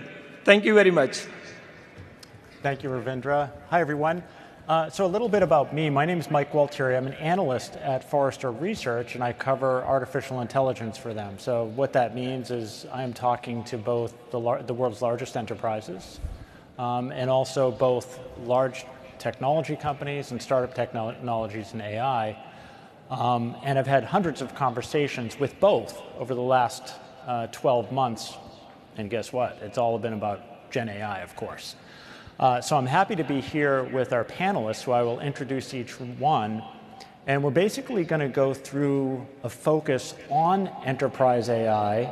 What are the use cases? How does it work into business operations, customer experience as well? What are some of the challenges? And what is the future of this? And the very near future, in the next 18 months or so. So our first panelist is Edwina Fitzmaurice. She is a Global Chief Customer Success Officer at EY. She's leading the AI employee experience at EY. As the Chief Customer Success Officer, her focus includes overseeing customer success in client technology and addressing challenges in technology, geopolitics, and demographics, a very global organization and role. So thanks for joining us. Our next panelist is Arun Ramchandran, and he is known as RAC. So I will be referring to you as Rack from now on. He is the president and global head of consulting and Gen AI practice, high-tech professional services at Hexaware. His expertise lies in integrating generative AI into core operations and leading initiatives in cloud migration, customer experience, automation. Rack is also an alum from IIT Bombay, where he graduated as closely associated with the PanIIT initiative. Thanks for being here, Rack. Welcome. Finally, our last panelist is Marguerite Zetterval. Marguerite is Client Director for EY at Microsoft. She currently leads Microsoft and EY 360-degree relationship. She leads the strategy and execution of sales, customer success, service and operations to help EY grow and optimize their business and customer delivery. Thank you to all of our panelists for joining us. So keep in mind that we are going to talk about how companies are implementing this, what are the use cases, the challenges, and then the future. So those are our sections.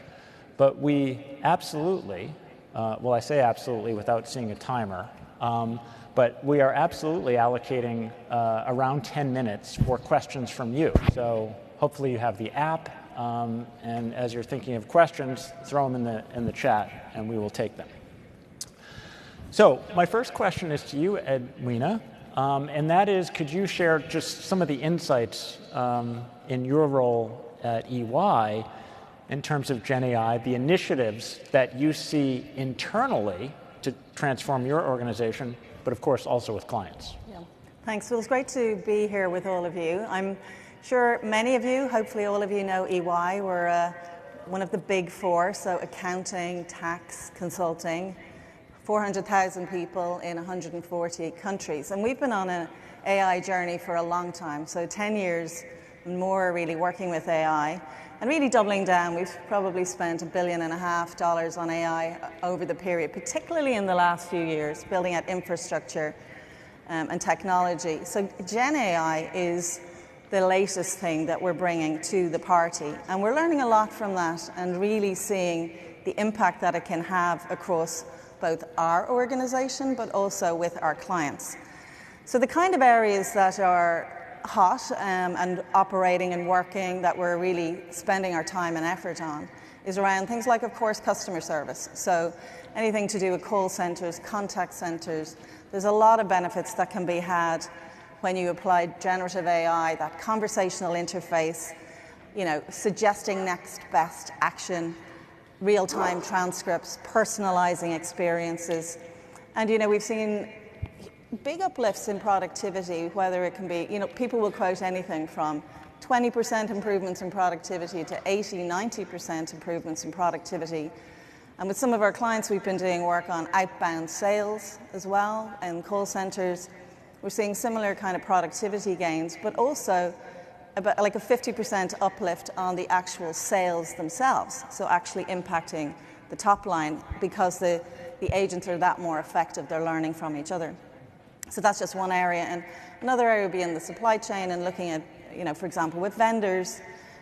We've been working with some clients where one of our clients had 14,000 vendors that they were dealing with. And by applying generative AI to the conversations back and forth, the queries that are going on there, they were able to get a 70% improvement in productivity on the vendor management side themselves and an 80% improvement in net promoter scores. So that's a win-win. You're both saving money and you're getting a better outcome. So that's really interesting. And then, of course, we think about generative AI not just as large language models, but more in a multimodal way. So we're looking at, and we've got a really interesting applications that we've been building out around the talent and HR agenda in particular. So areas like onboarding. We've been integrating generative AI and actually executing them as avatars as well, so that we actually have people, particularly young people who are coming into organizations, being onboarded by having a conversation with avatars. And we've done that also with a lot of our client data, I should say our insights data, not client data. For example, our consumer products area, we've use that as a domain. We've loaded it up with generative AI, and we have an interface going on like that, where you're speaking to the data, and it has a face, and it has an experience. It's very interested in that. Knowledge would obviously, research is a huge area for generative AI, finance and reporting, analysis, and also, we're using it around brand marketing and communications. I don't know if any of you have seen the EY.AI ads that you might have seen in the airports or in the train stations.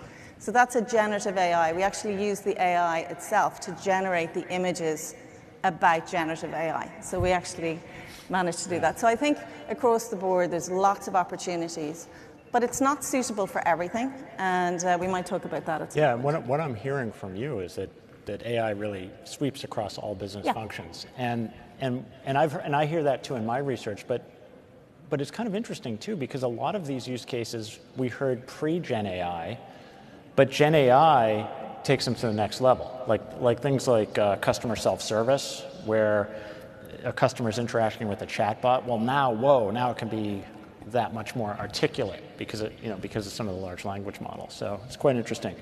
Rak, over to you. So one of my favorite phrases when people get hysterical about AI is they say, AI is software. Let's remember, AI is software, and software is for business processes and applications. So that means it's a lot more than just a model, right? We've got to take that intelligence and we have to use it in applications. So in your experience, what are the key success factors for enterprises to actually integrate the goodness of generative AI in their business processes, in their software? Sure. No, thank you. Thank you for the question. And glad to be here as well, both as a panelist and as an IIT alum for the PanIIT conference. So delighted at the attendance and the participation. Thank you for the fellow panelists as well. So I represent Hexaware, which is a digital transformation and software engineering company. We are owned by Carlyle Private Equity. A lot of you who were here in the morning would have heard David Rubenstein. He's one of the founders of Carlyle Group, and we are one of the portfolio companies within Carlyle. We've been in the technology services business for a while. We've been in AI for several years. Last year, we formed our Gen AI consulting unit and decided to focus on a lot of implementation and use cases that our clients are looking at. Our overall strategy for Gen AI is around 3 tracks. One, we are using Gen AI to disrupt ourselves. As a services company, there are a lot of areas where Gen AI is going to change the fundamental model of delivering, let's say, engineering, testing, customer service. The economics of that delivery model will change. So we are looking at that as a big internal disruption and how we can get ahead of the curve.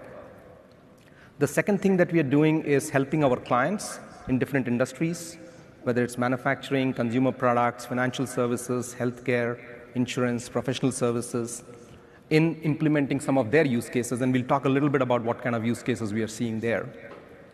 And the third is we are actually partnering with firms like Microsoft and with OpenAI. In fact, OpenAI's enterprise license or enterprise edition was initially launched with just 4 or 5 big enterprises, Carlyle being one of them.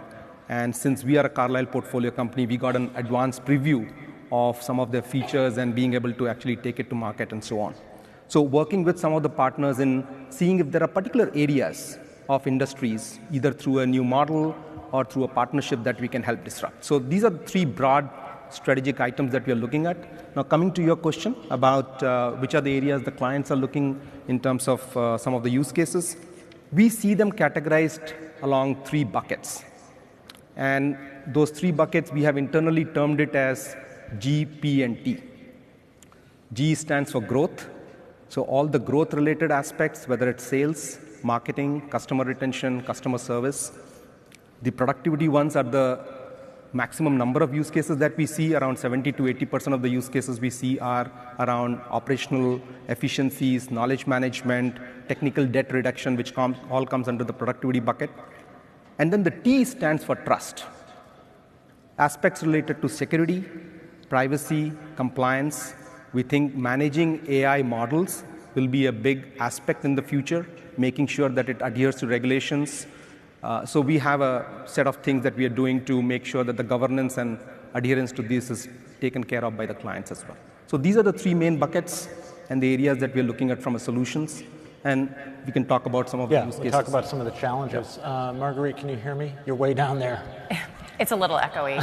Okay.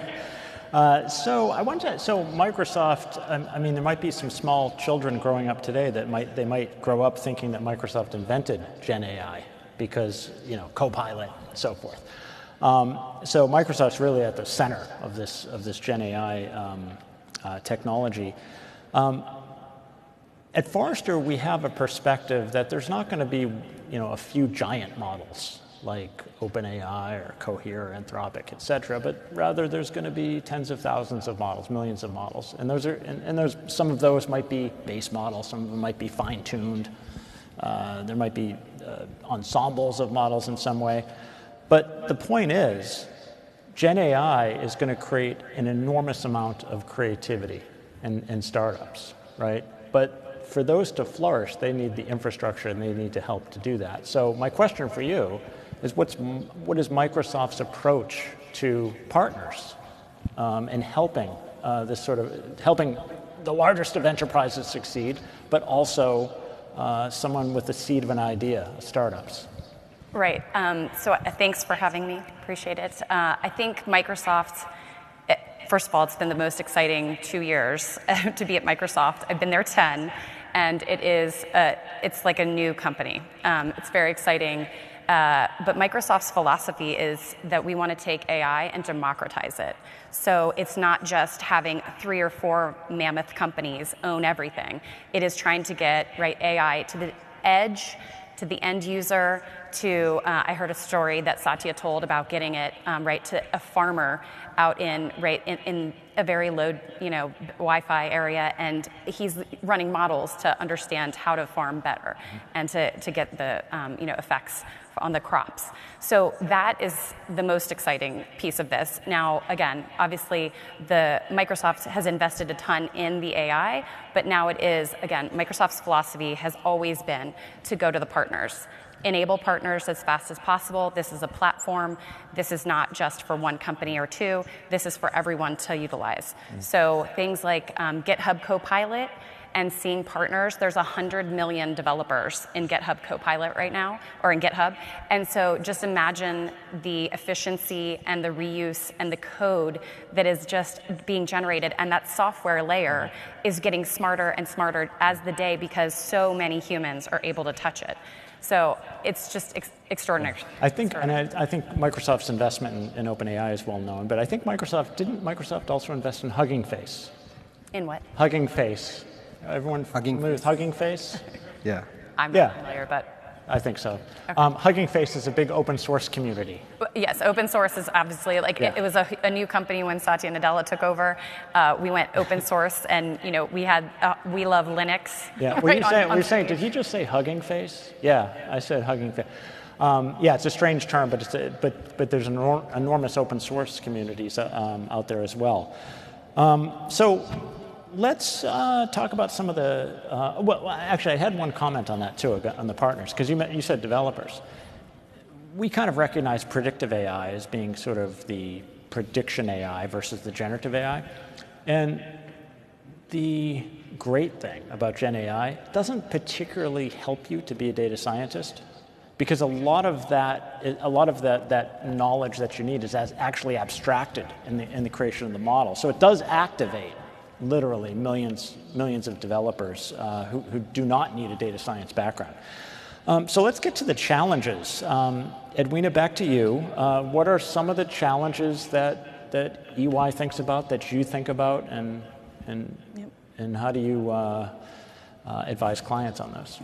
Yeah, actually, to pick up on what Rack said, I mean, the number one thing is around data and security and getting that infrastructure right. So, people need to really look at their data strategy, security, privacy. What's happening to the data where's it coming from, and can you use it?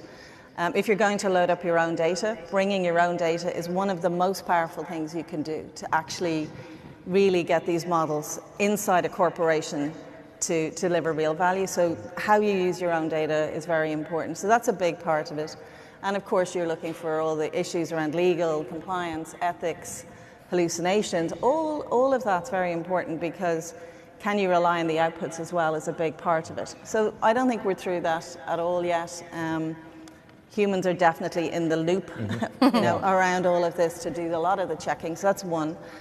The second area, I think, is value creation. There's a lot of hype around this. There are definitely a lot of benefits, but you have to know how to get them. And we see a lot of experimentation going on at clients, but after 6 and 9 months of that, they're sort of, where's the money? And there's also quite a bit of cost that comes with these systems. So the business case to actually apply generative AI in the right place. Where is the value? How do you count the value? And are we getting highest and best use is a really big area as well. And I think there's a bit of a reset going on around that. And then I think the third area is around a mindset and a readiness, which, we see a lot of people struggling, quite honestly. Leaders don't maybe fully understand, and they're looking for very quick results which aren't necessarily available. People are afraid about what's happening about their jobs. There's a big learning curve, so we spend a lot of time on learning and experimentation, hand-holding, prompt engineering, which will go away over time. But there's definitely that cycle going on as well.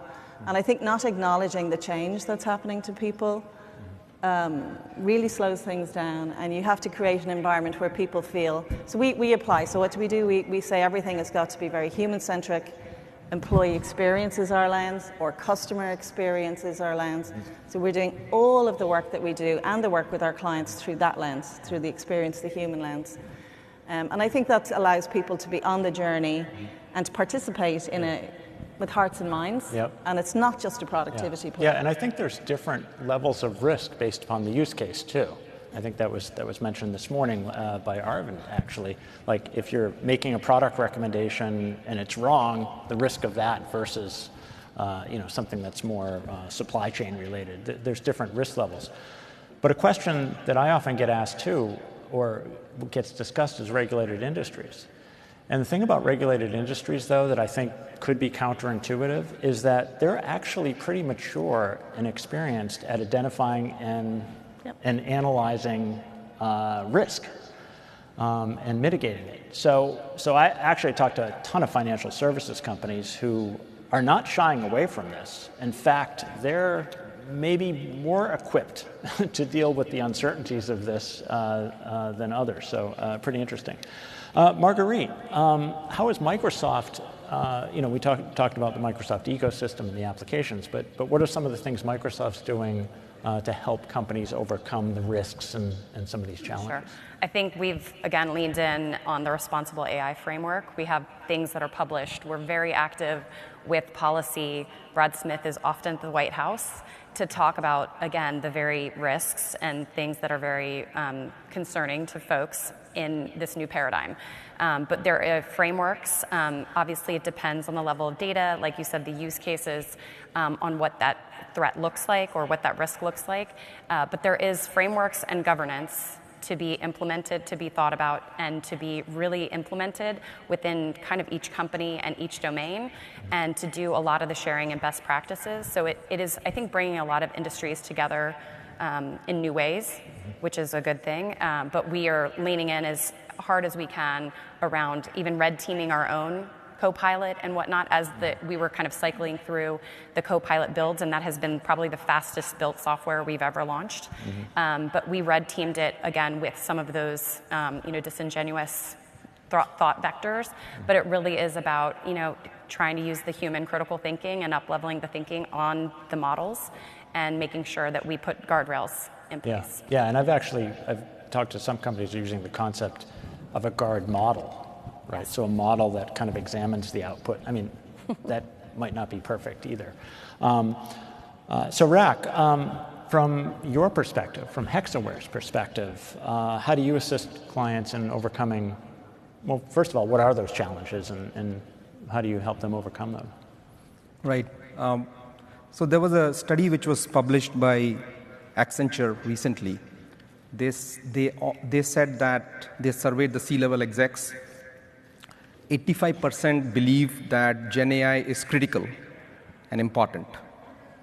But only 50% said, in fact, more than 50% said they are not ready in terms of how to use Gen AI and adopt it.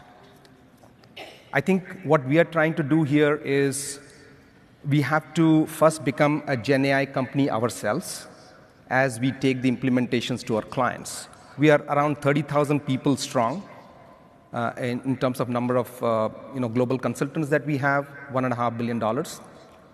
We have trained over 50% of the company on Gen AI fundamentals. So we have in the last 6 months, and it's been one of the fastest adoption in terms of training as a ratio of total number of employees. There are 3 levels of courses that we have: foundation, intermediate, and advanced. 15,000 have got trained on foundational level. These are across all service lines, whether you could be a coder, you could be a tester, you could be a customer service agent, you could be an operations person. And 3,000 have got trained into the advanced level, which means they can now be leveraged for different Gen AI implementations. Around 75% of our client base has actually shown interest. So we have live conversations, opportunities that we are working with our clients across different sectors, right? Healthcare, insurance, financial services, and so on. In the last 6 months, we have got 10 revenue-paying engagements, which have actually moved ahead, both as POCs and as actual real production loads of Gen AI. And I can tell you this very closely adheres to what McKinsey had come out with several months ago as the top 5 business functions that will have the most economic value add from Gen AI. And those 5 namely are operational productivity, sales and marketing, customer service, R&D, and software engineering. So sales and marketing, 2 different aspects, right? Marketing and then sales related. So these are the 5 areas where they feel that the economic value of Gen AI will be the maximum, like 75% odd. And we are seeing that in the use cases in the market, right? So with one of the consumer product companies, we are actually helping them create a personalized ad campaign using Gen AI generated video clips. So that's on the marketing side.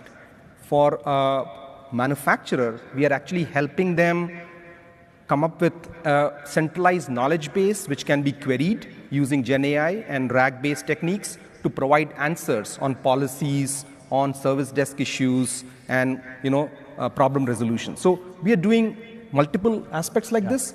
Some of them haven't gone to the next level because clients are still trying to figure out security aspects, which models to use, what are some of the policies, what data sets to now vectorize and put it in production.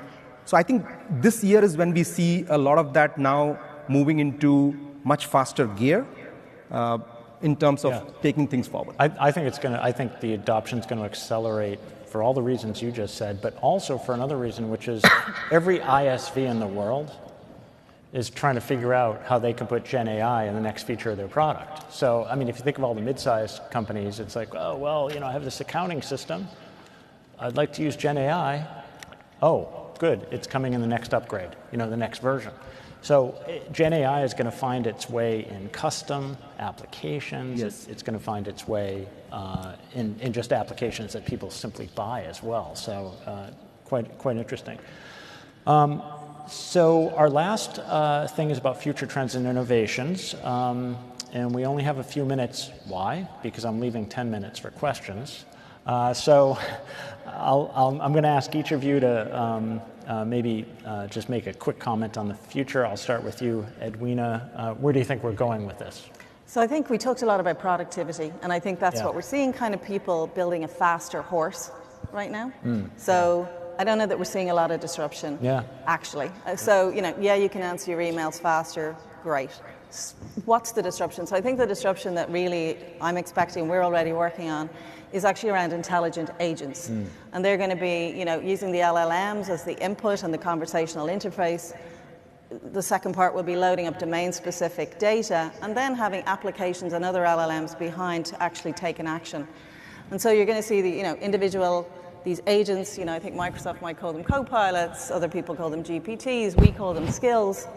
And you have an app store of all of these intelligent agents that can do a piece of work. I've been in consulting, 20 odd years, process re-engineering has always been a very linear thing, where you break down a process and you try and collapse a bit of time out of that and be efficient. Whereas now you're talking about more like a graph way of thinking about things. You're having a conversation, you can call on the different kind of sub-elements, these intelligent agents, to come together, and we become agent orchestrators. Ultimately, that's what we're doing. And and that's going to start coming out in the next couple of months, actually. I think that'll be with us all within a year, that kind of multi-agent approach. And we'll see an explosion of it, I think, to your point. Startups, it's not just, companies will have their own, but there'll also be a proliferation of these to call on. And it's a very different way of working. And I think the myth that it's too expensive to create your own model is getting busted, because I hear that narrative all the time, like, oh, it's too expensive. Well, can't you only say that if you also know the value? It's like, oh, that costs 17 cents a second or whatever. Okay, yeah, but maybe it's saving you $1. I did computer science. You don't need to be a computer scientist these days. You can generate these models. The low-code environment is definitely there. Yeah. And we're looking to move away from being kind of doing things automatically to, we need a bit of auto-magically going on here. Yeah. That's what we're waiting for, and I think that's coming. Yeah. Arun? If I may just add to what Edwina was saying, right? I think the model-related developments are moving in two directions. One is more domain-specific and what you call as SLMs, which is the small language models. There is also the trend towards LMMs, which is the large multimodal models. Because I think the language part will be one, but now moving into videos and moving into sounds and some of the other modes are going to be critical as well. So I think that's going to be an important technology development that we need to watch out for. And one thing I would add to like the LLMs, we think the language model as human language, right? Yes. So, we know the coding use case, right? There's coding use case. But every engineering discipline has its own language. Life sciences, biology, right? The very DNA, domain-specific. Automotive assets in CAD drawings. So those domain-specific don't even have to be human language. They can be engineering language, and it'll sweep across all design tools. Does this mean we're ready for the questions? Yeah. Oh. Okay. Okay. Thank you. Sorry to interrupt in between, because I guess there is a lot of interest from audience. We want to address some of their questions. We were just getting started. Okay. So I'm going to read the first question. In what way do medium-sized enterprises leverage generative AI to compete with larger corporations, specifically in terms of operational efficiency and innovation? So anybody can answer the question. I didn't hear that because of the echo. Did anyone? How can small, medium enterprises, I can take a shot at it. Sure. Yeah. I think the Gen AI is going to democratize the leverage of AI. Till now, it has been a little bit, you need to have a big data science team, you need to have a machine learning operations. I think now some of the aspects of managing the data, getting that efficiencies, automating the process will become more easily available through all the models, right? There are hundreds of models to choose from. Even Azure, you go to the model catalog, you can choose some of these models which are, easy to download and easy to just use online as well. And you can then fine-tune it based on the parameter, the workload that you have. I think small, medium enterprises are going to benefit much more disproportionately by leveraging Gen AI. That's my understanding. Yeah, and it's also so much more accessible to developers. You don't have to necessarily be a data scientist. And I talk to insurance companies that are downloading models from Llama 2 from Hugging Face and messing around and doing some stuff. Usually it's RAG, retrieval augmented generation. I mean, it's like what cloud did for infrastructure and workloads. Gen AI is going to do for data, right? It's going to make it more easy to manipulate and get data sets and be able to come up with conclusions. And I think one of the main factors, reducing the time, reducing the manpower, that's a better way to compete with the bigger. So probably another interesting question I'm seeing here, hallucination is such a serious concern. When we are implementing application, a lot of business users, they are very concerned about hallucination. And then right now our logic and approach, they are basically brute force driven. We are dealing with billions of parameters, not billion, it's 200 billion to the scale of trillion. And now the response is when we are dealing with the business user, this brute force mechanism how do we basically make sure business users are more convinced and so that they can basically rely the outcome of like GenAI outputs? Anyone want to take that? I mean, I would say that a lot of what we're experiencing is a lot of testing. I mean, it is literally like you have to test and test and test and see what those results are. So, I mean, it is going to take time. Nothing is perfect. We've seen that, again, in a lot of the testing that Microsoft has gone through with some of the Copilot development. So I would just say, again, like it's data, you have to look at the accuracy in the data sets that you're using the LLM against. And so accuracy of data has always been plaguing organizations, I would say, for every industry. So testing is, I think, the only way to get there. Yeah, and that's, I always that's why I always say, too, that AI is software, and you always test software. I think the RAG technique is going to really help reduce the hallucination. It's already doing it, right? You create RAG data sets for enterprise data, which you can then have the LLM query apart from its own public data set. And that's already being used in several places to reduce the hallucinations and the inaccuracy, depending on what use case you have. Yeah, there's also a risk mitigation strategy that many companies are using, that financial companies have used for firms for years, which is champion challenger and also A/B testing, right? So yeah, you should be scared of hallucinations in certain circumstances, but it doesn't have to be all or nothing. You don't have to be fully confident and release it to 100% of the traffic. You could release it to 2% of the traffic. It reduces your risk. Plus, like, you need humans in the loop still. There's no question about that for certain types of work. You can also create filters and training to try and stop that. But I'd also say, I think people think this is now silver bullet for everything. It isn't. Gen AI is suitable for certain things. If you are in a life and death situation and you're trying to make a decision in a healthcare situation, you don't need a probabilistic answer. Should I? Maybe? I don't know. Like, what you want is a deterministic answer. You want the answer. And so Gen AI isn't suitable for everything, and people have to pick and choose when is the right time to call the Gen AI and when is the right time to go back to traditional applications or traditional ways of working. And I think regulated industries are going to be very clear about that. Thank you. Thank you very much. I think those are the railguard we need to define, and then the approach also going to get refined as the industry is moving further. Beyond GPT 4.5 to 5, there can be saturation, but then the approach is definitely going to change. Next interesting question people are asking, even definition of hallucination itself is questionable sometimes. How do you really differentiate what is exactly hallucination versus what is not? Because many times the context and the content where the informations are coming, that itself might be very subjective. It's a Rashomon kind of example where the reality may not be absolute. So how do we basically address a lot of concern from the user, and how do we address concern from business? I would say the same thing, what we just said there about hallucinations. It's part of it. I think the good news is that everybody knows that hallucinations is part of this. So the expectations are set, which is don't necessarily trust the output. So trust, and you talked about that, Rak, is a huge topic, huge topic. And that's why people are trying to create frameworks and software and AI that checks AI and humans that check the AI. And we're still in a very early stage around that. And as I said, I don't think it's suitable for every situation. And so we have to, we have to be sensible. That's why we're all here, right? Yeah, one thing I would add to that is my concern about ethical AI. There's no one set of values in the world. And so when I hear people talk about ethical AI, that's scary, because what will happen is that means that someone will impose their values on someone else. So ethical AI is not one thing, right?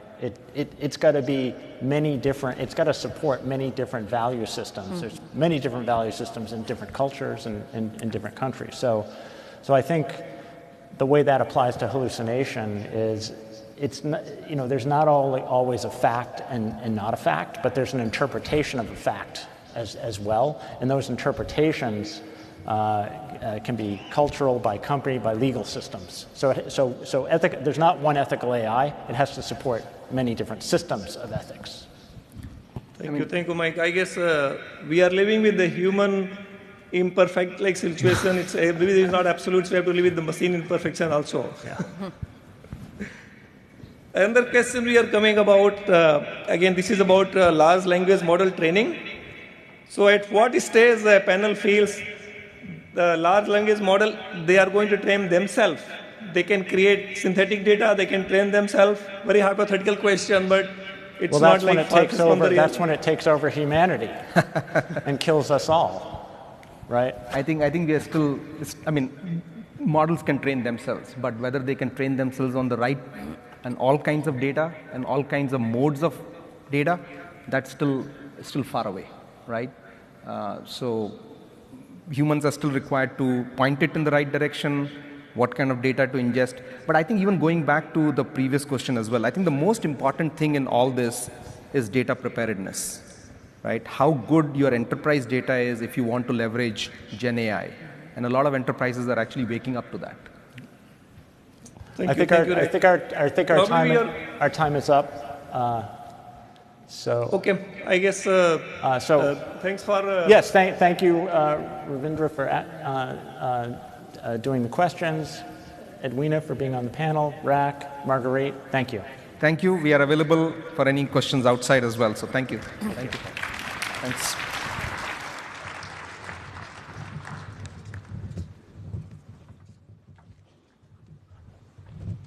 Thank you again to our panelists. That was a great discussion. We are going to take a break for 10 minutes. The next set of breakouts starts at 3:10 p.m. Again, if you are staying here, great. If you want to move to a different breakout session, those are in the Chesapeake rooms, but check your apps, the website, or your Trifold program for more detail. We will see you back here in 10 minutes. Thanks, everyone.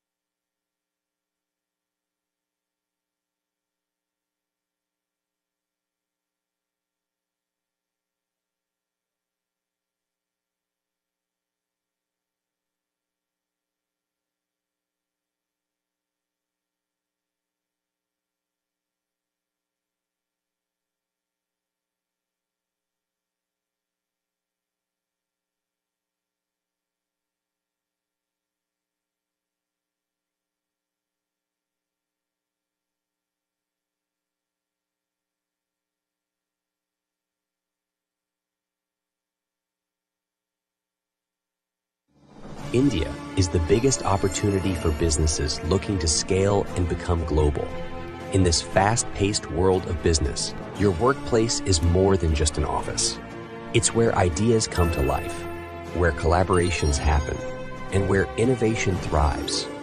Businesses are moving closer to the growing talent pool, and India is a preferred destination.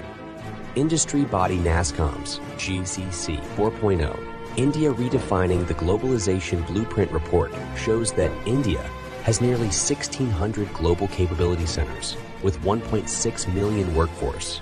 By 2026, 27, NASSCOM predicts the number rising to 2,000 plus centers in India. Today, expanding your business to India is now easier than ever. Micro-Grafio makes it easy to seamlessly expand businesses and grow in India through its ecosystem, strategic advisory, offices in emerging cities, premium offices in large cities, talent acquisition, training and onboarding, employee branding, engagement, wellness programs, social media management, facilities management, statutory compliance, travel and logistics, cultural integration, relocation management. Our team of experts studies the unique challenges faced by businesses expanding to new territories and offer tailor-made solutions, ensuring a seamless process of starting operations and lowering all risks in a new location. Land and expand in India, a smooth one. Get started with your project with multiple services running in parallel to save time, effort, and cost. The Micro-Grafio advantage. Speed to scale, talent-centric satellite offices, customized workspace solutions, employee wellness, single contract, multi-city, CapEx to OpEx model. Drive sustainability goals, adherence to compliances, partner ecosystem, DR and BCP integrated. Connect with us today. Micro-Grafio, beyond workspaces.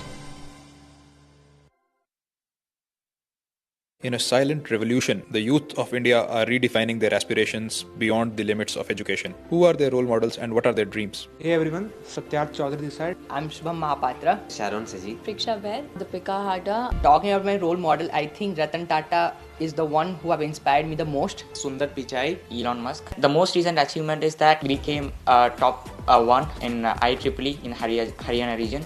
In my second year, I worked with World Wildlife Fund on a project called Moon Harvest. I worked in an animal rescue organization called Arrow in Kerala. Securing paid internship at software developer position at lab.ai. Delhi के वसंत कुंज में dart studio है मनीषा मुंगा जी के नाम से तो उनके पास मैंने इंटर्नशिप करी थी वहाँ मैं उनके ई-कॉमर्स पोर्टल को संभालती थी My aspirations to become plus 10 years would be an entrepreneur. In plus 5 year I want to see me as a successful businesswoman. I want to build an NGO. Full-time stock trader. A businesswoman. Successful entrepreneur. Aroma Bliss got started in year 2023. So it is an entrepreneurial journey which me and my friend Deepika we started. So it's a basically scented candle company. My brand's name is Styloma. I have started it with a friend. Madhav परमानंद का first click को हमारा करने का मकसद था कि जैसे हम इंडिया में देखते हैं जो बहुत सारे बिजनेस है वो डिजिटली आ नहीं पा रहे हैं तो हमारा मेन मकसद है कि जो ऑफलाइन बिजनेसेस है जिनको ऑनलाइन आने में बारे में पता नहीं है किस प्रकार आना है तो उनकी हम मदद करेंगे The idea was to make easy to carry water.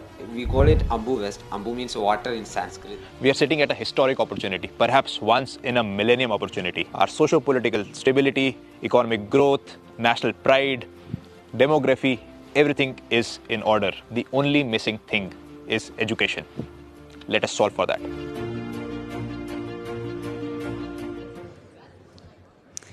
All right, welcome back, everyone. We are going to dive into our next session, which is a fabulous talk with CMU professor and celebrity math Olympiad coach Po Shen Lo. And here to introduce our session and moderate the Q&A, please welcome Baiju Rao, who is the founder and CEO of Amruta Inc. Baiju?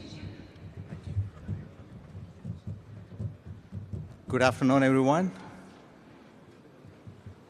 We know AI is everywhere. And we also know that it's helping us improve in many, many ways.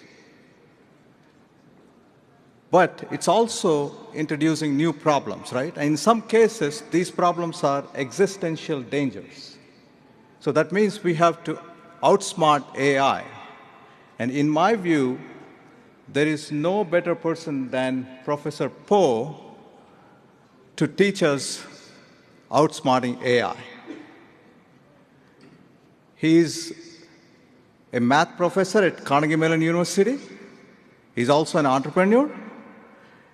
And he is the immediate past US Math Olympiad coach. In his 10-year tenure, US high schoolers have won Math Olympiad 4 times out of 10 years.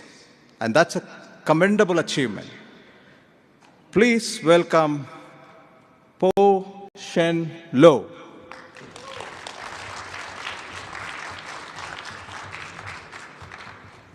Well, thank you. It's a real pleasure to be here and to talk to all of you.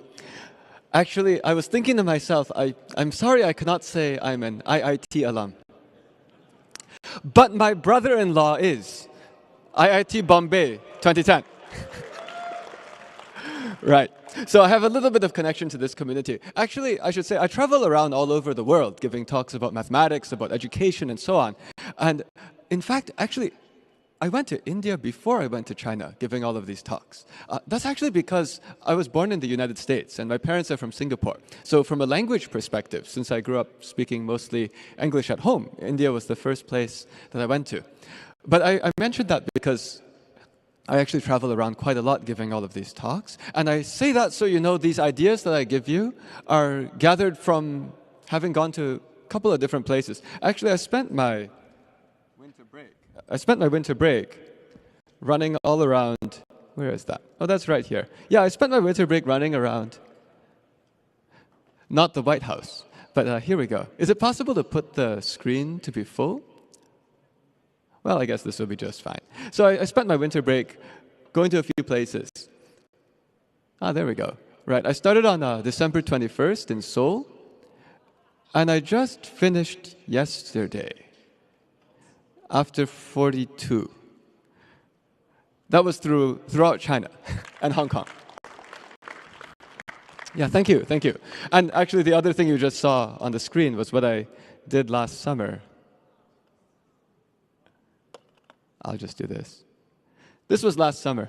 This is what happens when you're the coach of the United States team. United States is kind of large, so run all around. Yeah, thank you, thank you. But whenever I do these things, actually, I'm looking to see what the reaction is of the audience on the different points that I start to talk about. And that also lets me understand how different parts of the country, different parts of the world are reacting with respect to this AI. And what I found out is that actually, I think people aren't as worried as they should be for the kids. So I'm giving this talk actually from the point of view of a parent, in fact.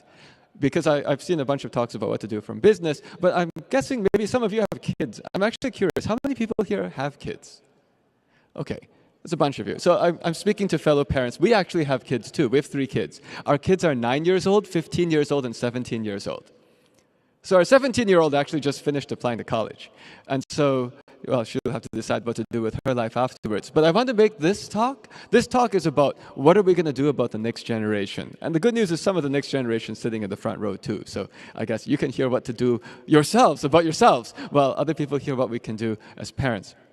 With that, I want to dive into the ChatGPT itself, just so that we have a concrete reference frame to start from when we're talking about outsmarting AI. So over here, I have pulled up ChatGPT. I prefer to give interactive talks, as you can see by now. I'm not doing a PowerPoint. And so this lets me say, hey, let's go quiz ChatGPT on some math. Can anyone give me a high school math topic? Any high school math topic. There's no wrong answer. Yes, please. Calculus. Anything in specific in the calculus? Anything specific? Any area? Integrals. Let's do it. I got one. Let's try this.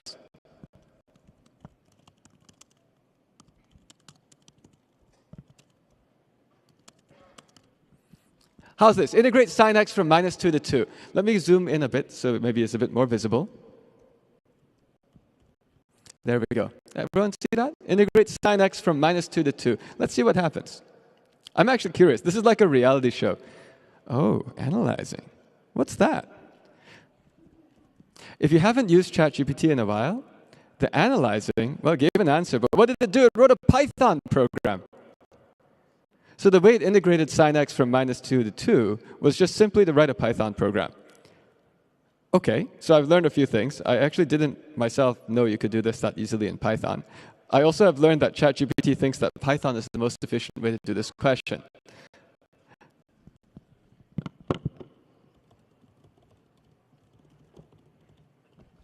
No Python, that's cheating. Let's try again. Okay, let's try it again. Integral of sin x over an interval, area under the curve. Okay. Okay, repeats every 2 pi. It's less than a full period. Wait, what the heck is going on here? Wait. This is actually not what I expected it to do. Okay. I'm actually a little bit floored. I thought it would do it the normal way. What's the normal way? You take the antiderivative. You plug it in twice. What did it do? It did the smart way. It used symmetry. Actually, when I wrote the question into this, I gave it that question because I knew there was a symmetry thing, but I did not expect that ChatGPT would first use Python and then directly jump to symmetry. Honestly, I did not ever expect to see something like this in my lifetime. And just so you know, this wasn't staged. I didn't know her beforehand. I just myself suddenly thought of this, and to be honest, I didn't expect that to pop out right away. But I think the next immediate question is, what are we supposed to do in education now? Because actually, if you go and type in any question from the standards that you learn in any country's school math, all the way through high school, ChatGPT version 4, bam, destroys it. That's actually why yesterday, on my way back from Hong Kong, I was actually at OpenAI. Unfortunately, I can't tell you any more about that because I had to sign an NDA as soon as I went in the door. But this is what I'm following quite closely because of the fact that if everything that we're teaching our kids can be done by the generative AI, what are we teaching our kids? Actually, well, there's some more. Good news is, well, if you saw from the interaction we just had, actually everyone needs to learn how to read and think. We heard critical thinking a couple of times in these earlier talks. If you saw what we just did here, we had to read what it said and think about it. So in fact, the way I usually explain it is that what all of us need to know now is not how to do problems, but how to grade the homework. Okay? Because if the only thing you know is how to do the problem, you're dead. ChatGPT will do it all better than you. If you know how to grade the homework, now suddenly you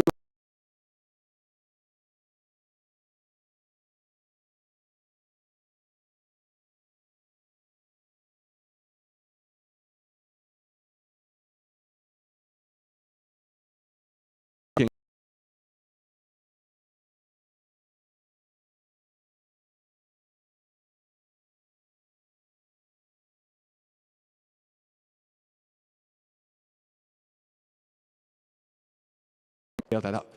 We'll talk about that too. Okay, so now what we just saw is what kind of raw skill a person needs. And then the natural next question people ask is, well, what kind of jobs are the best? You know, what should you major in college? What kind of jobs would be safe? And actually my answer is, I think that a lot of the jobs people wanted are going to be in danger. Because actually a lot of young people, unfortunately, have the goal of trying to just do well in school, get into a famous university, and then afterwards get a great job that they don't have to work super hard, but they can earn lots of money. Okay, that's what a lot of people's goals are. Let me tell you, after going on that tour through San Francisco and Silicon Valley, it appears that those jobs are the direct target of AI startups.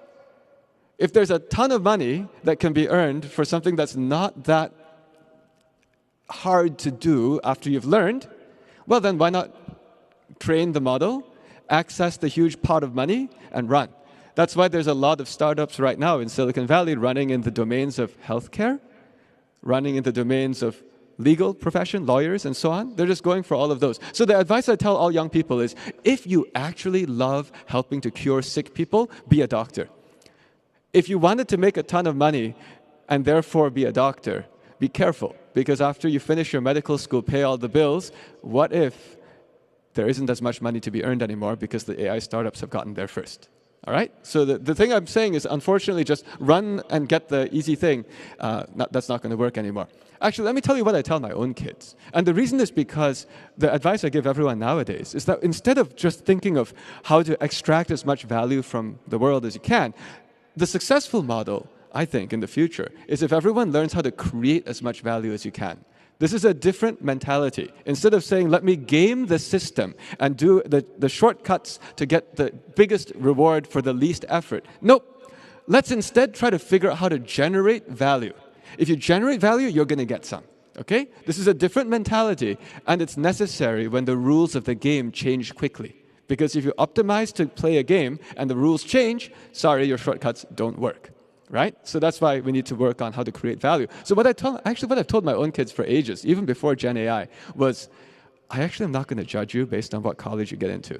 I'm not going to judge you based on how much money you earn or what job you get. But I am going to be very concerned about the values. As far as I'm concerned, the two things I care the most about are that you got the two values from our family. And the first one is helping other people is how you become happy, and helping more people makes you more happy. That's a direction.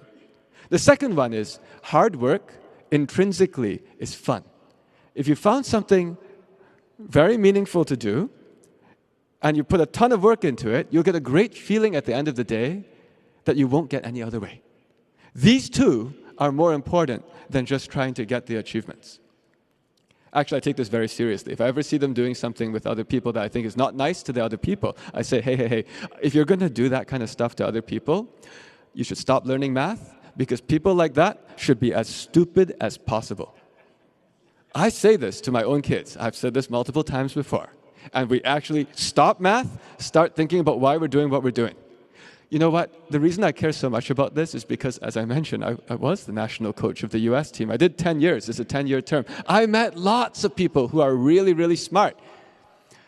And now today, if you give me the choice of who to teach, I'm actually not interested in teaching someone just because they're smart.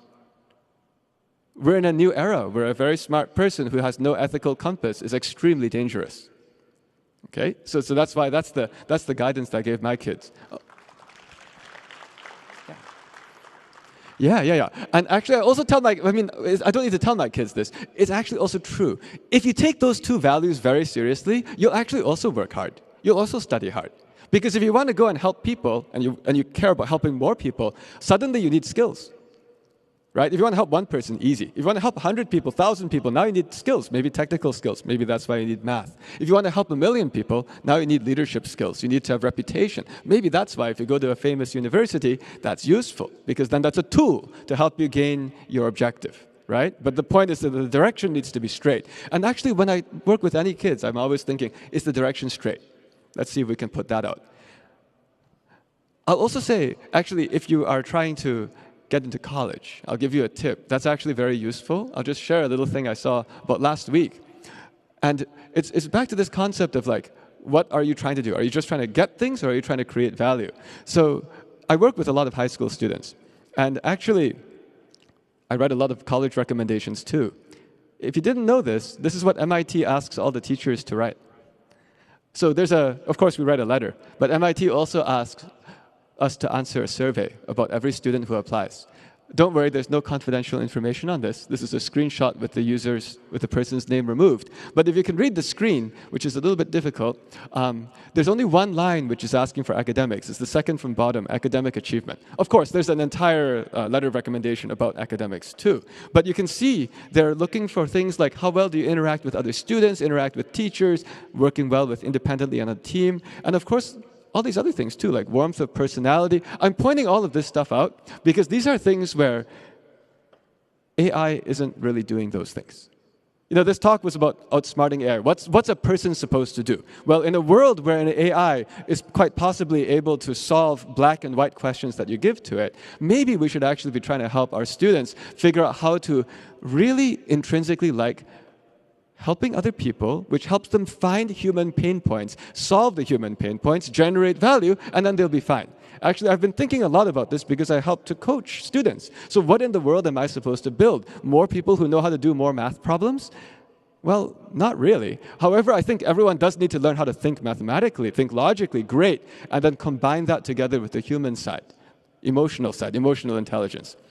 And then the question, of course, is how to scale all of this. I actually see this as extremely urgent because, unfortunately, the speed of innovation of AI is actually making it so that a lot of people's skills will be obsolete very, very quickly. And now the question is, how do you scale these things? So now let me tell you what I'm actually doing, because I don't only go around talking about problems, I actually also make solutions. But it took me many years to figure out how to actually solve people's pain points instead of just doing math problems. So that was my own experience. I'll tell you what I do now. And I'll also tie this all together with the themes of this talk. So at this point, we're moving into, okay, how could we actually try to grab this problem, bull by the horns, figure out a way to teach lots of people how to think, and also how to have this emotional intelligence at the same time, and ideally some human values, because we need to propagate human values to the next generation, or else we're all dead. Okay? So now, the place that we want to intervene is middle school students. Middle school students are at the age where they're still able to think, what might I do? Okay? And they're not running around like crazy, like elementary school kids, and they're not jaded like high school kids. All right? So middle school students, that's where we gotta go. But there's a problem. I don't know how many of you here are middle school teachers. I'm guessing the answer is relatively small fraction. The problem is that there's a shortage of people to deliver all of this education and all of this. And I know that Sal Khan has been working on ways to use AI to do that. I actually work on human to human. And the reason I work on human to human is because if the student is like fairly on the side that they could really push themselves beyond the curriculum, well, actually, then I want to have a human to guide that human and pass on inspiration. Because actually, if I think, what do I do well? Everything I do well is because I saw another human who did that well, and I said, I want to be like you. And I don't think anyone is going to look at GPT and say, man, when I grow up, I want to be GPT. You see what I mean? So we gotta propagate through humans, is how I feel. This is human inspiration. Okay, and the problem was not enough humans. I actually came up with a solution. The solution came from solving multiple pain points at the same time. So one pain point was these middle school kids, and then I realized there's another pain point I'm familiar with, because I work with so many high school students. So I know there's tons of high school students who are really good at math, and they're still worried about something, getting into college. Because if you're really good at math and go to Thomas Jefferson High School, it's still not enough. You're not automatically going to get into all the top colleges. What else do you need? Community service, communication, leadership, all this other stuff. That's how American universities work. It's not one test, right? So actually, to put simply, you need to have IQ and EQ, emotional quotient, emotional intelligence. And I saw a big pain point. There were plenty of people who were really good at math, but how to build the other side. So I started a program for high school students. We find people in high school who are really good at math, and then I hire professional comedians and actors to teach them how to be interesting. I'm able to do this because it turns out that the university, thank you. It's all about letting the emotion out, right? We want to have IQ, EQ. E is very important too. So how come I can do this? It's because the university I work at, Carnegie Mellon University, is world famous for drama. That's right, not only computer science. Not only are we always tied for #1 in computer science, our drama program, like 5 years ago, was ranked #2 in the entire USA. If you want to know why Carnegie Mellon might have anything to do with performing arts, just remember, there's a building in New York City called Carnegie Hall, same Carnegie. Actually, our alumni, they become Broadway stars, Hollywood stars. They win Academy Awards. They win Tony Awards. That's the Broadway version of the Academy Awards.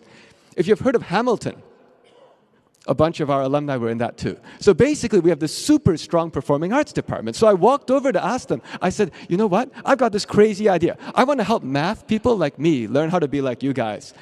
Do you know any actors who are looking for part-time paid jobs? And the person's response was, we know a lot of actors looking for part-time paid jobs. So at this point, I want to be careful. I don't actually want to laugh at them because at this point, I've worked with enough of them. They are so good. The talent is real. It's just that the economics are not in their favor. I mean, I interview computer science software engineers, and I also interview Broadway actor-type people, the actors are really good at interviews. They're really interesting. Okay, so I knew I could do this. At scale, that's the important thing. I'm interested in scale. I'm not interested in small batch, I'm interested in scale. There's 100,000 actors, by the way. So there's a very high potential to scale this thing in a win-win situation. Actually, when I was talking to that person from drama, she said, it's kind of strange. Our university is super good at technology and super good at drama, but you're the first guy I've ever seen come over from there to talk to us. The reason I was willing to do, oh, thank you. So the reason I was willing to do that is because I myself also took acting classes before. Let me tell you why. It's because I was trying to get more people interested in math as the national coach of the US math team about 6 years ago. And so I actually convinced a major philanthropic foundation to support me to be able to work with a professional public relations firm to make a campaign, to make videos, to get people interested in math. Actually, that philanthropic foundation is one of the biggest backers of Khan Academy. So they're a very serious philanthropic foundation. And so they got me a professional PR agency, and I started talking to them. But the idea they had was, let's make some videos with influencers. So me with influencers, okay? And then they said, we've got only one problem, and the problem is you. You don't know how to talk to normal people. You only know how to talk to math people. You have to take improvisational comedy classes. Okay. So they even suggested one. They said, work with these guys. We know these guys. They're good. It was an executive coaching company. And they proposed like 20 hours of work to teach me, and the fee would be $20,000. Whew. I said, that's kind of expensive. I don't know anything about acting. That's like a waste of money at that point. So I searched Google. Are there any improv comedy classes in Pittsburgh, Pennsylvania, where I live? I found 3 theaters. They were all offering them for $15 an hour each. I registered for all of them. So I spent an entire year, 3 hours a week, improv comedy classes. It changed my life. Strong advice to everyone, take improv comedy classes. You don't have to be a kid. I was 35. Take the classes. Okay. Now, yeah, thank you. Let me tell you why I had very strong motivation to take them. First of all, we got the donation, so I got to fulfill it. But second of all, they told me of these influencers you need to make a video with. One of the influencers is a cheerleading squad. Whoa. I went to high school in America. I know what a cheerleading squad is. The only problem is I have no experience talking to them because I just didn't hang out with the cheerleaders. Actually, it's because the cheerleaders just didn't hang out with me. So let me show you what happened. So a year later, okay, so I took all these like training. A year later, we made this. 1, 2, 3, 4, 5, 6, 7, hit 8. 1 hit 2, 3 hit 4, 5, 6, 7. 5, 6, 7, 8. I'm Ho Shen-lo. I'm a math professor, and I travel the world finding math in unexpected places. 1, 2. I'm Robert Sienna. I've transitioned from an athlete to a coach about 4 years ago. Hey, good to see you again. Great. Oh my gosh, I want you to meet my friend Chelsea. Hi, I'm Po. Nice to meet you. I'm super excited to bring him in because his background is math, and we use a lot of math in cheerleading, but we don't really think about it. We have never had a math professor come here and work out with the teams. I think you get the idea. So she said, we have never had a math professor come here and work out with the teams. That was fun. Actually, if you had gone to me in high school and told that boy, in 20 years, you're going to record a video with a cheerleading squad that you have literally never met in your life, I would have said, what are you dreaming? I'm a math team guy. Okay? So the thing can work. All right. So then let's put the whole thing together, right? So I said, okay, I can get all these math people to take these acting classes. It's going to work. We have enough people to supply them at scale. These are all humans, but they need to practice. You know, if you want to learn how to talk, you cannot just watch these actors. You got to actually talk. So what do you think people who love math in high school, what do you think is the easiest thing for them to talk about? Math. So the way they practice is by live streaming the best live video math classes ever made over to the middle schoolers. This is called 3 birds with 1 stone. I have 3 parts. every part wins. The middle schoolers, they suddenly get access to very smart, very well-spoken and interesting people to teach them math in this interactive way where they have to say their own ideas, like how I teach, right? So they get what they need. The high schoolers, well, they suddenly get to complement the IQ with the communication skill.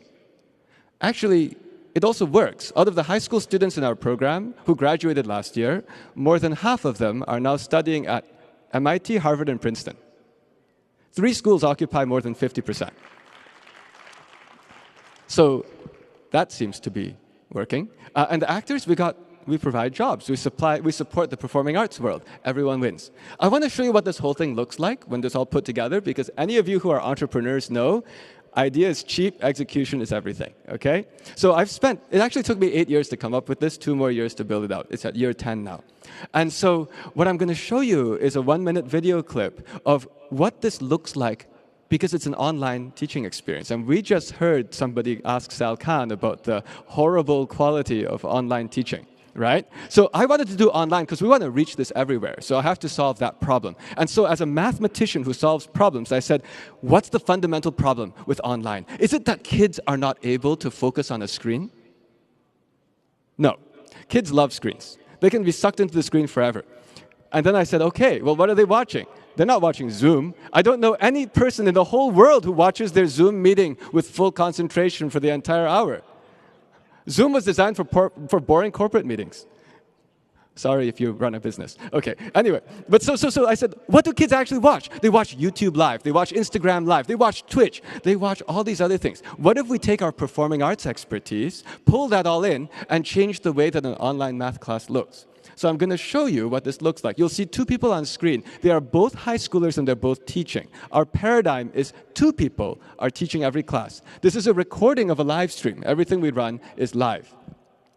And this is what we turned online math class into. All right, so we have our first daily challenge question here. Now, before we jump into it, I'd like to establish one small class norm, which is when you have a question, first of all, if you have a question, put it in chat. We would like to hear all of your questions, and we will definitely address any questions you have. But also, if someone sends in a question that you had, you can put a QQ in chat to indicate that you had the same question, a common question. That way, we know that you had the same question, and you can support your classmates in having questions about the problem. I saw a lot of people have great responses and great answers. However, we really want to see your solutions so that we can start building upon your ideas. And 2 solutions that I already see are from Grace and Isha. So thank you guys really much for putting those in. All right, so we have our first daily challenge Apparently, question here. It plays on loop. Now, before we jump into it, I'd like to establish... We turned an online math class into a TV show. Actually, I would say we turned it into a Twitch stream, if you know what that means. But it's not on Twitch, but we actually run it all through Zoom. We just wrote our own software and we built our own system to make a Zoom experience look like that. We stole all the ideas from Instagram live streams, gamer streams, you name it, and it made that. You might have noticed a few things in there. The first thing is you might have noticed that there was this chat running up the screen. That one is what we took from Twitch and all of the live streaming things. That's because we saw earlier a slide about one-on-one makes more effective gathering of knowledge. I agree with that. But what I've found is one-on-many makes energy. And what I found out is if someone really wants to learn, then they learn. How do you get them to learn? Crowd power. If you've ever watched a large-scale stream, if the stream has more people, it's more fun. I don't know if anyone has noticed this before. If you watch a live stream with 5 people, everyone leaves because it's dead. On the other hand, there's this weird counterintuitive thing that the more people, the better. Of course, we cap it at like 25, 30 people. But what we found out was that if you put that in with this chat, you get an almost quadratic nature of communication going on, and kids suck in. Something else you might have noticed. The 2 people on screen, they're smiling. We actually figured out a way to go and make it so that there's the positive emotion coming out through, and that's because we did something that no one's ever done before in the history of education. In every single classroom, we have a professional actor. That person has one job: make sure it's interesting. The person doesn't teach math. They don't have to. We already taught the high schoolers how to teach math. But their job is to watch the high schoolers talk and to give real-time feedback on the smile, on the tone of voice, on the usage of volume, hand gestures, everything. The reason we can do this is because we use the internet for benefit. The actor's camera is off, the microphone's off, so the people taking the class have no idea that he or she is there. Instead, there's a parallel video call where the actor and the high schoolers can also see each other. The high school students and the actor are in 2 calls at the same time. In the second call, all of the feedback from the actor goes straight to the high school students. So the actor is watching and diagnosing and guiding the high school student to just be more interesting, telling them all kinds of things that their parents have been telling them for the last 10 years. Well, okay, and more too. But the thing is, when it comes from a Broadway-level actor, everyone listens. So, okay, so we put this all together. And you see, you cannot do this in person. We made something very strange. We made online classes that are with more student participation than offline classes. This was thought to be impossible before. We know because we have all the stats of the people talking in our classes. People are actually responding. And that's because we've made it so that there's this feedback loop going on. And in real life, you could not have the math teacher teaching you math standing here and the Broadway-level actor watching and giving feedback. Who's going to watch the math person? Does that make sense? I like to do things where you do something where you couldn't do it before. That's what we did here. The net result is we've done something new for the high schooler. The high schooler doesn't only get community service out of this. This is intrinsically valuable for the high schooler. Because now if the high schooler does 1 hour of teaching, that equals 1 hour of access to a Broadway-level acting coach. 1 for 1. And if you want to get that Broadway-level acting coach, you got to talk about something anyway. And the easiest thing to talk about is math. You see what I mean? From the high schooler perspective, it's all win. Actually, by the way, the high schooler also doesn't pay anything. They get paid. The way this all funds is because the class I just showed you, that's not free. The middle school families pay, but many of you know about after-school math classes anyway. We just made better ones at a cost that's actually even lower. Anyway, but that lets us run everything. So then suddenly we can run everything because that supports the other 2 parties. So then suddenly from the high school perspective, it's a win in every direction. And that puts me in a strange situation in education. I have too many people wanting to be teachers. Let me show you what that looks like. So once you have too many people asking to be teachers, then the people who are teaching look like this. Let me just show you. This is the list of everyone who teaches. Everyone who has taught on this platform. Just to talk through what this means. Srinivas, this means USAJMO qualifier, one of the top 250 in the country. If you see MOP, that's one of the top 60 in the country. National Math Counts for a state means one of the top 4 in the state. We're international, so this is a Romanian, very strong Romanian contest. Elena was on screen, you just saw her. Now you see she's not only good at smiling and talking, she's a genius. This is one of the top 60 in the country. And the list goes on and on. Actually, this is the largest scale, super high density of extraordinary people who have gotten involved in coaching mathematics to middle school students because it's a giant win-win. And that's where the last part comes in. Once I found myself with this power that all these people seem to want to join this program, well, we get to choose who comes in. And when people apply to come in, actually, we don't only evaluate their math skill. We actually check through interviews whether they really like helping other people. And we only take the ones who actually want to help other people. And this helps to propagate. This creates a virtuous cycle. Because then suddenly the high schoolers we have with this are then influencing the middle schoolers who they're teaching. This class doesn't only teach math. It also teaches people how to see an example. It lets people see an example of someone who's brilliant, well-spoken, and also kind, which you can see through the eyes.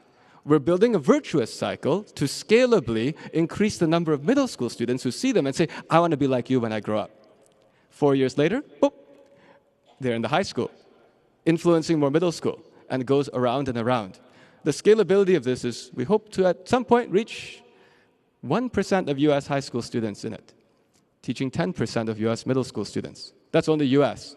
You can imagine this all over the world. It's 1%, 10%. That's how all the numbers work. And there are enough actors out there to do this.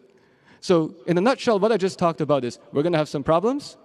I'm showing you one solution. I hope other people make other solutions too. But I hope that no matter what, every solution focuses on actually trying to make people with values as well.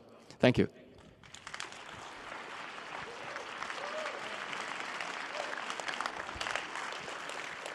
As the Q&A is coming, I actually just realized I should leave this thing on the screen. If you like any of the stuff you just saw, I'll leave this here, which is that I actually run around giving these talks all over the country. So I put a thing on the screen, if they can put it there. I go all over the country giving talks. I'll be doing another tour in the summer. If you want to know when I come to your city, just like register, put your contact into the tour thing. But I do run I'll probably give like another 100 talks this summer. Yeah. Thank you. Thanks a lot. That was amazing, right? So, audience, you have access to application. Please go ahead and send your questions. I do have some pre-prepared questions, which I'm going to start with. But if you have any questions, just push them through the app, and I will be taking them here, right?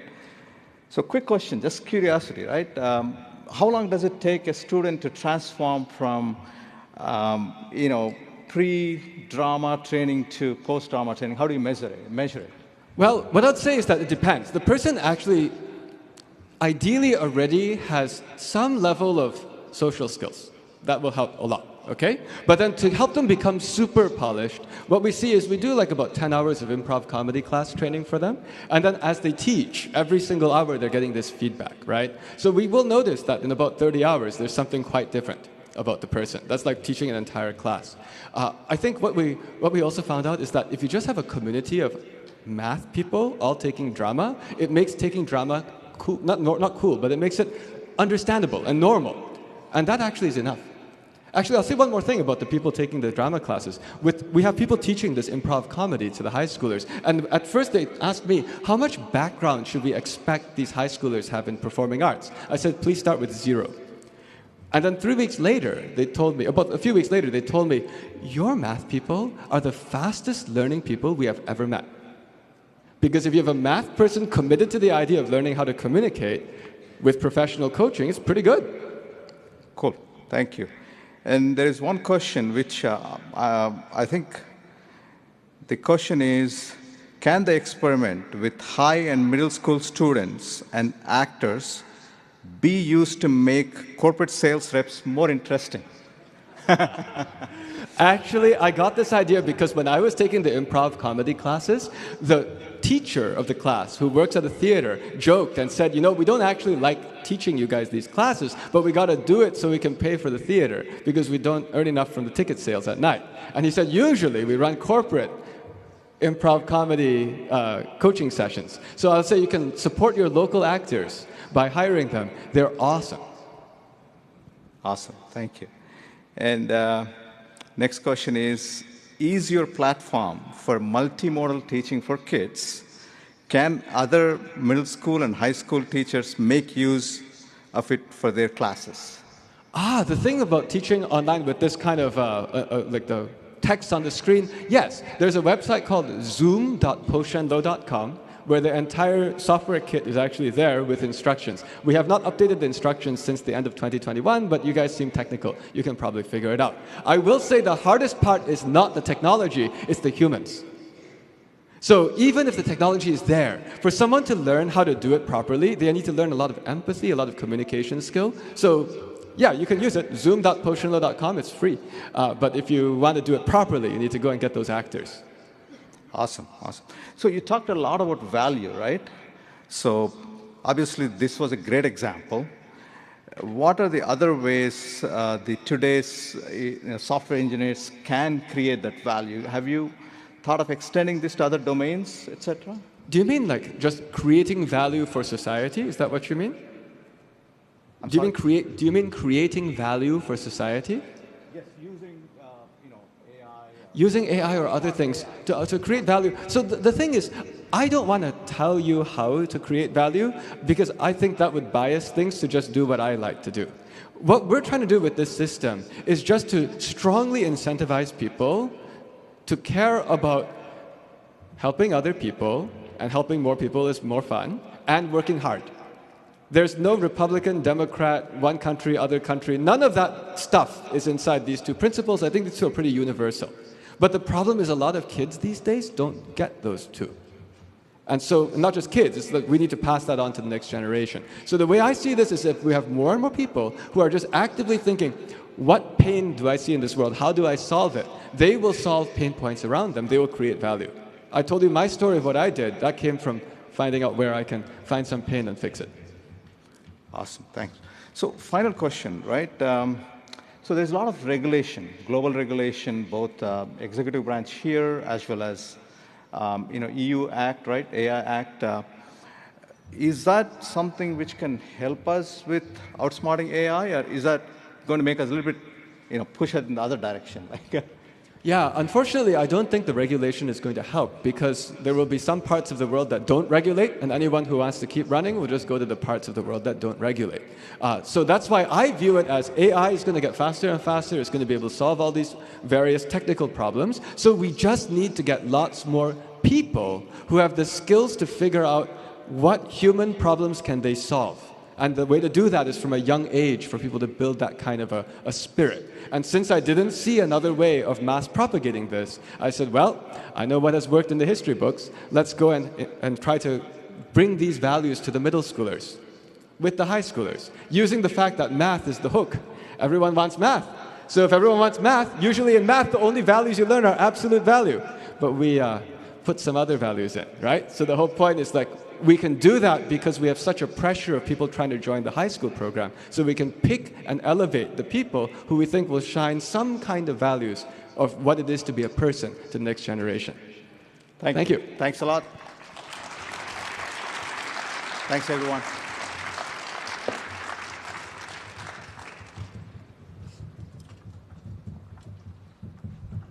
Thank you both. That was a fabulous session.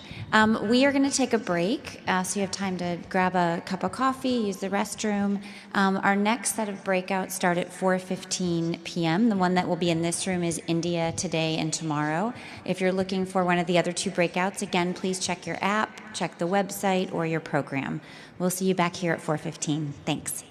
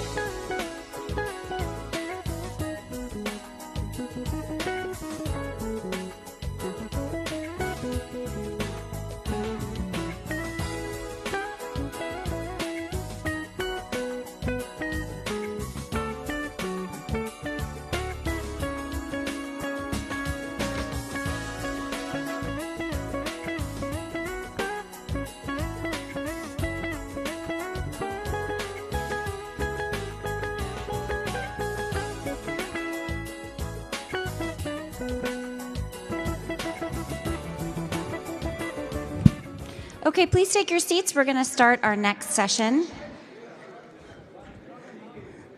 Please take your seats. Thank you. We want to respect all of our speakers' time, and we have a great panel queued up for you backstage, so appreciate it. Here to announce our final breakout session of the afternoon, I am pleased to bring to the stage Samir Anand, a director with BAE Systems. Samir?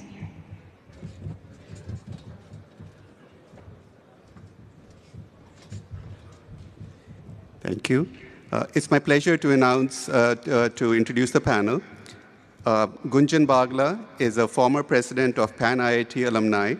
He's author of Doing Business in the 21st Century India, published by Hachette, and writes about India for the Harvard Business Review. His company, Amrit Incorporated, drives USA-India business with clients across diverse industries such as life sciences, consumer products, defense, and high-tech. Companies from Boeing, Clorox, Medtronic, Roche, to early-stage startups have benefited from his expertise. Gunjan is a graduate of IIT Kanpur in mechanics and in mechanical engineering. Thank you. Okay, so I'm supposed to be at the far end.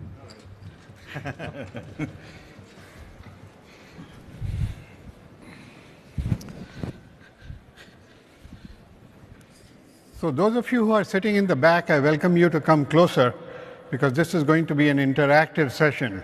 Okay, so please come on, don't be shy. Today you've heard a lot about artificial intelligence. Okay, this panel is going to be about real intelligence. Okay, you also heard Vinod Khosla in the morning say that most experts are wrong, and they are wrong most of the time.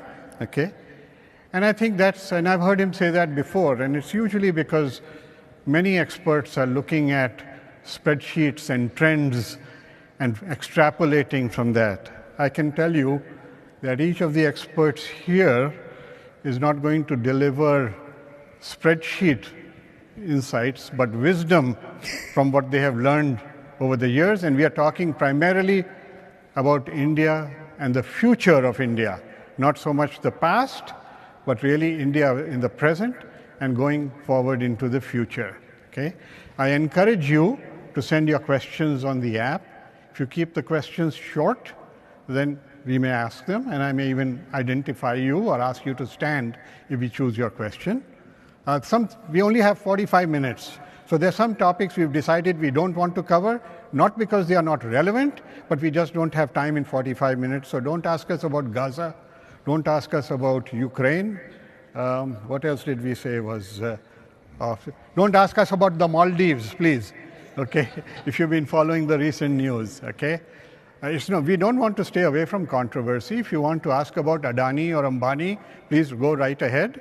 And this is going to be like a bull session on the IIT campus, sitting in the canteen or the quadrangle or whatever you had on your campus. But before I do that, let me identify how many people are here who are not IIT alumni.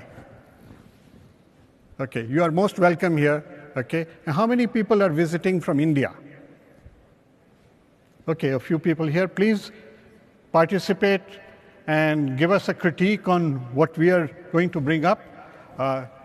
We have one panelist from India, Jayajit Bhattacharya. We have 3 from the US. And if we were trying to meet the DEI requirements of diversity, equity, and inclusion, I think our panel is the absolute best. Okay, we have the token white person, we have the token woman, we have the token person, a pro-government Bengali, and a guy named Modi who wrote a book called India is Broken. Okay, so we are covering the entire spectrum. Okay? So, let me see. Let me start with Rick Rosso. Rick is currently on the board of the US-India Business Council, which is part of the US Chamber. He is the India chair at the Center for Strategic and International Studies, someone I have known for almost 20 years. And the chair for India Studies was formerly funded by one of the Wadhwani brothers, an IIT alumnus. It is now funded, I guess, by CSIS itself. So, India is a federation, although sometimes people forget that. Okay? And when you talk about the progress of India, it's really the progress happens in the states, regardless of what the federal government may be doing. And I don't know of anyone who tracks India's states more comprehensively than Rick and his team.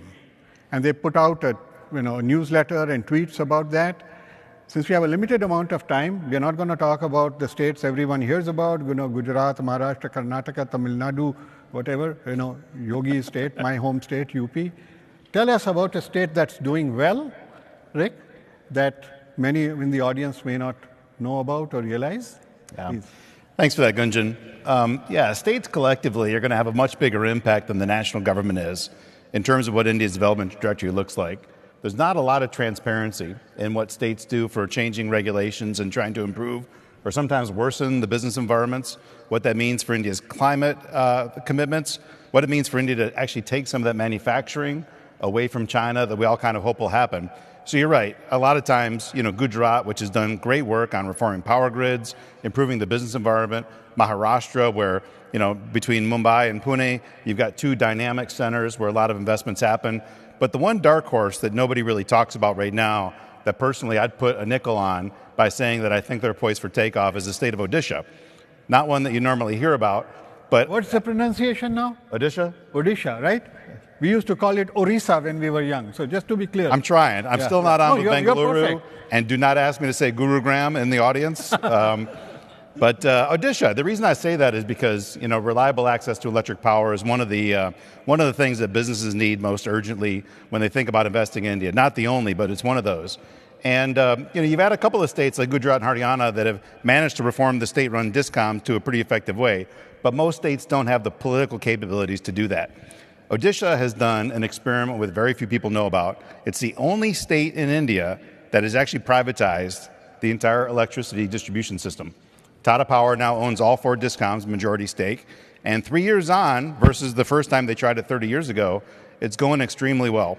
So they haven't fixed everything, but access to electricity and the fact that you have the longest serving chief minister, so you've got relative stability of policy, are a couple of good things. So you asked me to touch on a state that not as many people mention. Odisha is one I'd put a nickel on. Thanks.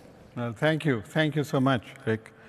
So, Tanvi, you and I have been on panels together. Tanvi is a senior fellow at the Brookings Institution, also here in Washington, D.C., a graduate of Delhi University, Lady Shri Ram College, if I remember right. For those of you who are on Twitter, X, I guess I should call it now, please make sure you follow Rick and Tanvi, and I think, Jajit, you are also on Twitter, right? Yes, I am. Yeah. Yes. Ashok? I am also. You are on Twitter too? I couldn't find you. I'm on Twitter. Yeah. Okay, all right. But the funnest tweets I ever read are Tanvi's, okay? And we'll get into that maybe later on.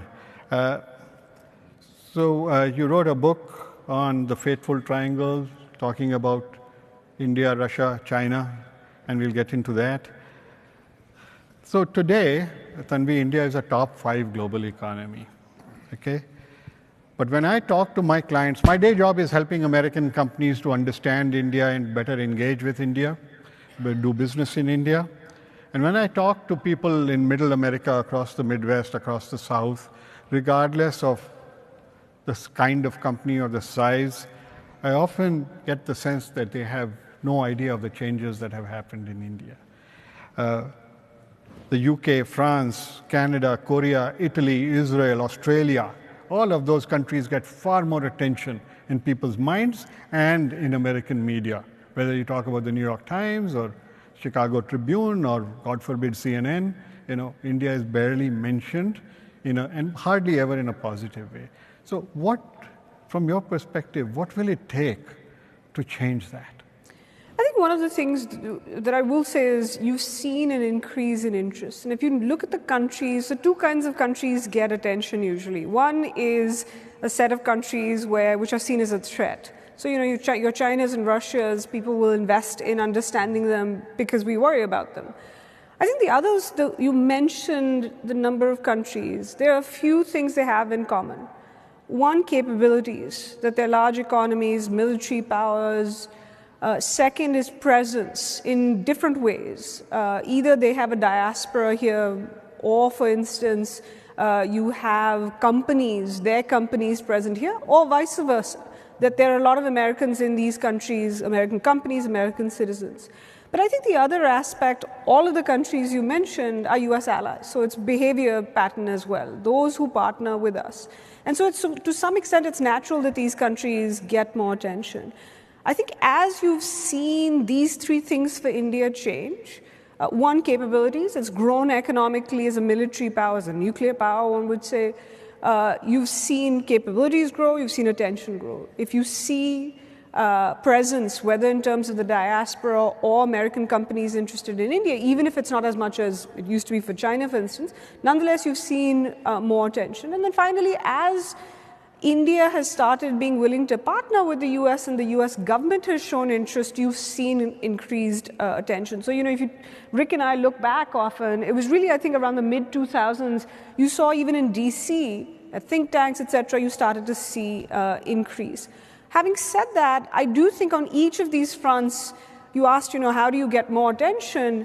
One, I'm not sure sometimes you want attention from the news media because it's usually when something bad is happening in the world. But the other thing is, I think, how do you enable? One is things that India does for itself, which is, if you have more attractive economic policy, etc., even tourism, you get people who will pay attention to it. And that will be natural. Rick talked about this a lot in his own work.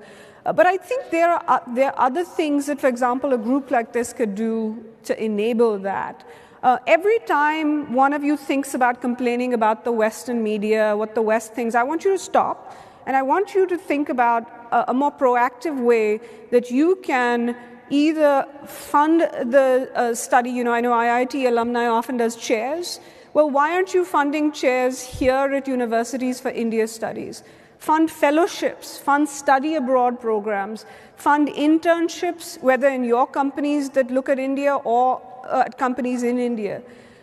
Each of these countries that you mentioned have invested here through these kind of mechanisms to study their own countries. So I think, it's Indian companies, it's American companies interested in India, and it's the diaspora that really needs to start thinking about how do you actually, fund that actual work. And I don't mean opinion, I mean research about the country and contemporary India. So I think that the community can play a role and companies can play a role. One final thing I'll say is we talk a lot about people not understanding India. There are no chairs in US studies in India. So this is a two-way kind of lack of understanding. And I want to see an IIT chair, an IIT class of whatever chair in US studies in India in the next kind of 10, 20 years. That's awesome. Thank you so much, Tanvi. So let me make it more specific to this conference here. We have some of the brightest minds, and not all just IITians. We had head of the Carlyle Group here. We had the CEO of IBM, right? The Washington Post isn't here covering this event, right? Neither is the New York Times. Gunjan, I just told you stop. Every time you think about complaining about the Western media, stop and move on and think about. I'm sorry, I didn't mean to interrupt, but just that's cool. That's cool. We want diversity and we want controversy here. So Tanvi, on my own, just to give you some feedback, on my own, without any PR firm, I've managed to get myself in the Wall Street Journal and the New York Times and the Washington Post. Okay, so I encourage those of you who are entrepreneurs to try this on your own. You don't have to spend big money, but get your name, get your company's name, get India featured in those, other than stories about Maharajas and monkeys. There's a heck of a lot happening in India that we can cover through our collective efforts here. So let me move to Jayjeet, who is a graduate of two IITs, my alma mater, Kanpur, and then IIT Delhi.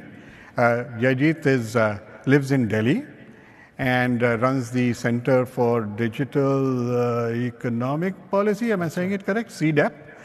He's also an entrepreneur and involved in many other initiatives. So I have a challenging question for you, Jayjeet, and I request a short answer to that. So India has millions of people working. In India, they say software, And I correct that. I say software services.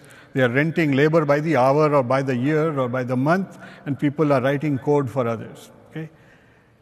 We haven't really seen a flurry of Indian companies, Indian software product companies that are household names in the US. I'm talking about whether you think of SAP or you think of Snap or you think of, other than service providers, yeah, TCS and Infosys and so on, but there isn't a product that I can identify other than one company out of Chennai, Zoho. So they are a remarkable exception. So what will it take? At the next IIT alumni conference, do you think we would have, 3 companies that would be household names that produce software or digital products? Yeah, I think, Gunjan, these are one of those holy grail questions. And I'm pretty sure everyone in this audience will have a view on it. So, and all of those views are correct because it's a very complex issue. But let me step back a little bit and look at what's happening, not just in India, but globally. How many products came out from the rest of the world outside of the Silicon Valley, outside of US? If you look at Europe, again, about a $20 trillion economy, how many new products came out? It was Spotify and then Skype and what else you remember? SAP. Yeah. So SAP was 30, 40 years back. I'm talking about the last 20, 30 years. You've got China, which started coming out with products about 10 years back. And the companies which were formed in around 2000 started kicking off around 2007, 2008, like the Baidus and the Tencents and so on and so forth. And if you look at India, we are at, from an economic perspective, at the same level that China was in 2007, 2008. We have got roughly the same GDP now. So that's the trigger point where things will start happening. But that's just one factor. The economy is just one factor because look at Europe. It's much bigger and it's still not producing too many products. One of the key issues is the ecosystem, right? And what does ecosystem mean? That if you don't have the right set of players and stakeholders, you can't just create a product out of the blue, which fits for the world's requirement. So let me take a real example of what happened in about 1813, 1814. There were 2 legislations that were passed in the British Parliament, and it's all there online for the British parliamentary records, where they passed a legislation saying that Indian ships which are below 350 tons will not be allowed to ply between Britain and India. And you can't have British flag on them, and if they carry goods, they'll be taxed extra. And why 350 tons? Because the British couldn't produce the larger 1,000-ton ships, which India was good at. And basically, the shipwrights went to the king and said, look, they got a better, I can call it the TCO in today's language, a total cost of ownership. They're bigger, stronger, lower maintenance. So when your Royal Navy needs us, we won't be around because we'll be dead by then. So please do something.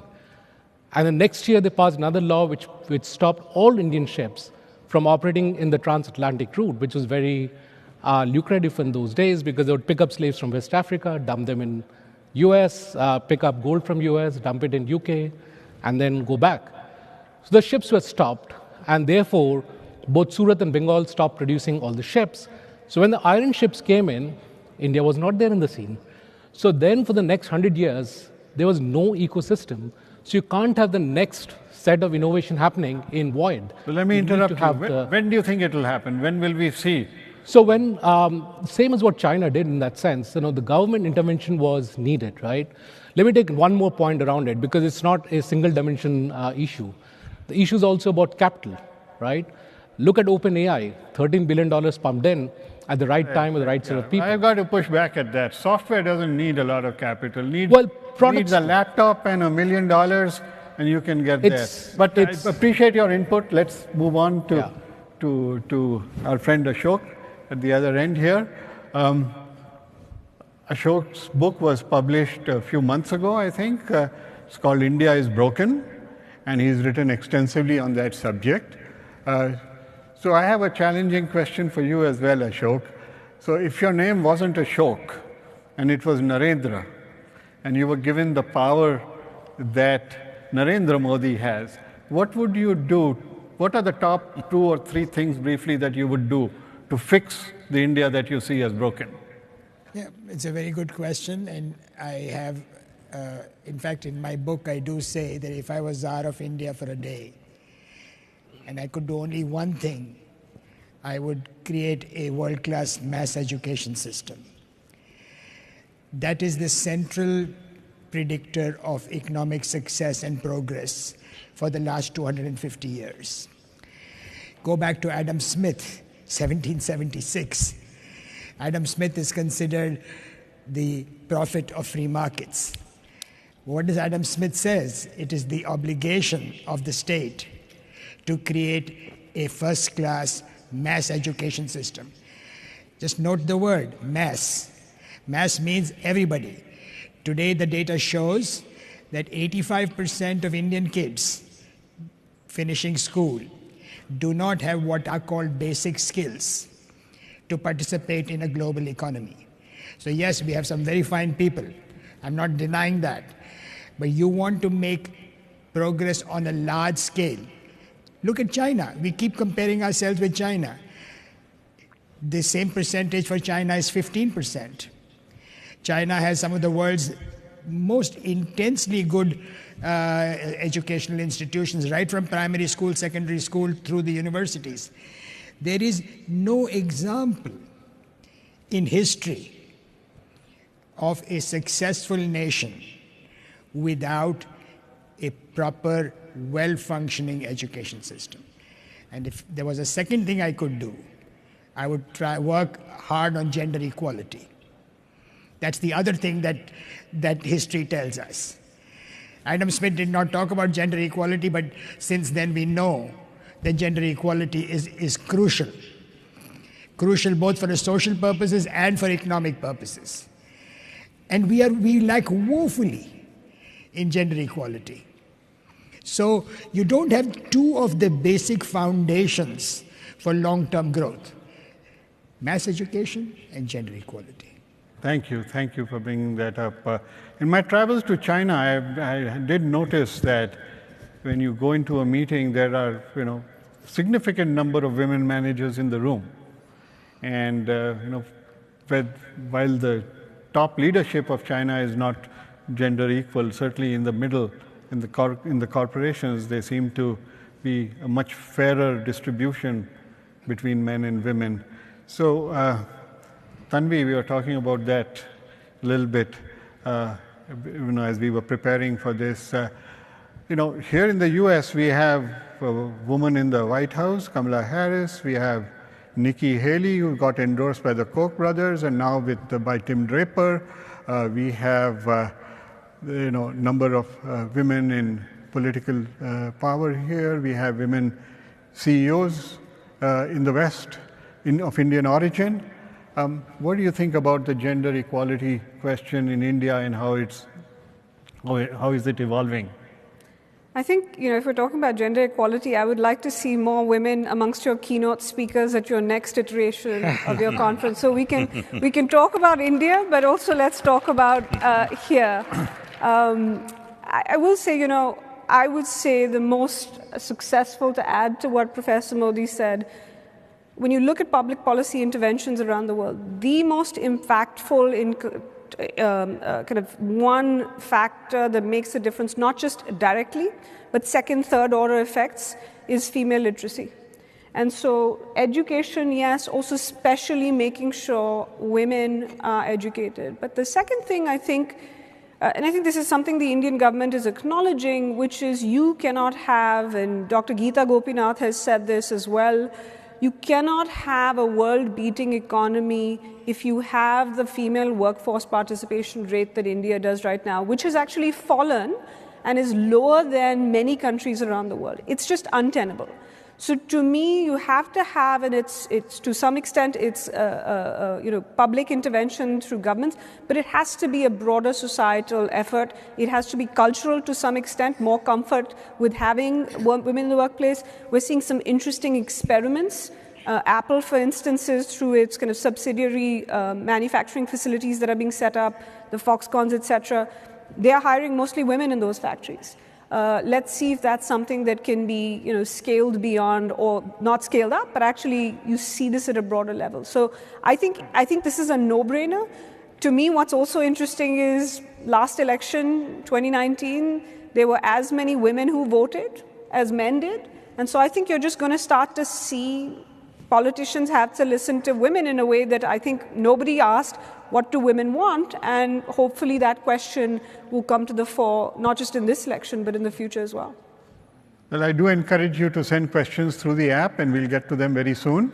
But very quickly, Jajit, do you have a 30-second comment on gender equality or in India? It's I mean, India and South Asia are pretty strange places because they were the first ones to have women heads of states, and for a long time they have a history of women running the place. But when it comes to running companies and running commerce, they suddenly seem to disappear. We obviously have a whole bunch of examples of this woman being the CEO of another company and so on and so forth. A lot of unicorns being run by women. But at the factory level, at the workforce level, exactly what she said, women are missing. And that's a mix of gender infrastructure not being there. Education obviously is an issue, but a lot of semi-educated men are also part of the workforce, but where are the women? And that's going to hold us back if we don't provide the supporting infrastructure, which is both at a city level as well as a family level. Both needs to come up to be able to get the women to start working. And if 50% of your workforce is not there, that's going to pull your GDP down. Thank you. Rick, do you track gender equality or diversity at all at CSIS? Yeah, I'll just augment, something that Tanvi had said, right, which is it's everybody in this room's responsibility. I presume a lot of you mentor, a lot of men in the room mentor. Who are the last 5 people that walked through your office for mentorship? Were they all men? If they were, can you do more to seek out women that maybe are looking to take that next step up and where your counsel and advice and leadership can actually help? So, it is, echoing Tanvi, it's a call to arms, I think, for people in the room here. It's not some esoteric thing to be talked about on stage. It's something that everybody in this room can take forward and hopefully do some good things on. Thank you, Rick.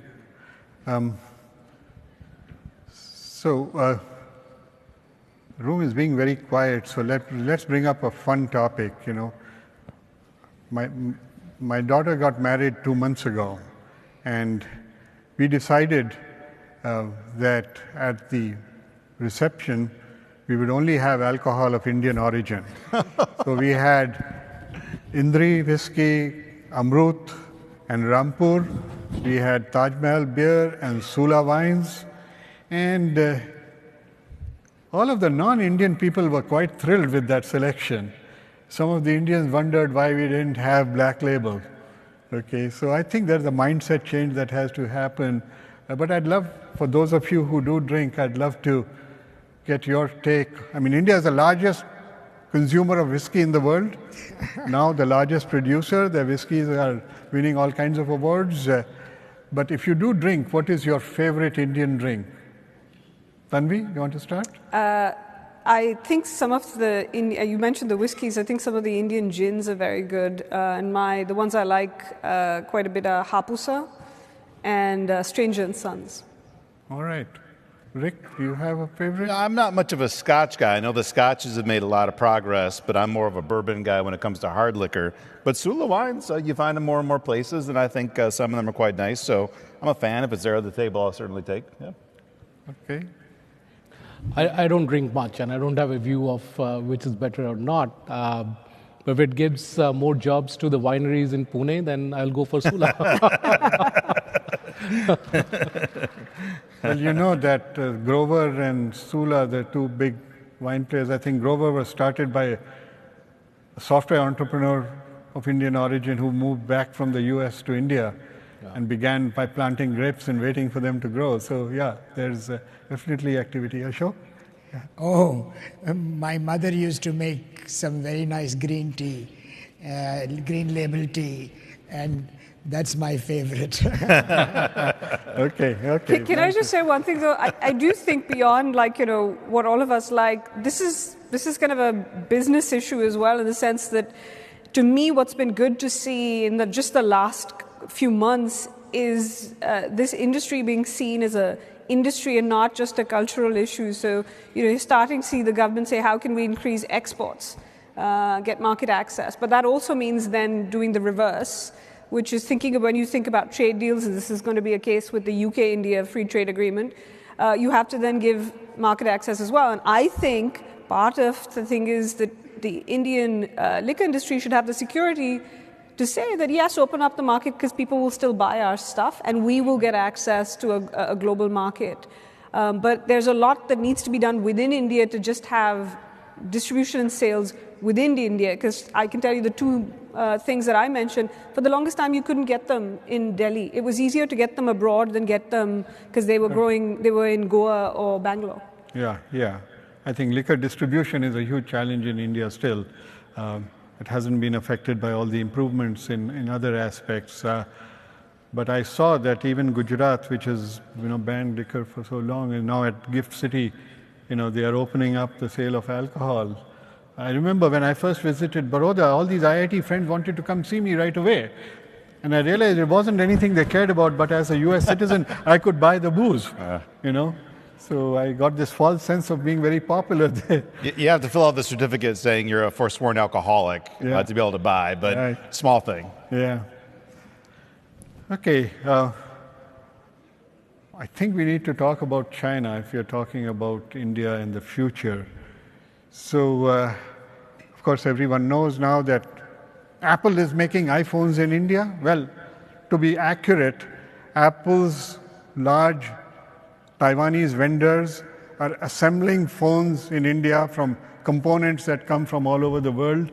But the size of Apple being what it is, that has created employment for 50,000 or more people in India and will probably go up to 250,000 soon.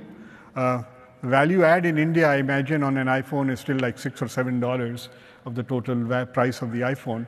But it's kind of made the rest of the US aware that India can be a manufacturing partner. I've been talking China plus one for 15 years, but finally you start seeing it in mainstream media, in fact.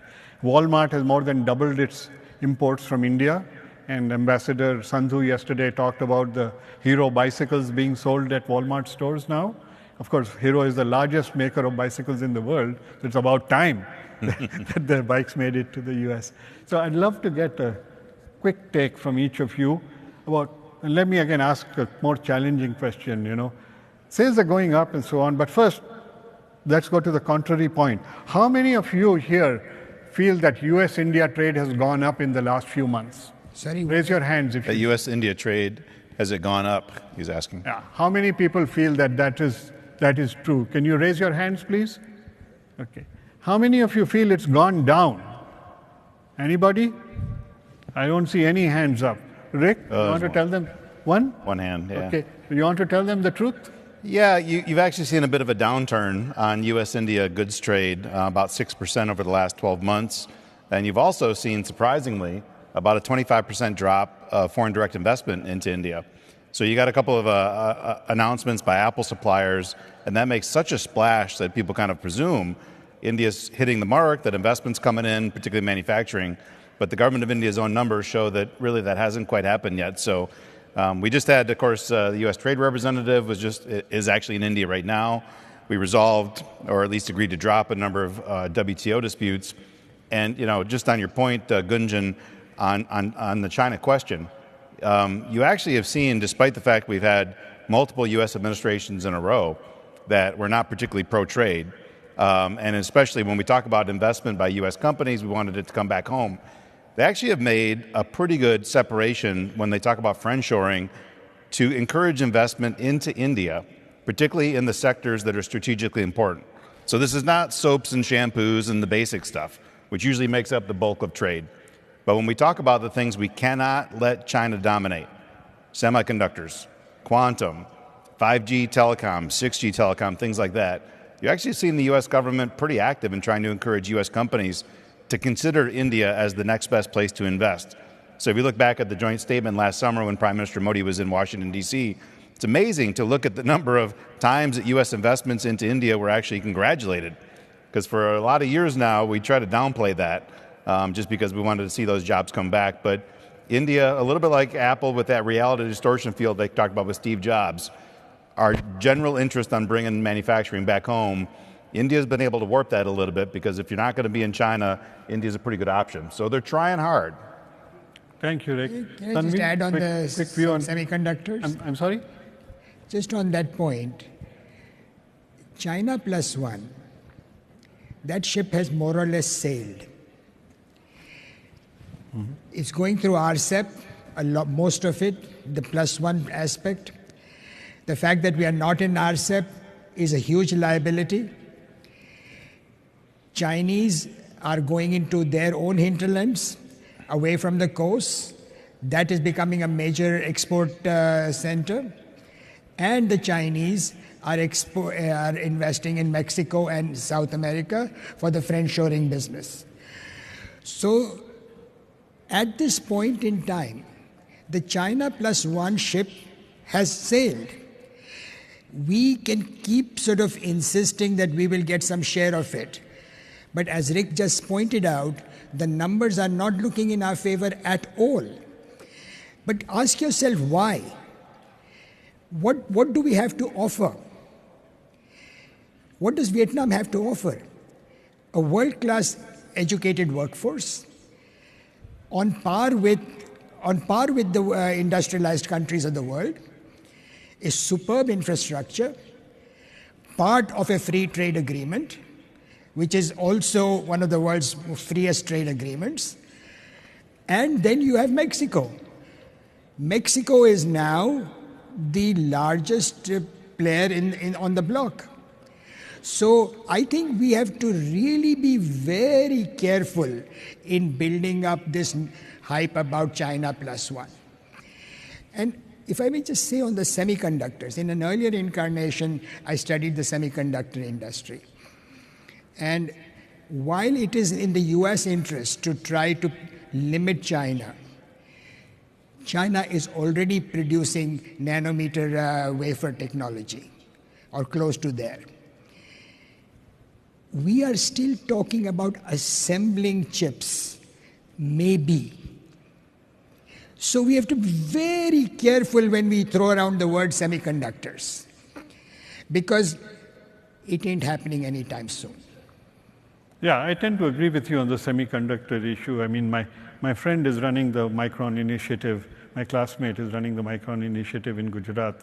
And it's $3 billion, but $2 billion of that has come from India. So Micron got a very sweet deal. And the Foxconn Vedanta's thing fell through. Well, that was a deal that could not have happened. The Two one people area who didn't know how to make chips were going to get together and make chips. The one area that it has worked, though, is on the production of solar panels. Yes. Because there in the United States, also this idea that Indian voters do not care yet about climate change, but Indian politicians care about jobs. And the U.S. Development Finance Corporation has now put in almost $1 billion for two investments, one of which is already producing solar panels. So it is good to see that at least one of these strategically important areas, they're putting their money where their mouth is, too. It's not just simply encouraging companies, hey, look at India, but actually putting some real money behind it. I think there are a couple of things here, though, right? I think whether or not you want to frame it as China plus one, for India, just in terms of its own economy, needs this kind of investment, and not just from outside. Frankly, private sector in India needs to spend more, something the government has been trying to get them to do. Some of it is, let's see where this investment in infrastructure, etc., logistics, is this going to help? I think India needs to do more on the trade front, because I don't think that necessarily has to be RCEP. I think the RCEP, which is the Regional Comprehensive Economic Partnership, that ship has sailed for India not because India is fighting the US battle on China. India is doing it for its own sake. At some point, India doesn't want to be dependent on chips from China for its own sake, not anything to do with the US. I think from the US side, one thing we know, India is, whatever the US says, going to get into the chips business. The question is, do we want to help facilitate that and be the partner that India actually looks to? It's not going to be one thing the US has helped convince India, that you cannot go from 0 to 100 overnight. But you have to start at kind of the low end first. India is going to do this because India has always believed historically, whether it was a Nehru government, a Indira Gandhi government, or this government, that it doesn't want to be dependent on outsiders. So it's going to do it.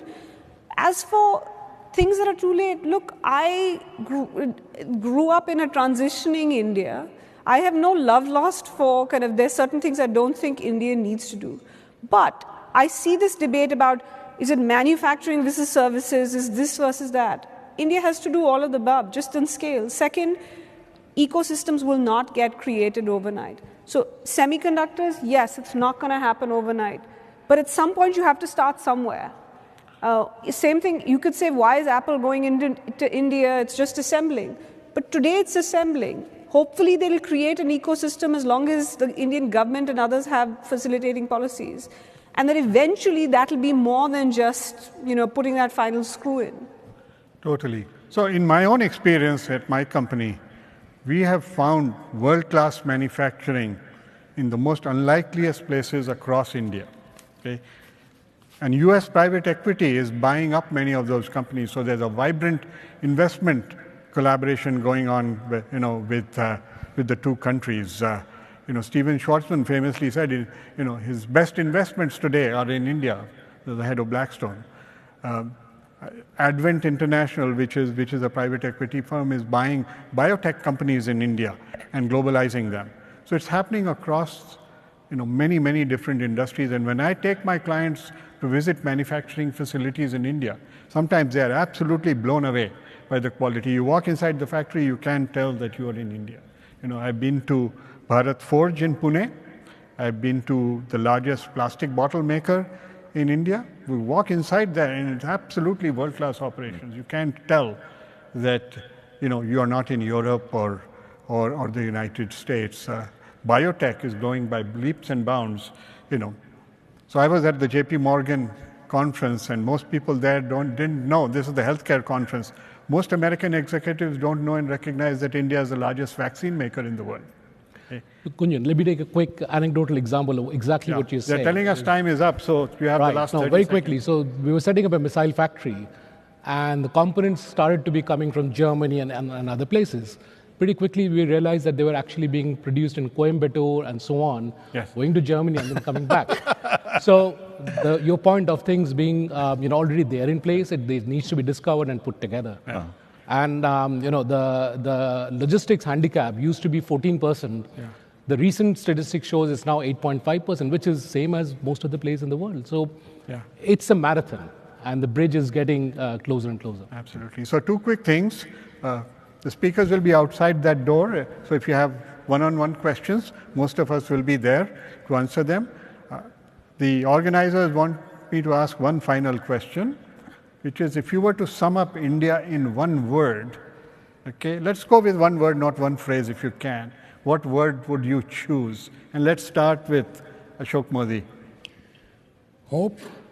Hope, all right. India's time. Flexibility. Aspirational. I will go with energy. Energizing, I should say. Well, thank you, audience. You've been wonderful. Thank you, panelists, Tanvi, Rick, Jaijeet, Ashok. And thanks to the organization for doing such a great job. So thank you, panelists, for a very energetic, hopeful, and stimulating conversation. Just one more thing. Gunjan has 2 copies of his book, Doing Business in 21st Century India. So we're going to give it to the first 2 people who submitted questions. I know there were a lot of questions. We may or may not have gotten to these questions. But if George Koshi and Himanshu Shekhar can meet us outside the speaker's lounge, we have a couple of copies of this book for you. Thank you. Thank you so much. All right, that's a wrap for all of our sessions for today. We do have a meditation session going on. If you, again, check your app or the website for details there. And then we also have those campus sessions starting at 5:45 p.m. and going till 7:30 p.m. So again, check your agenda, see which one you'd like to attend, and make sure you don't miss it. For those of you who purchased a gala ticket with your conference registration, you'll have a G on your badge, and that gala is this evening. And definitely promises to be a good time. So if you're going, please enjoy. For the rest of you, I hope you have a wonderful evening and look forward to seeing you tomorrow morning. Thanks so much.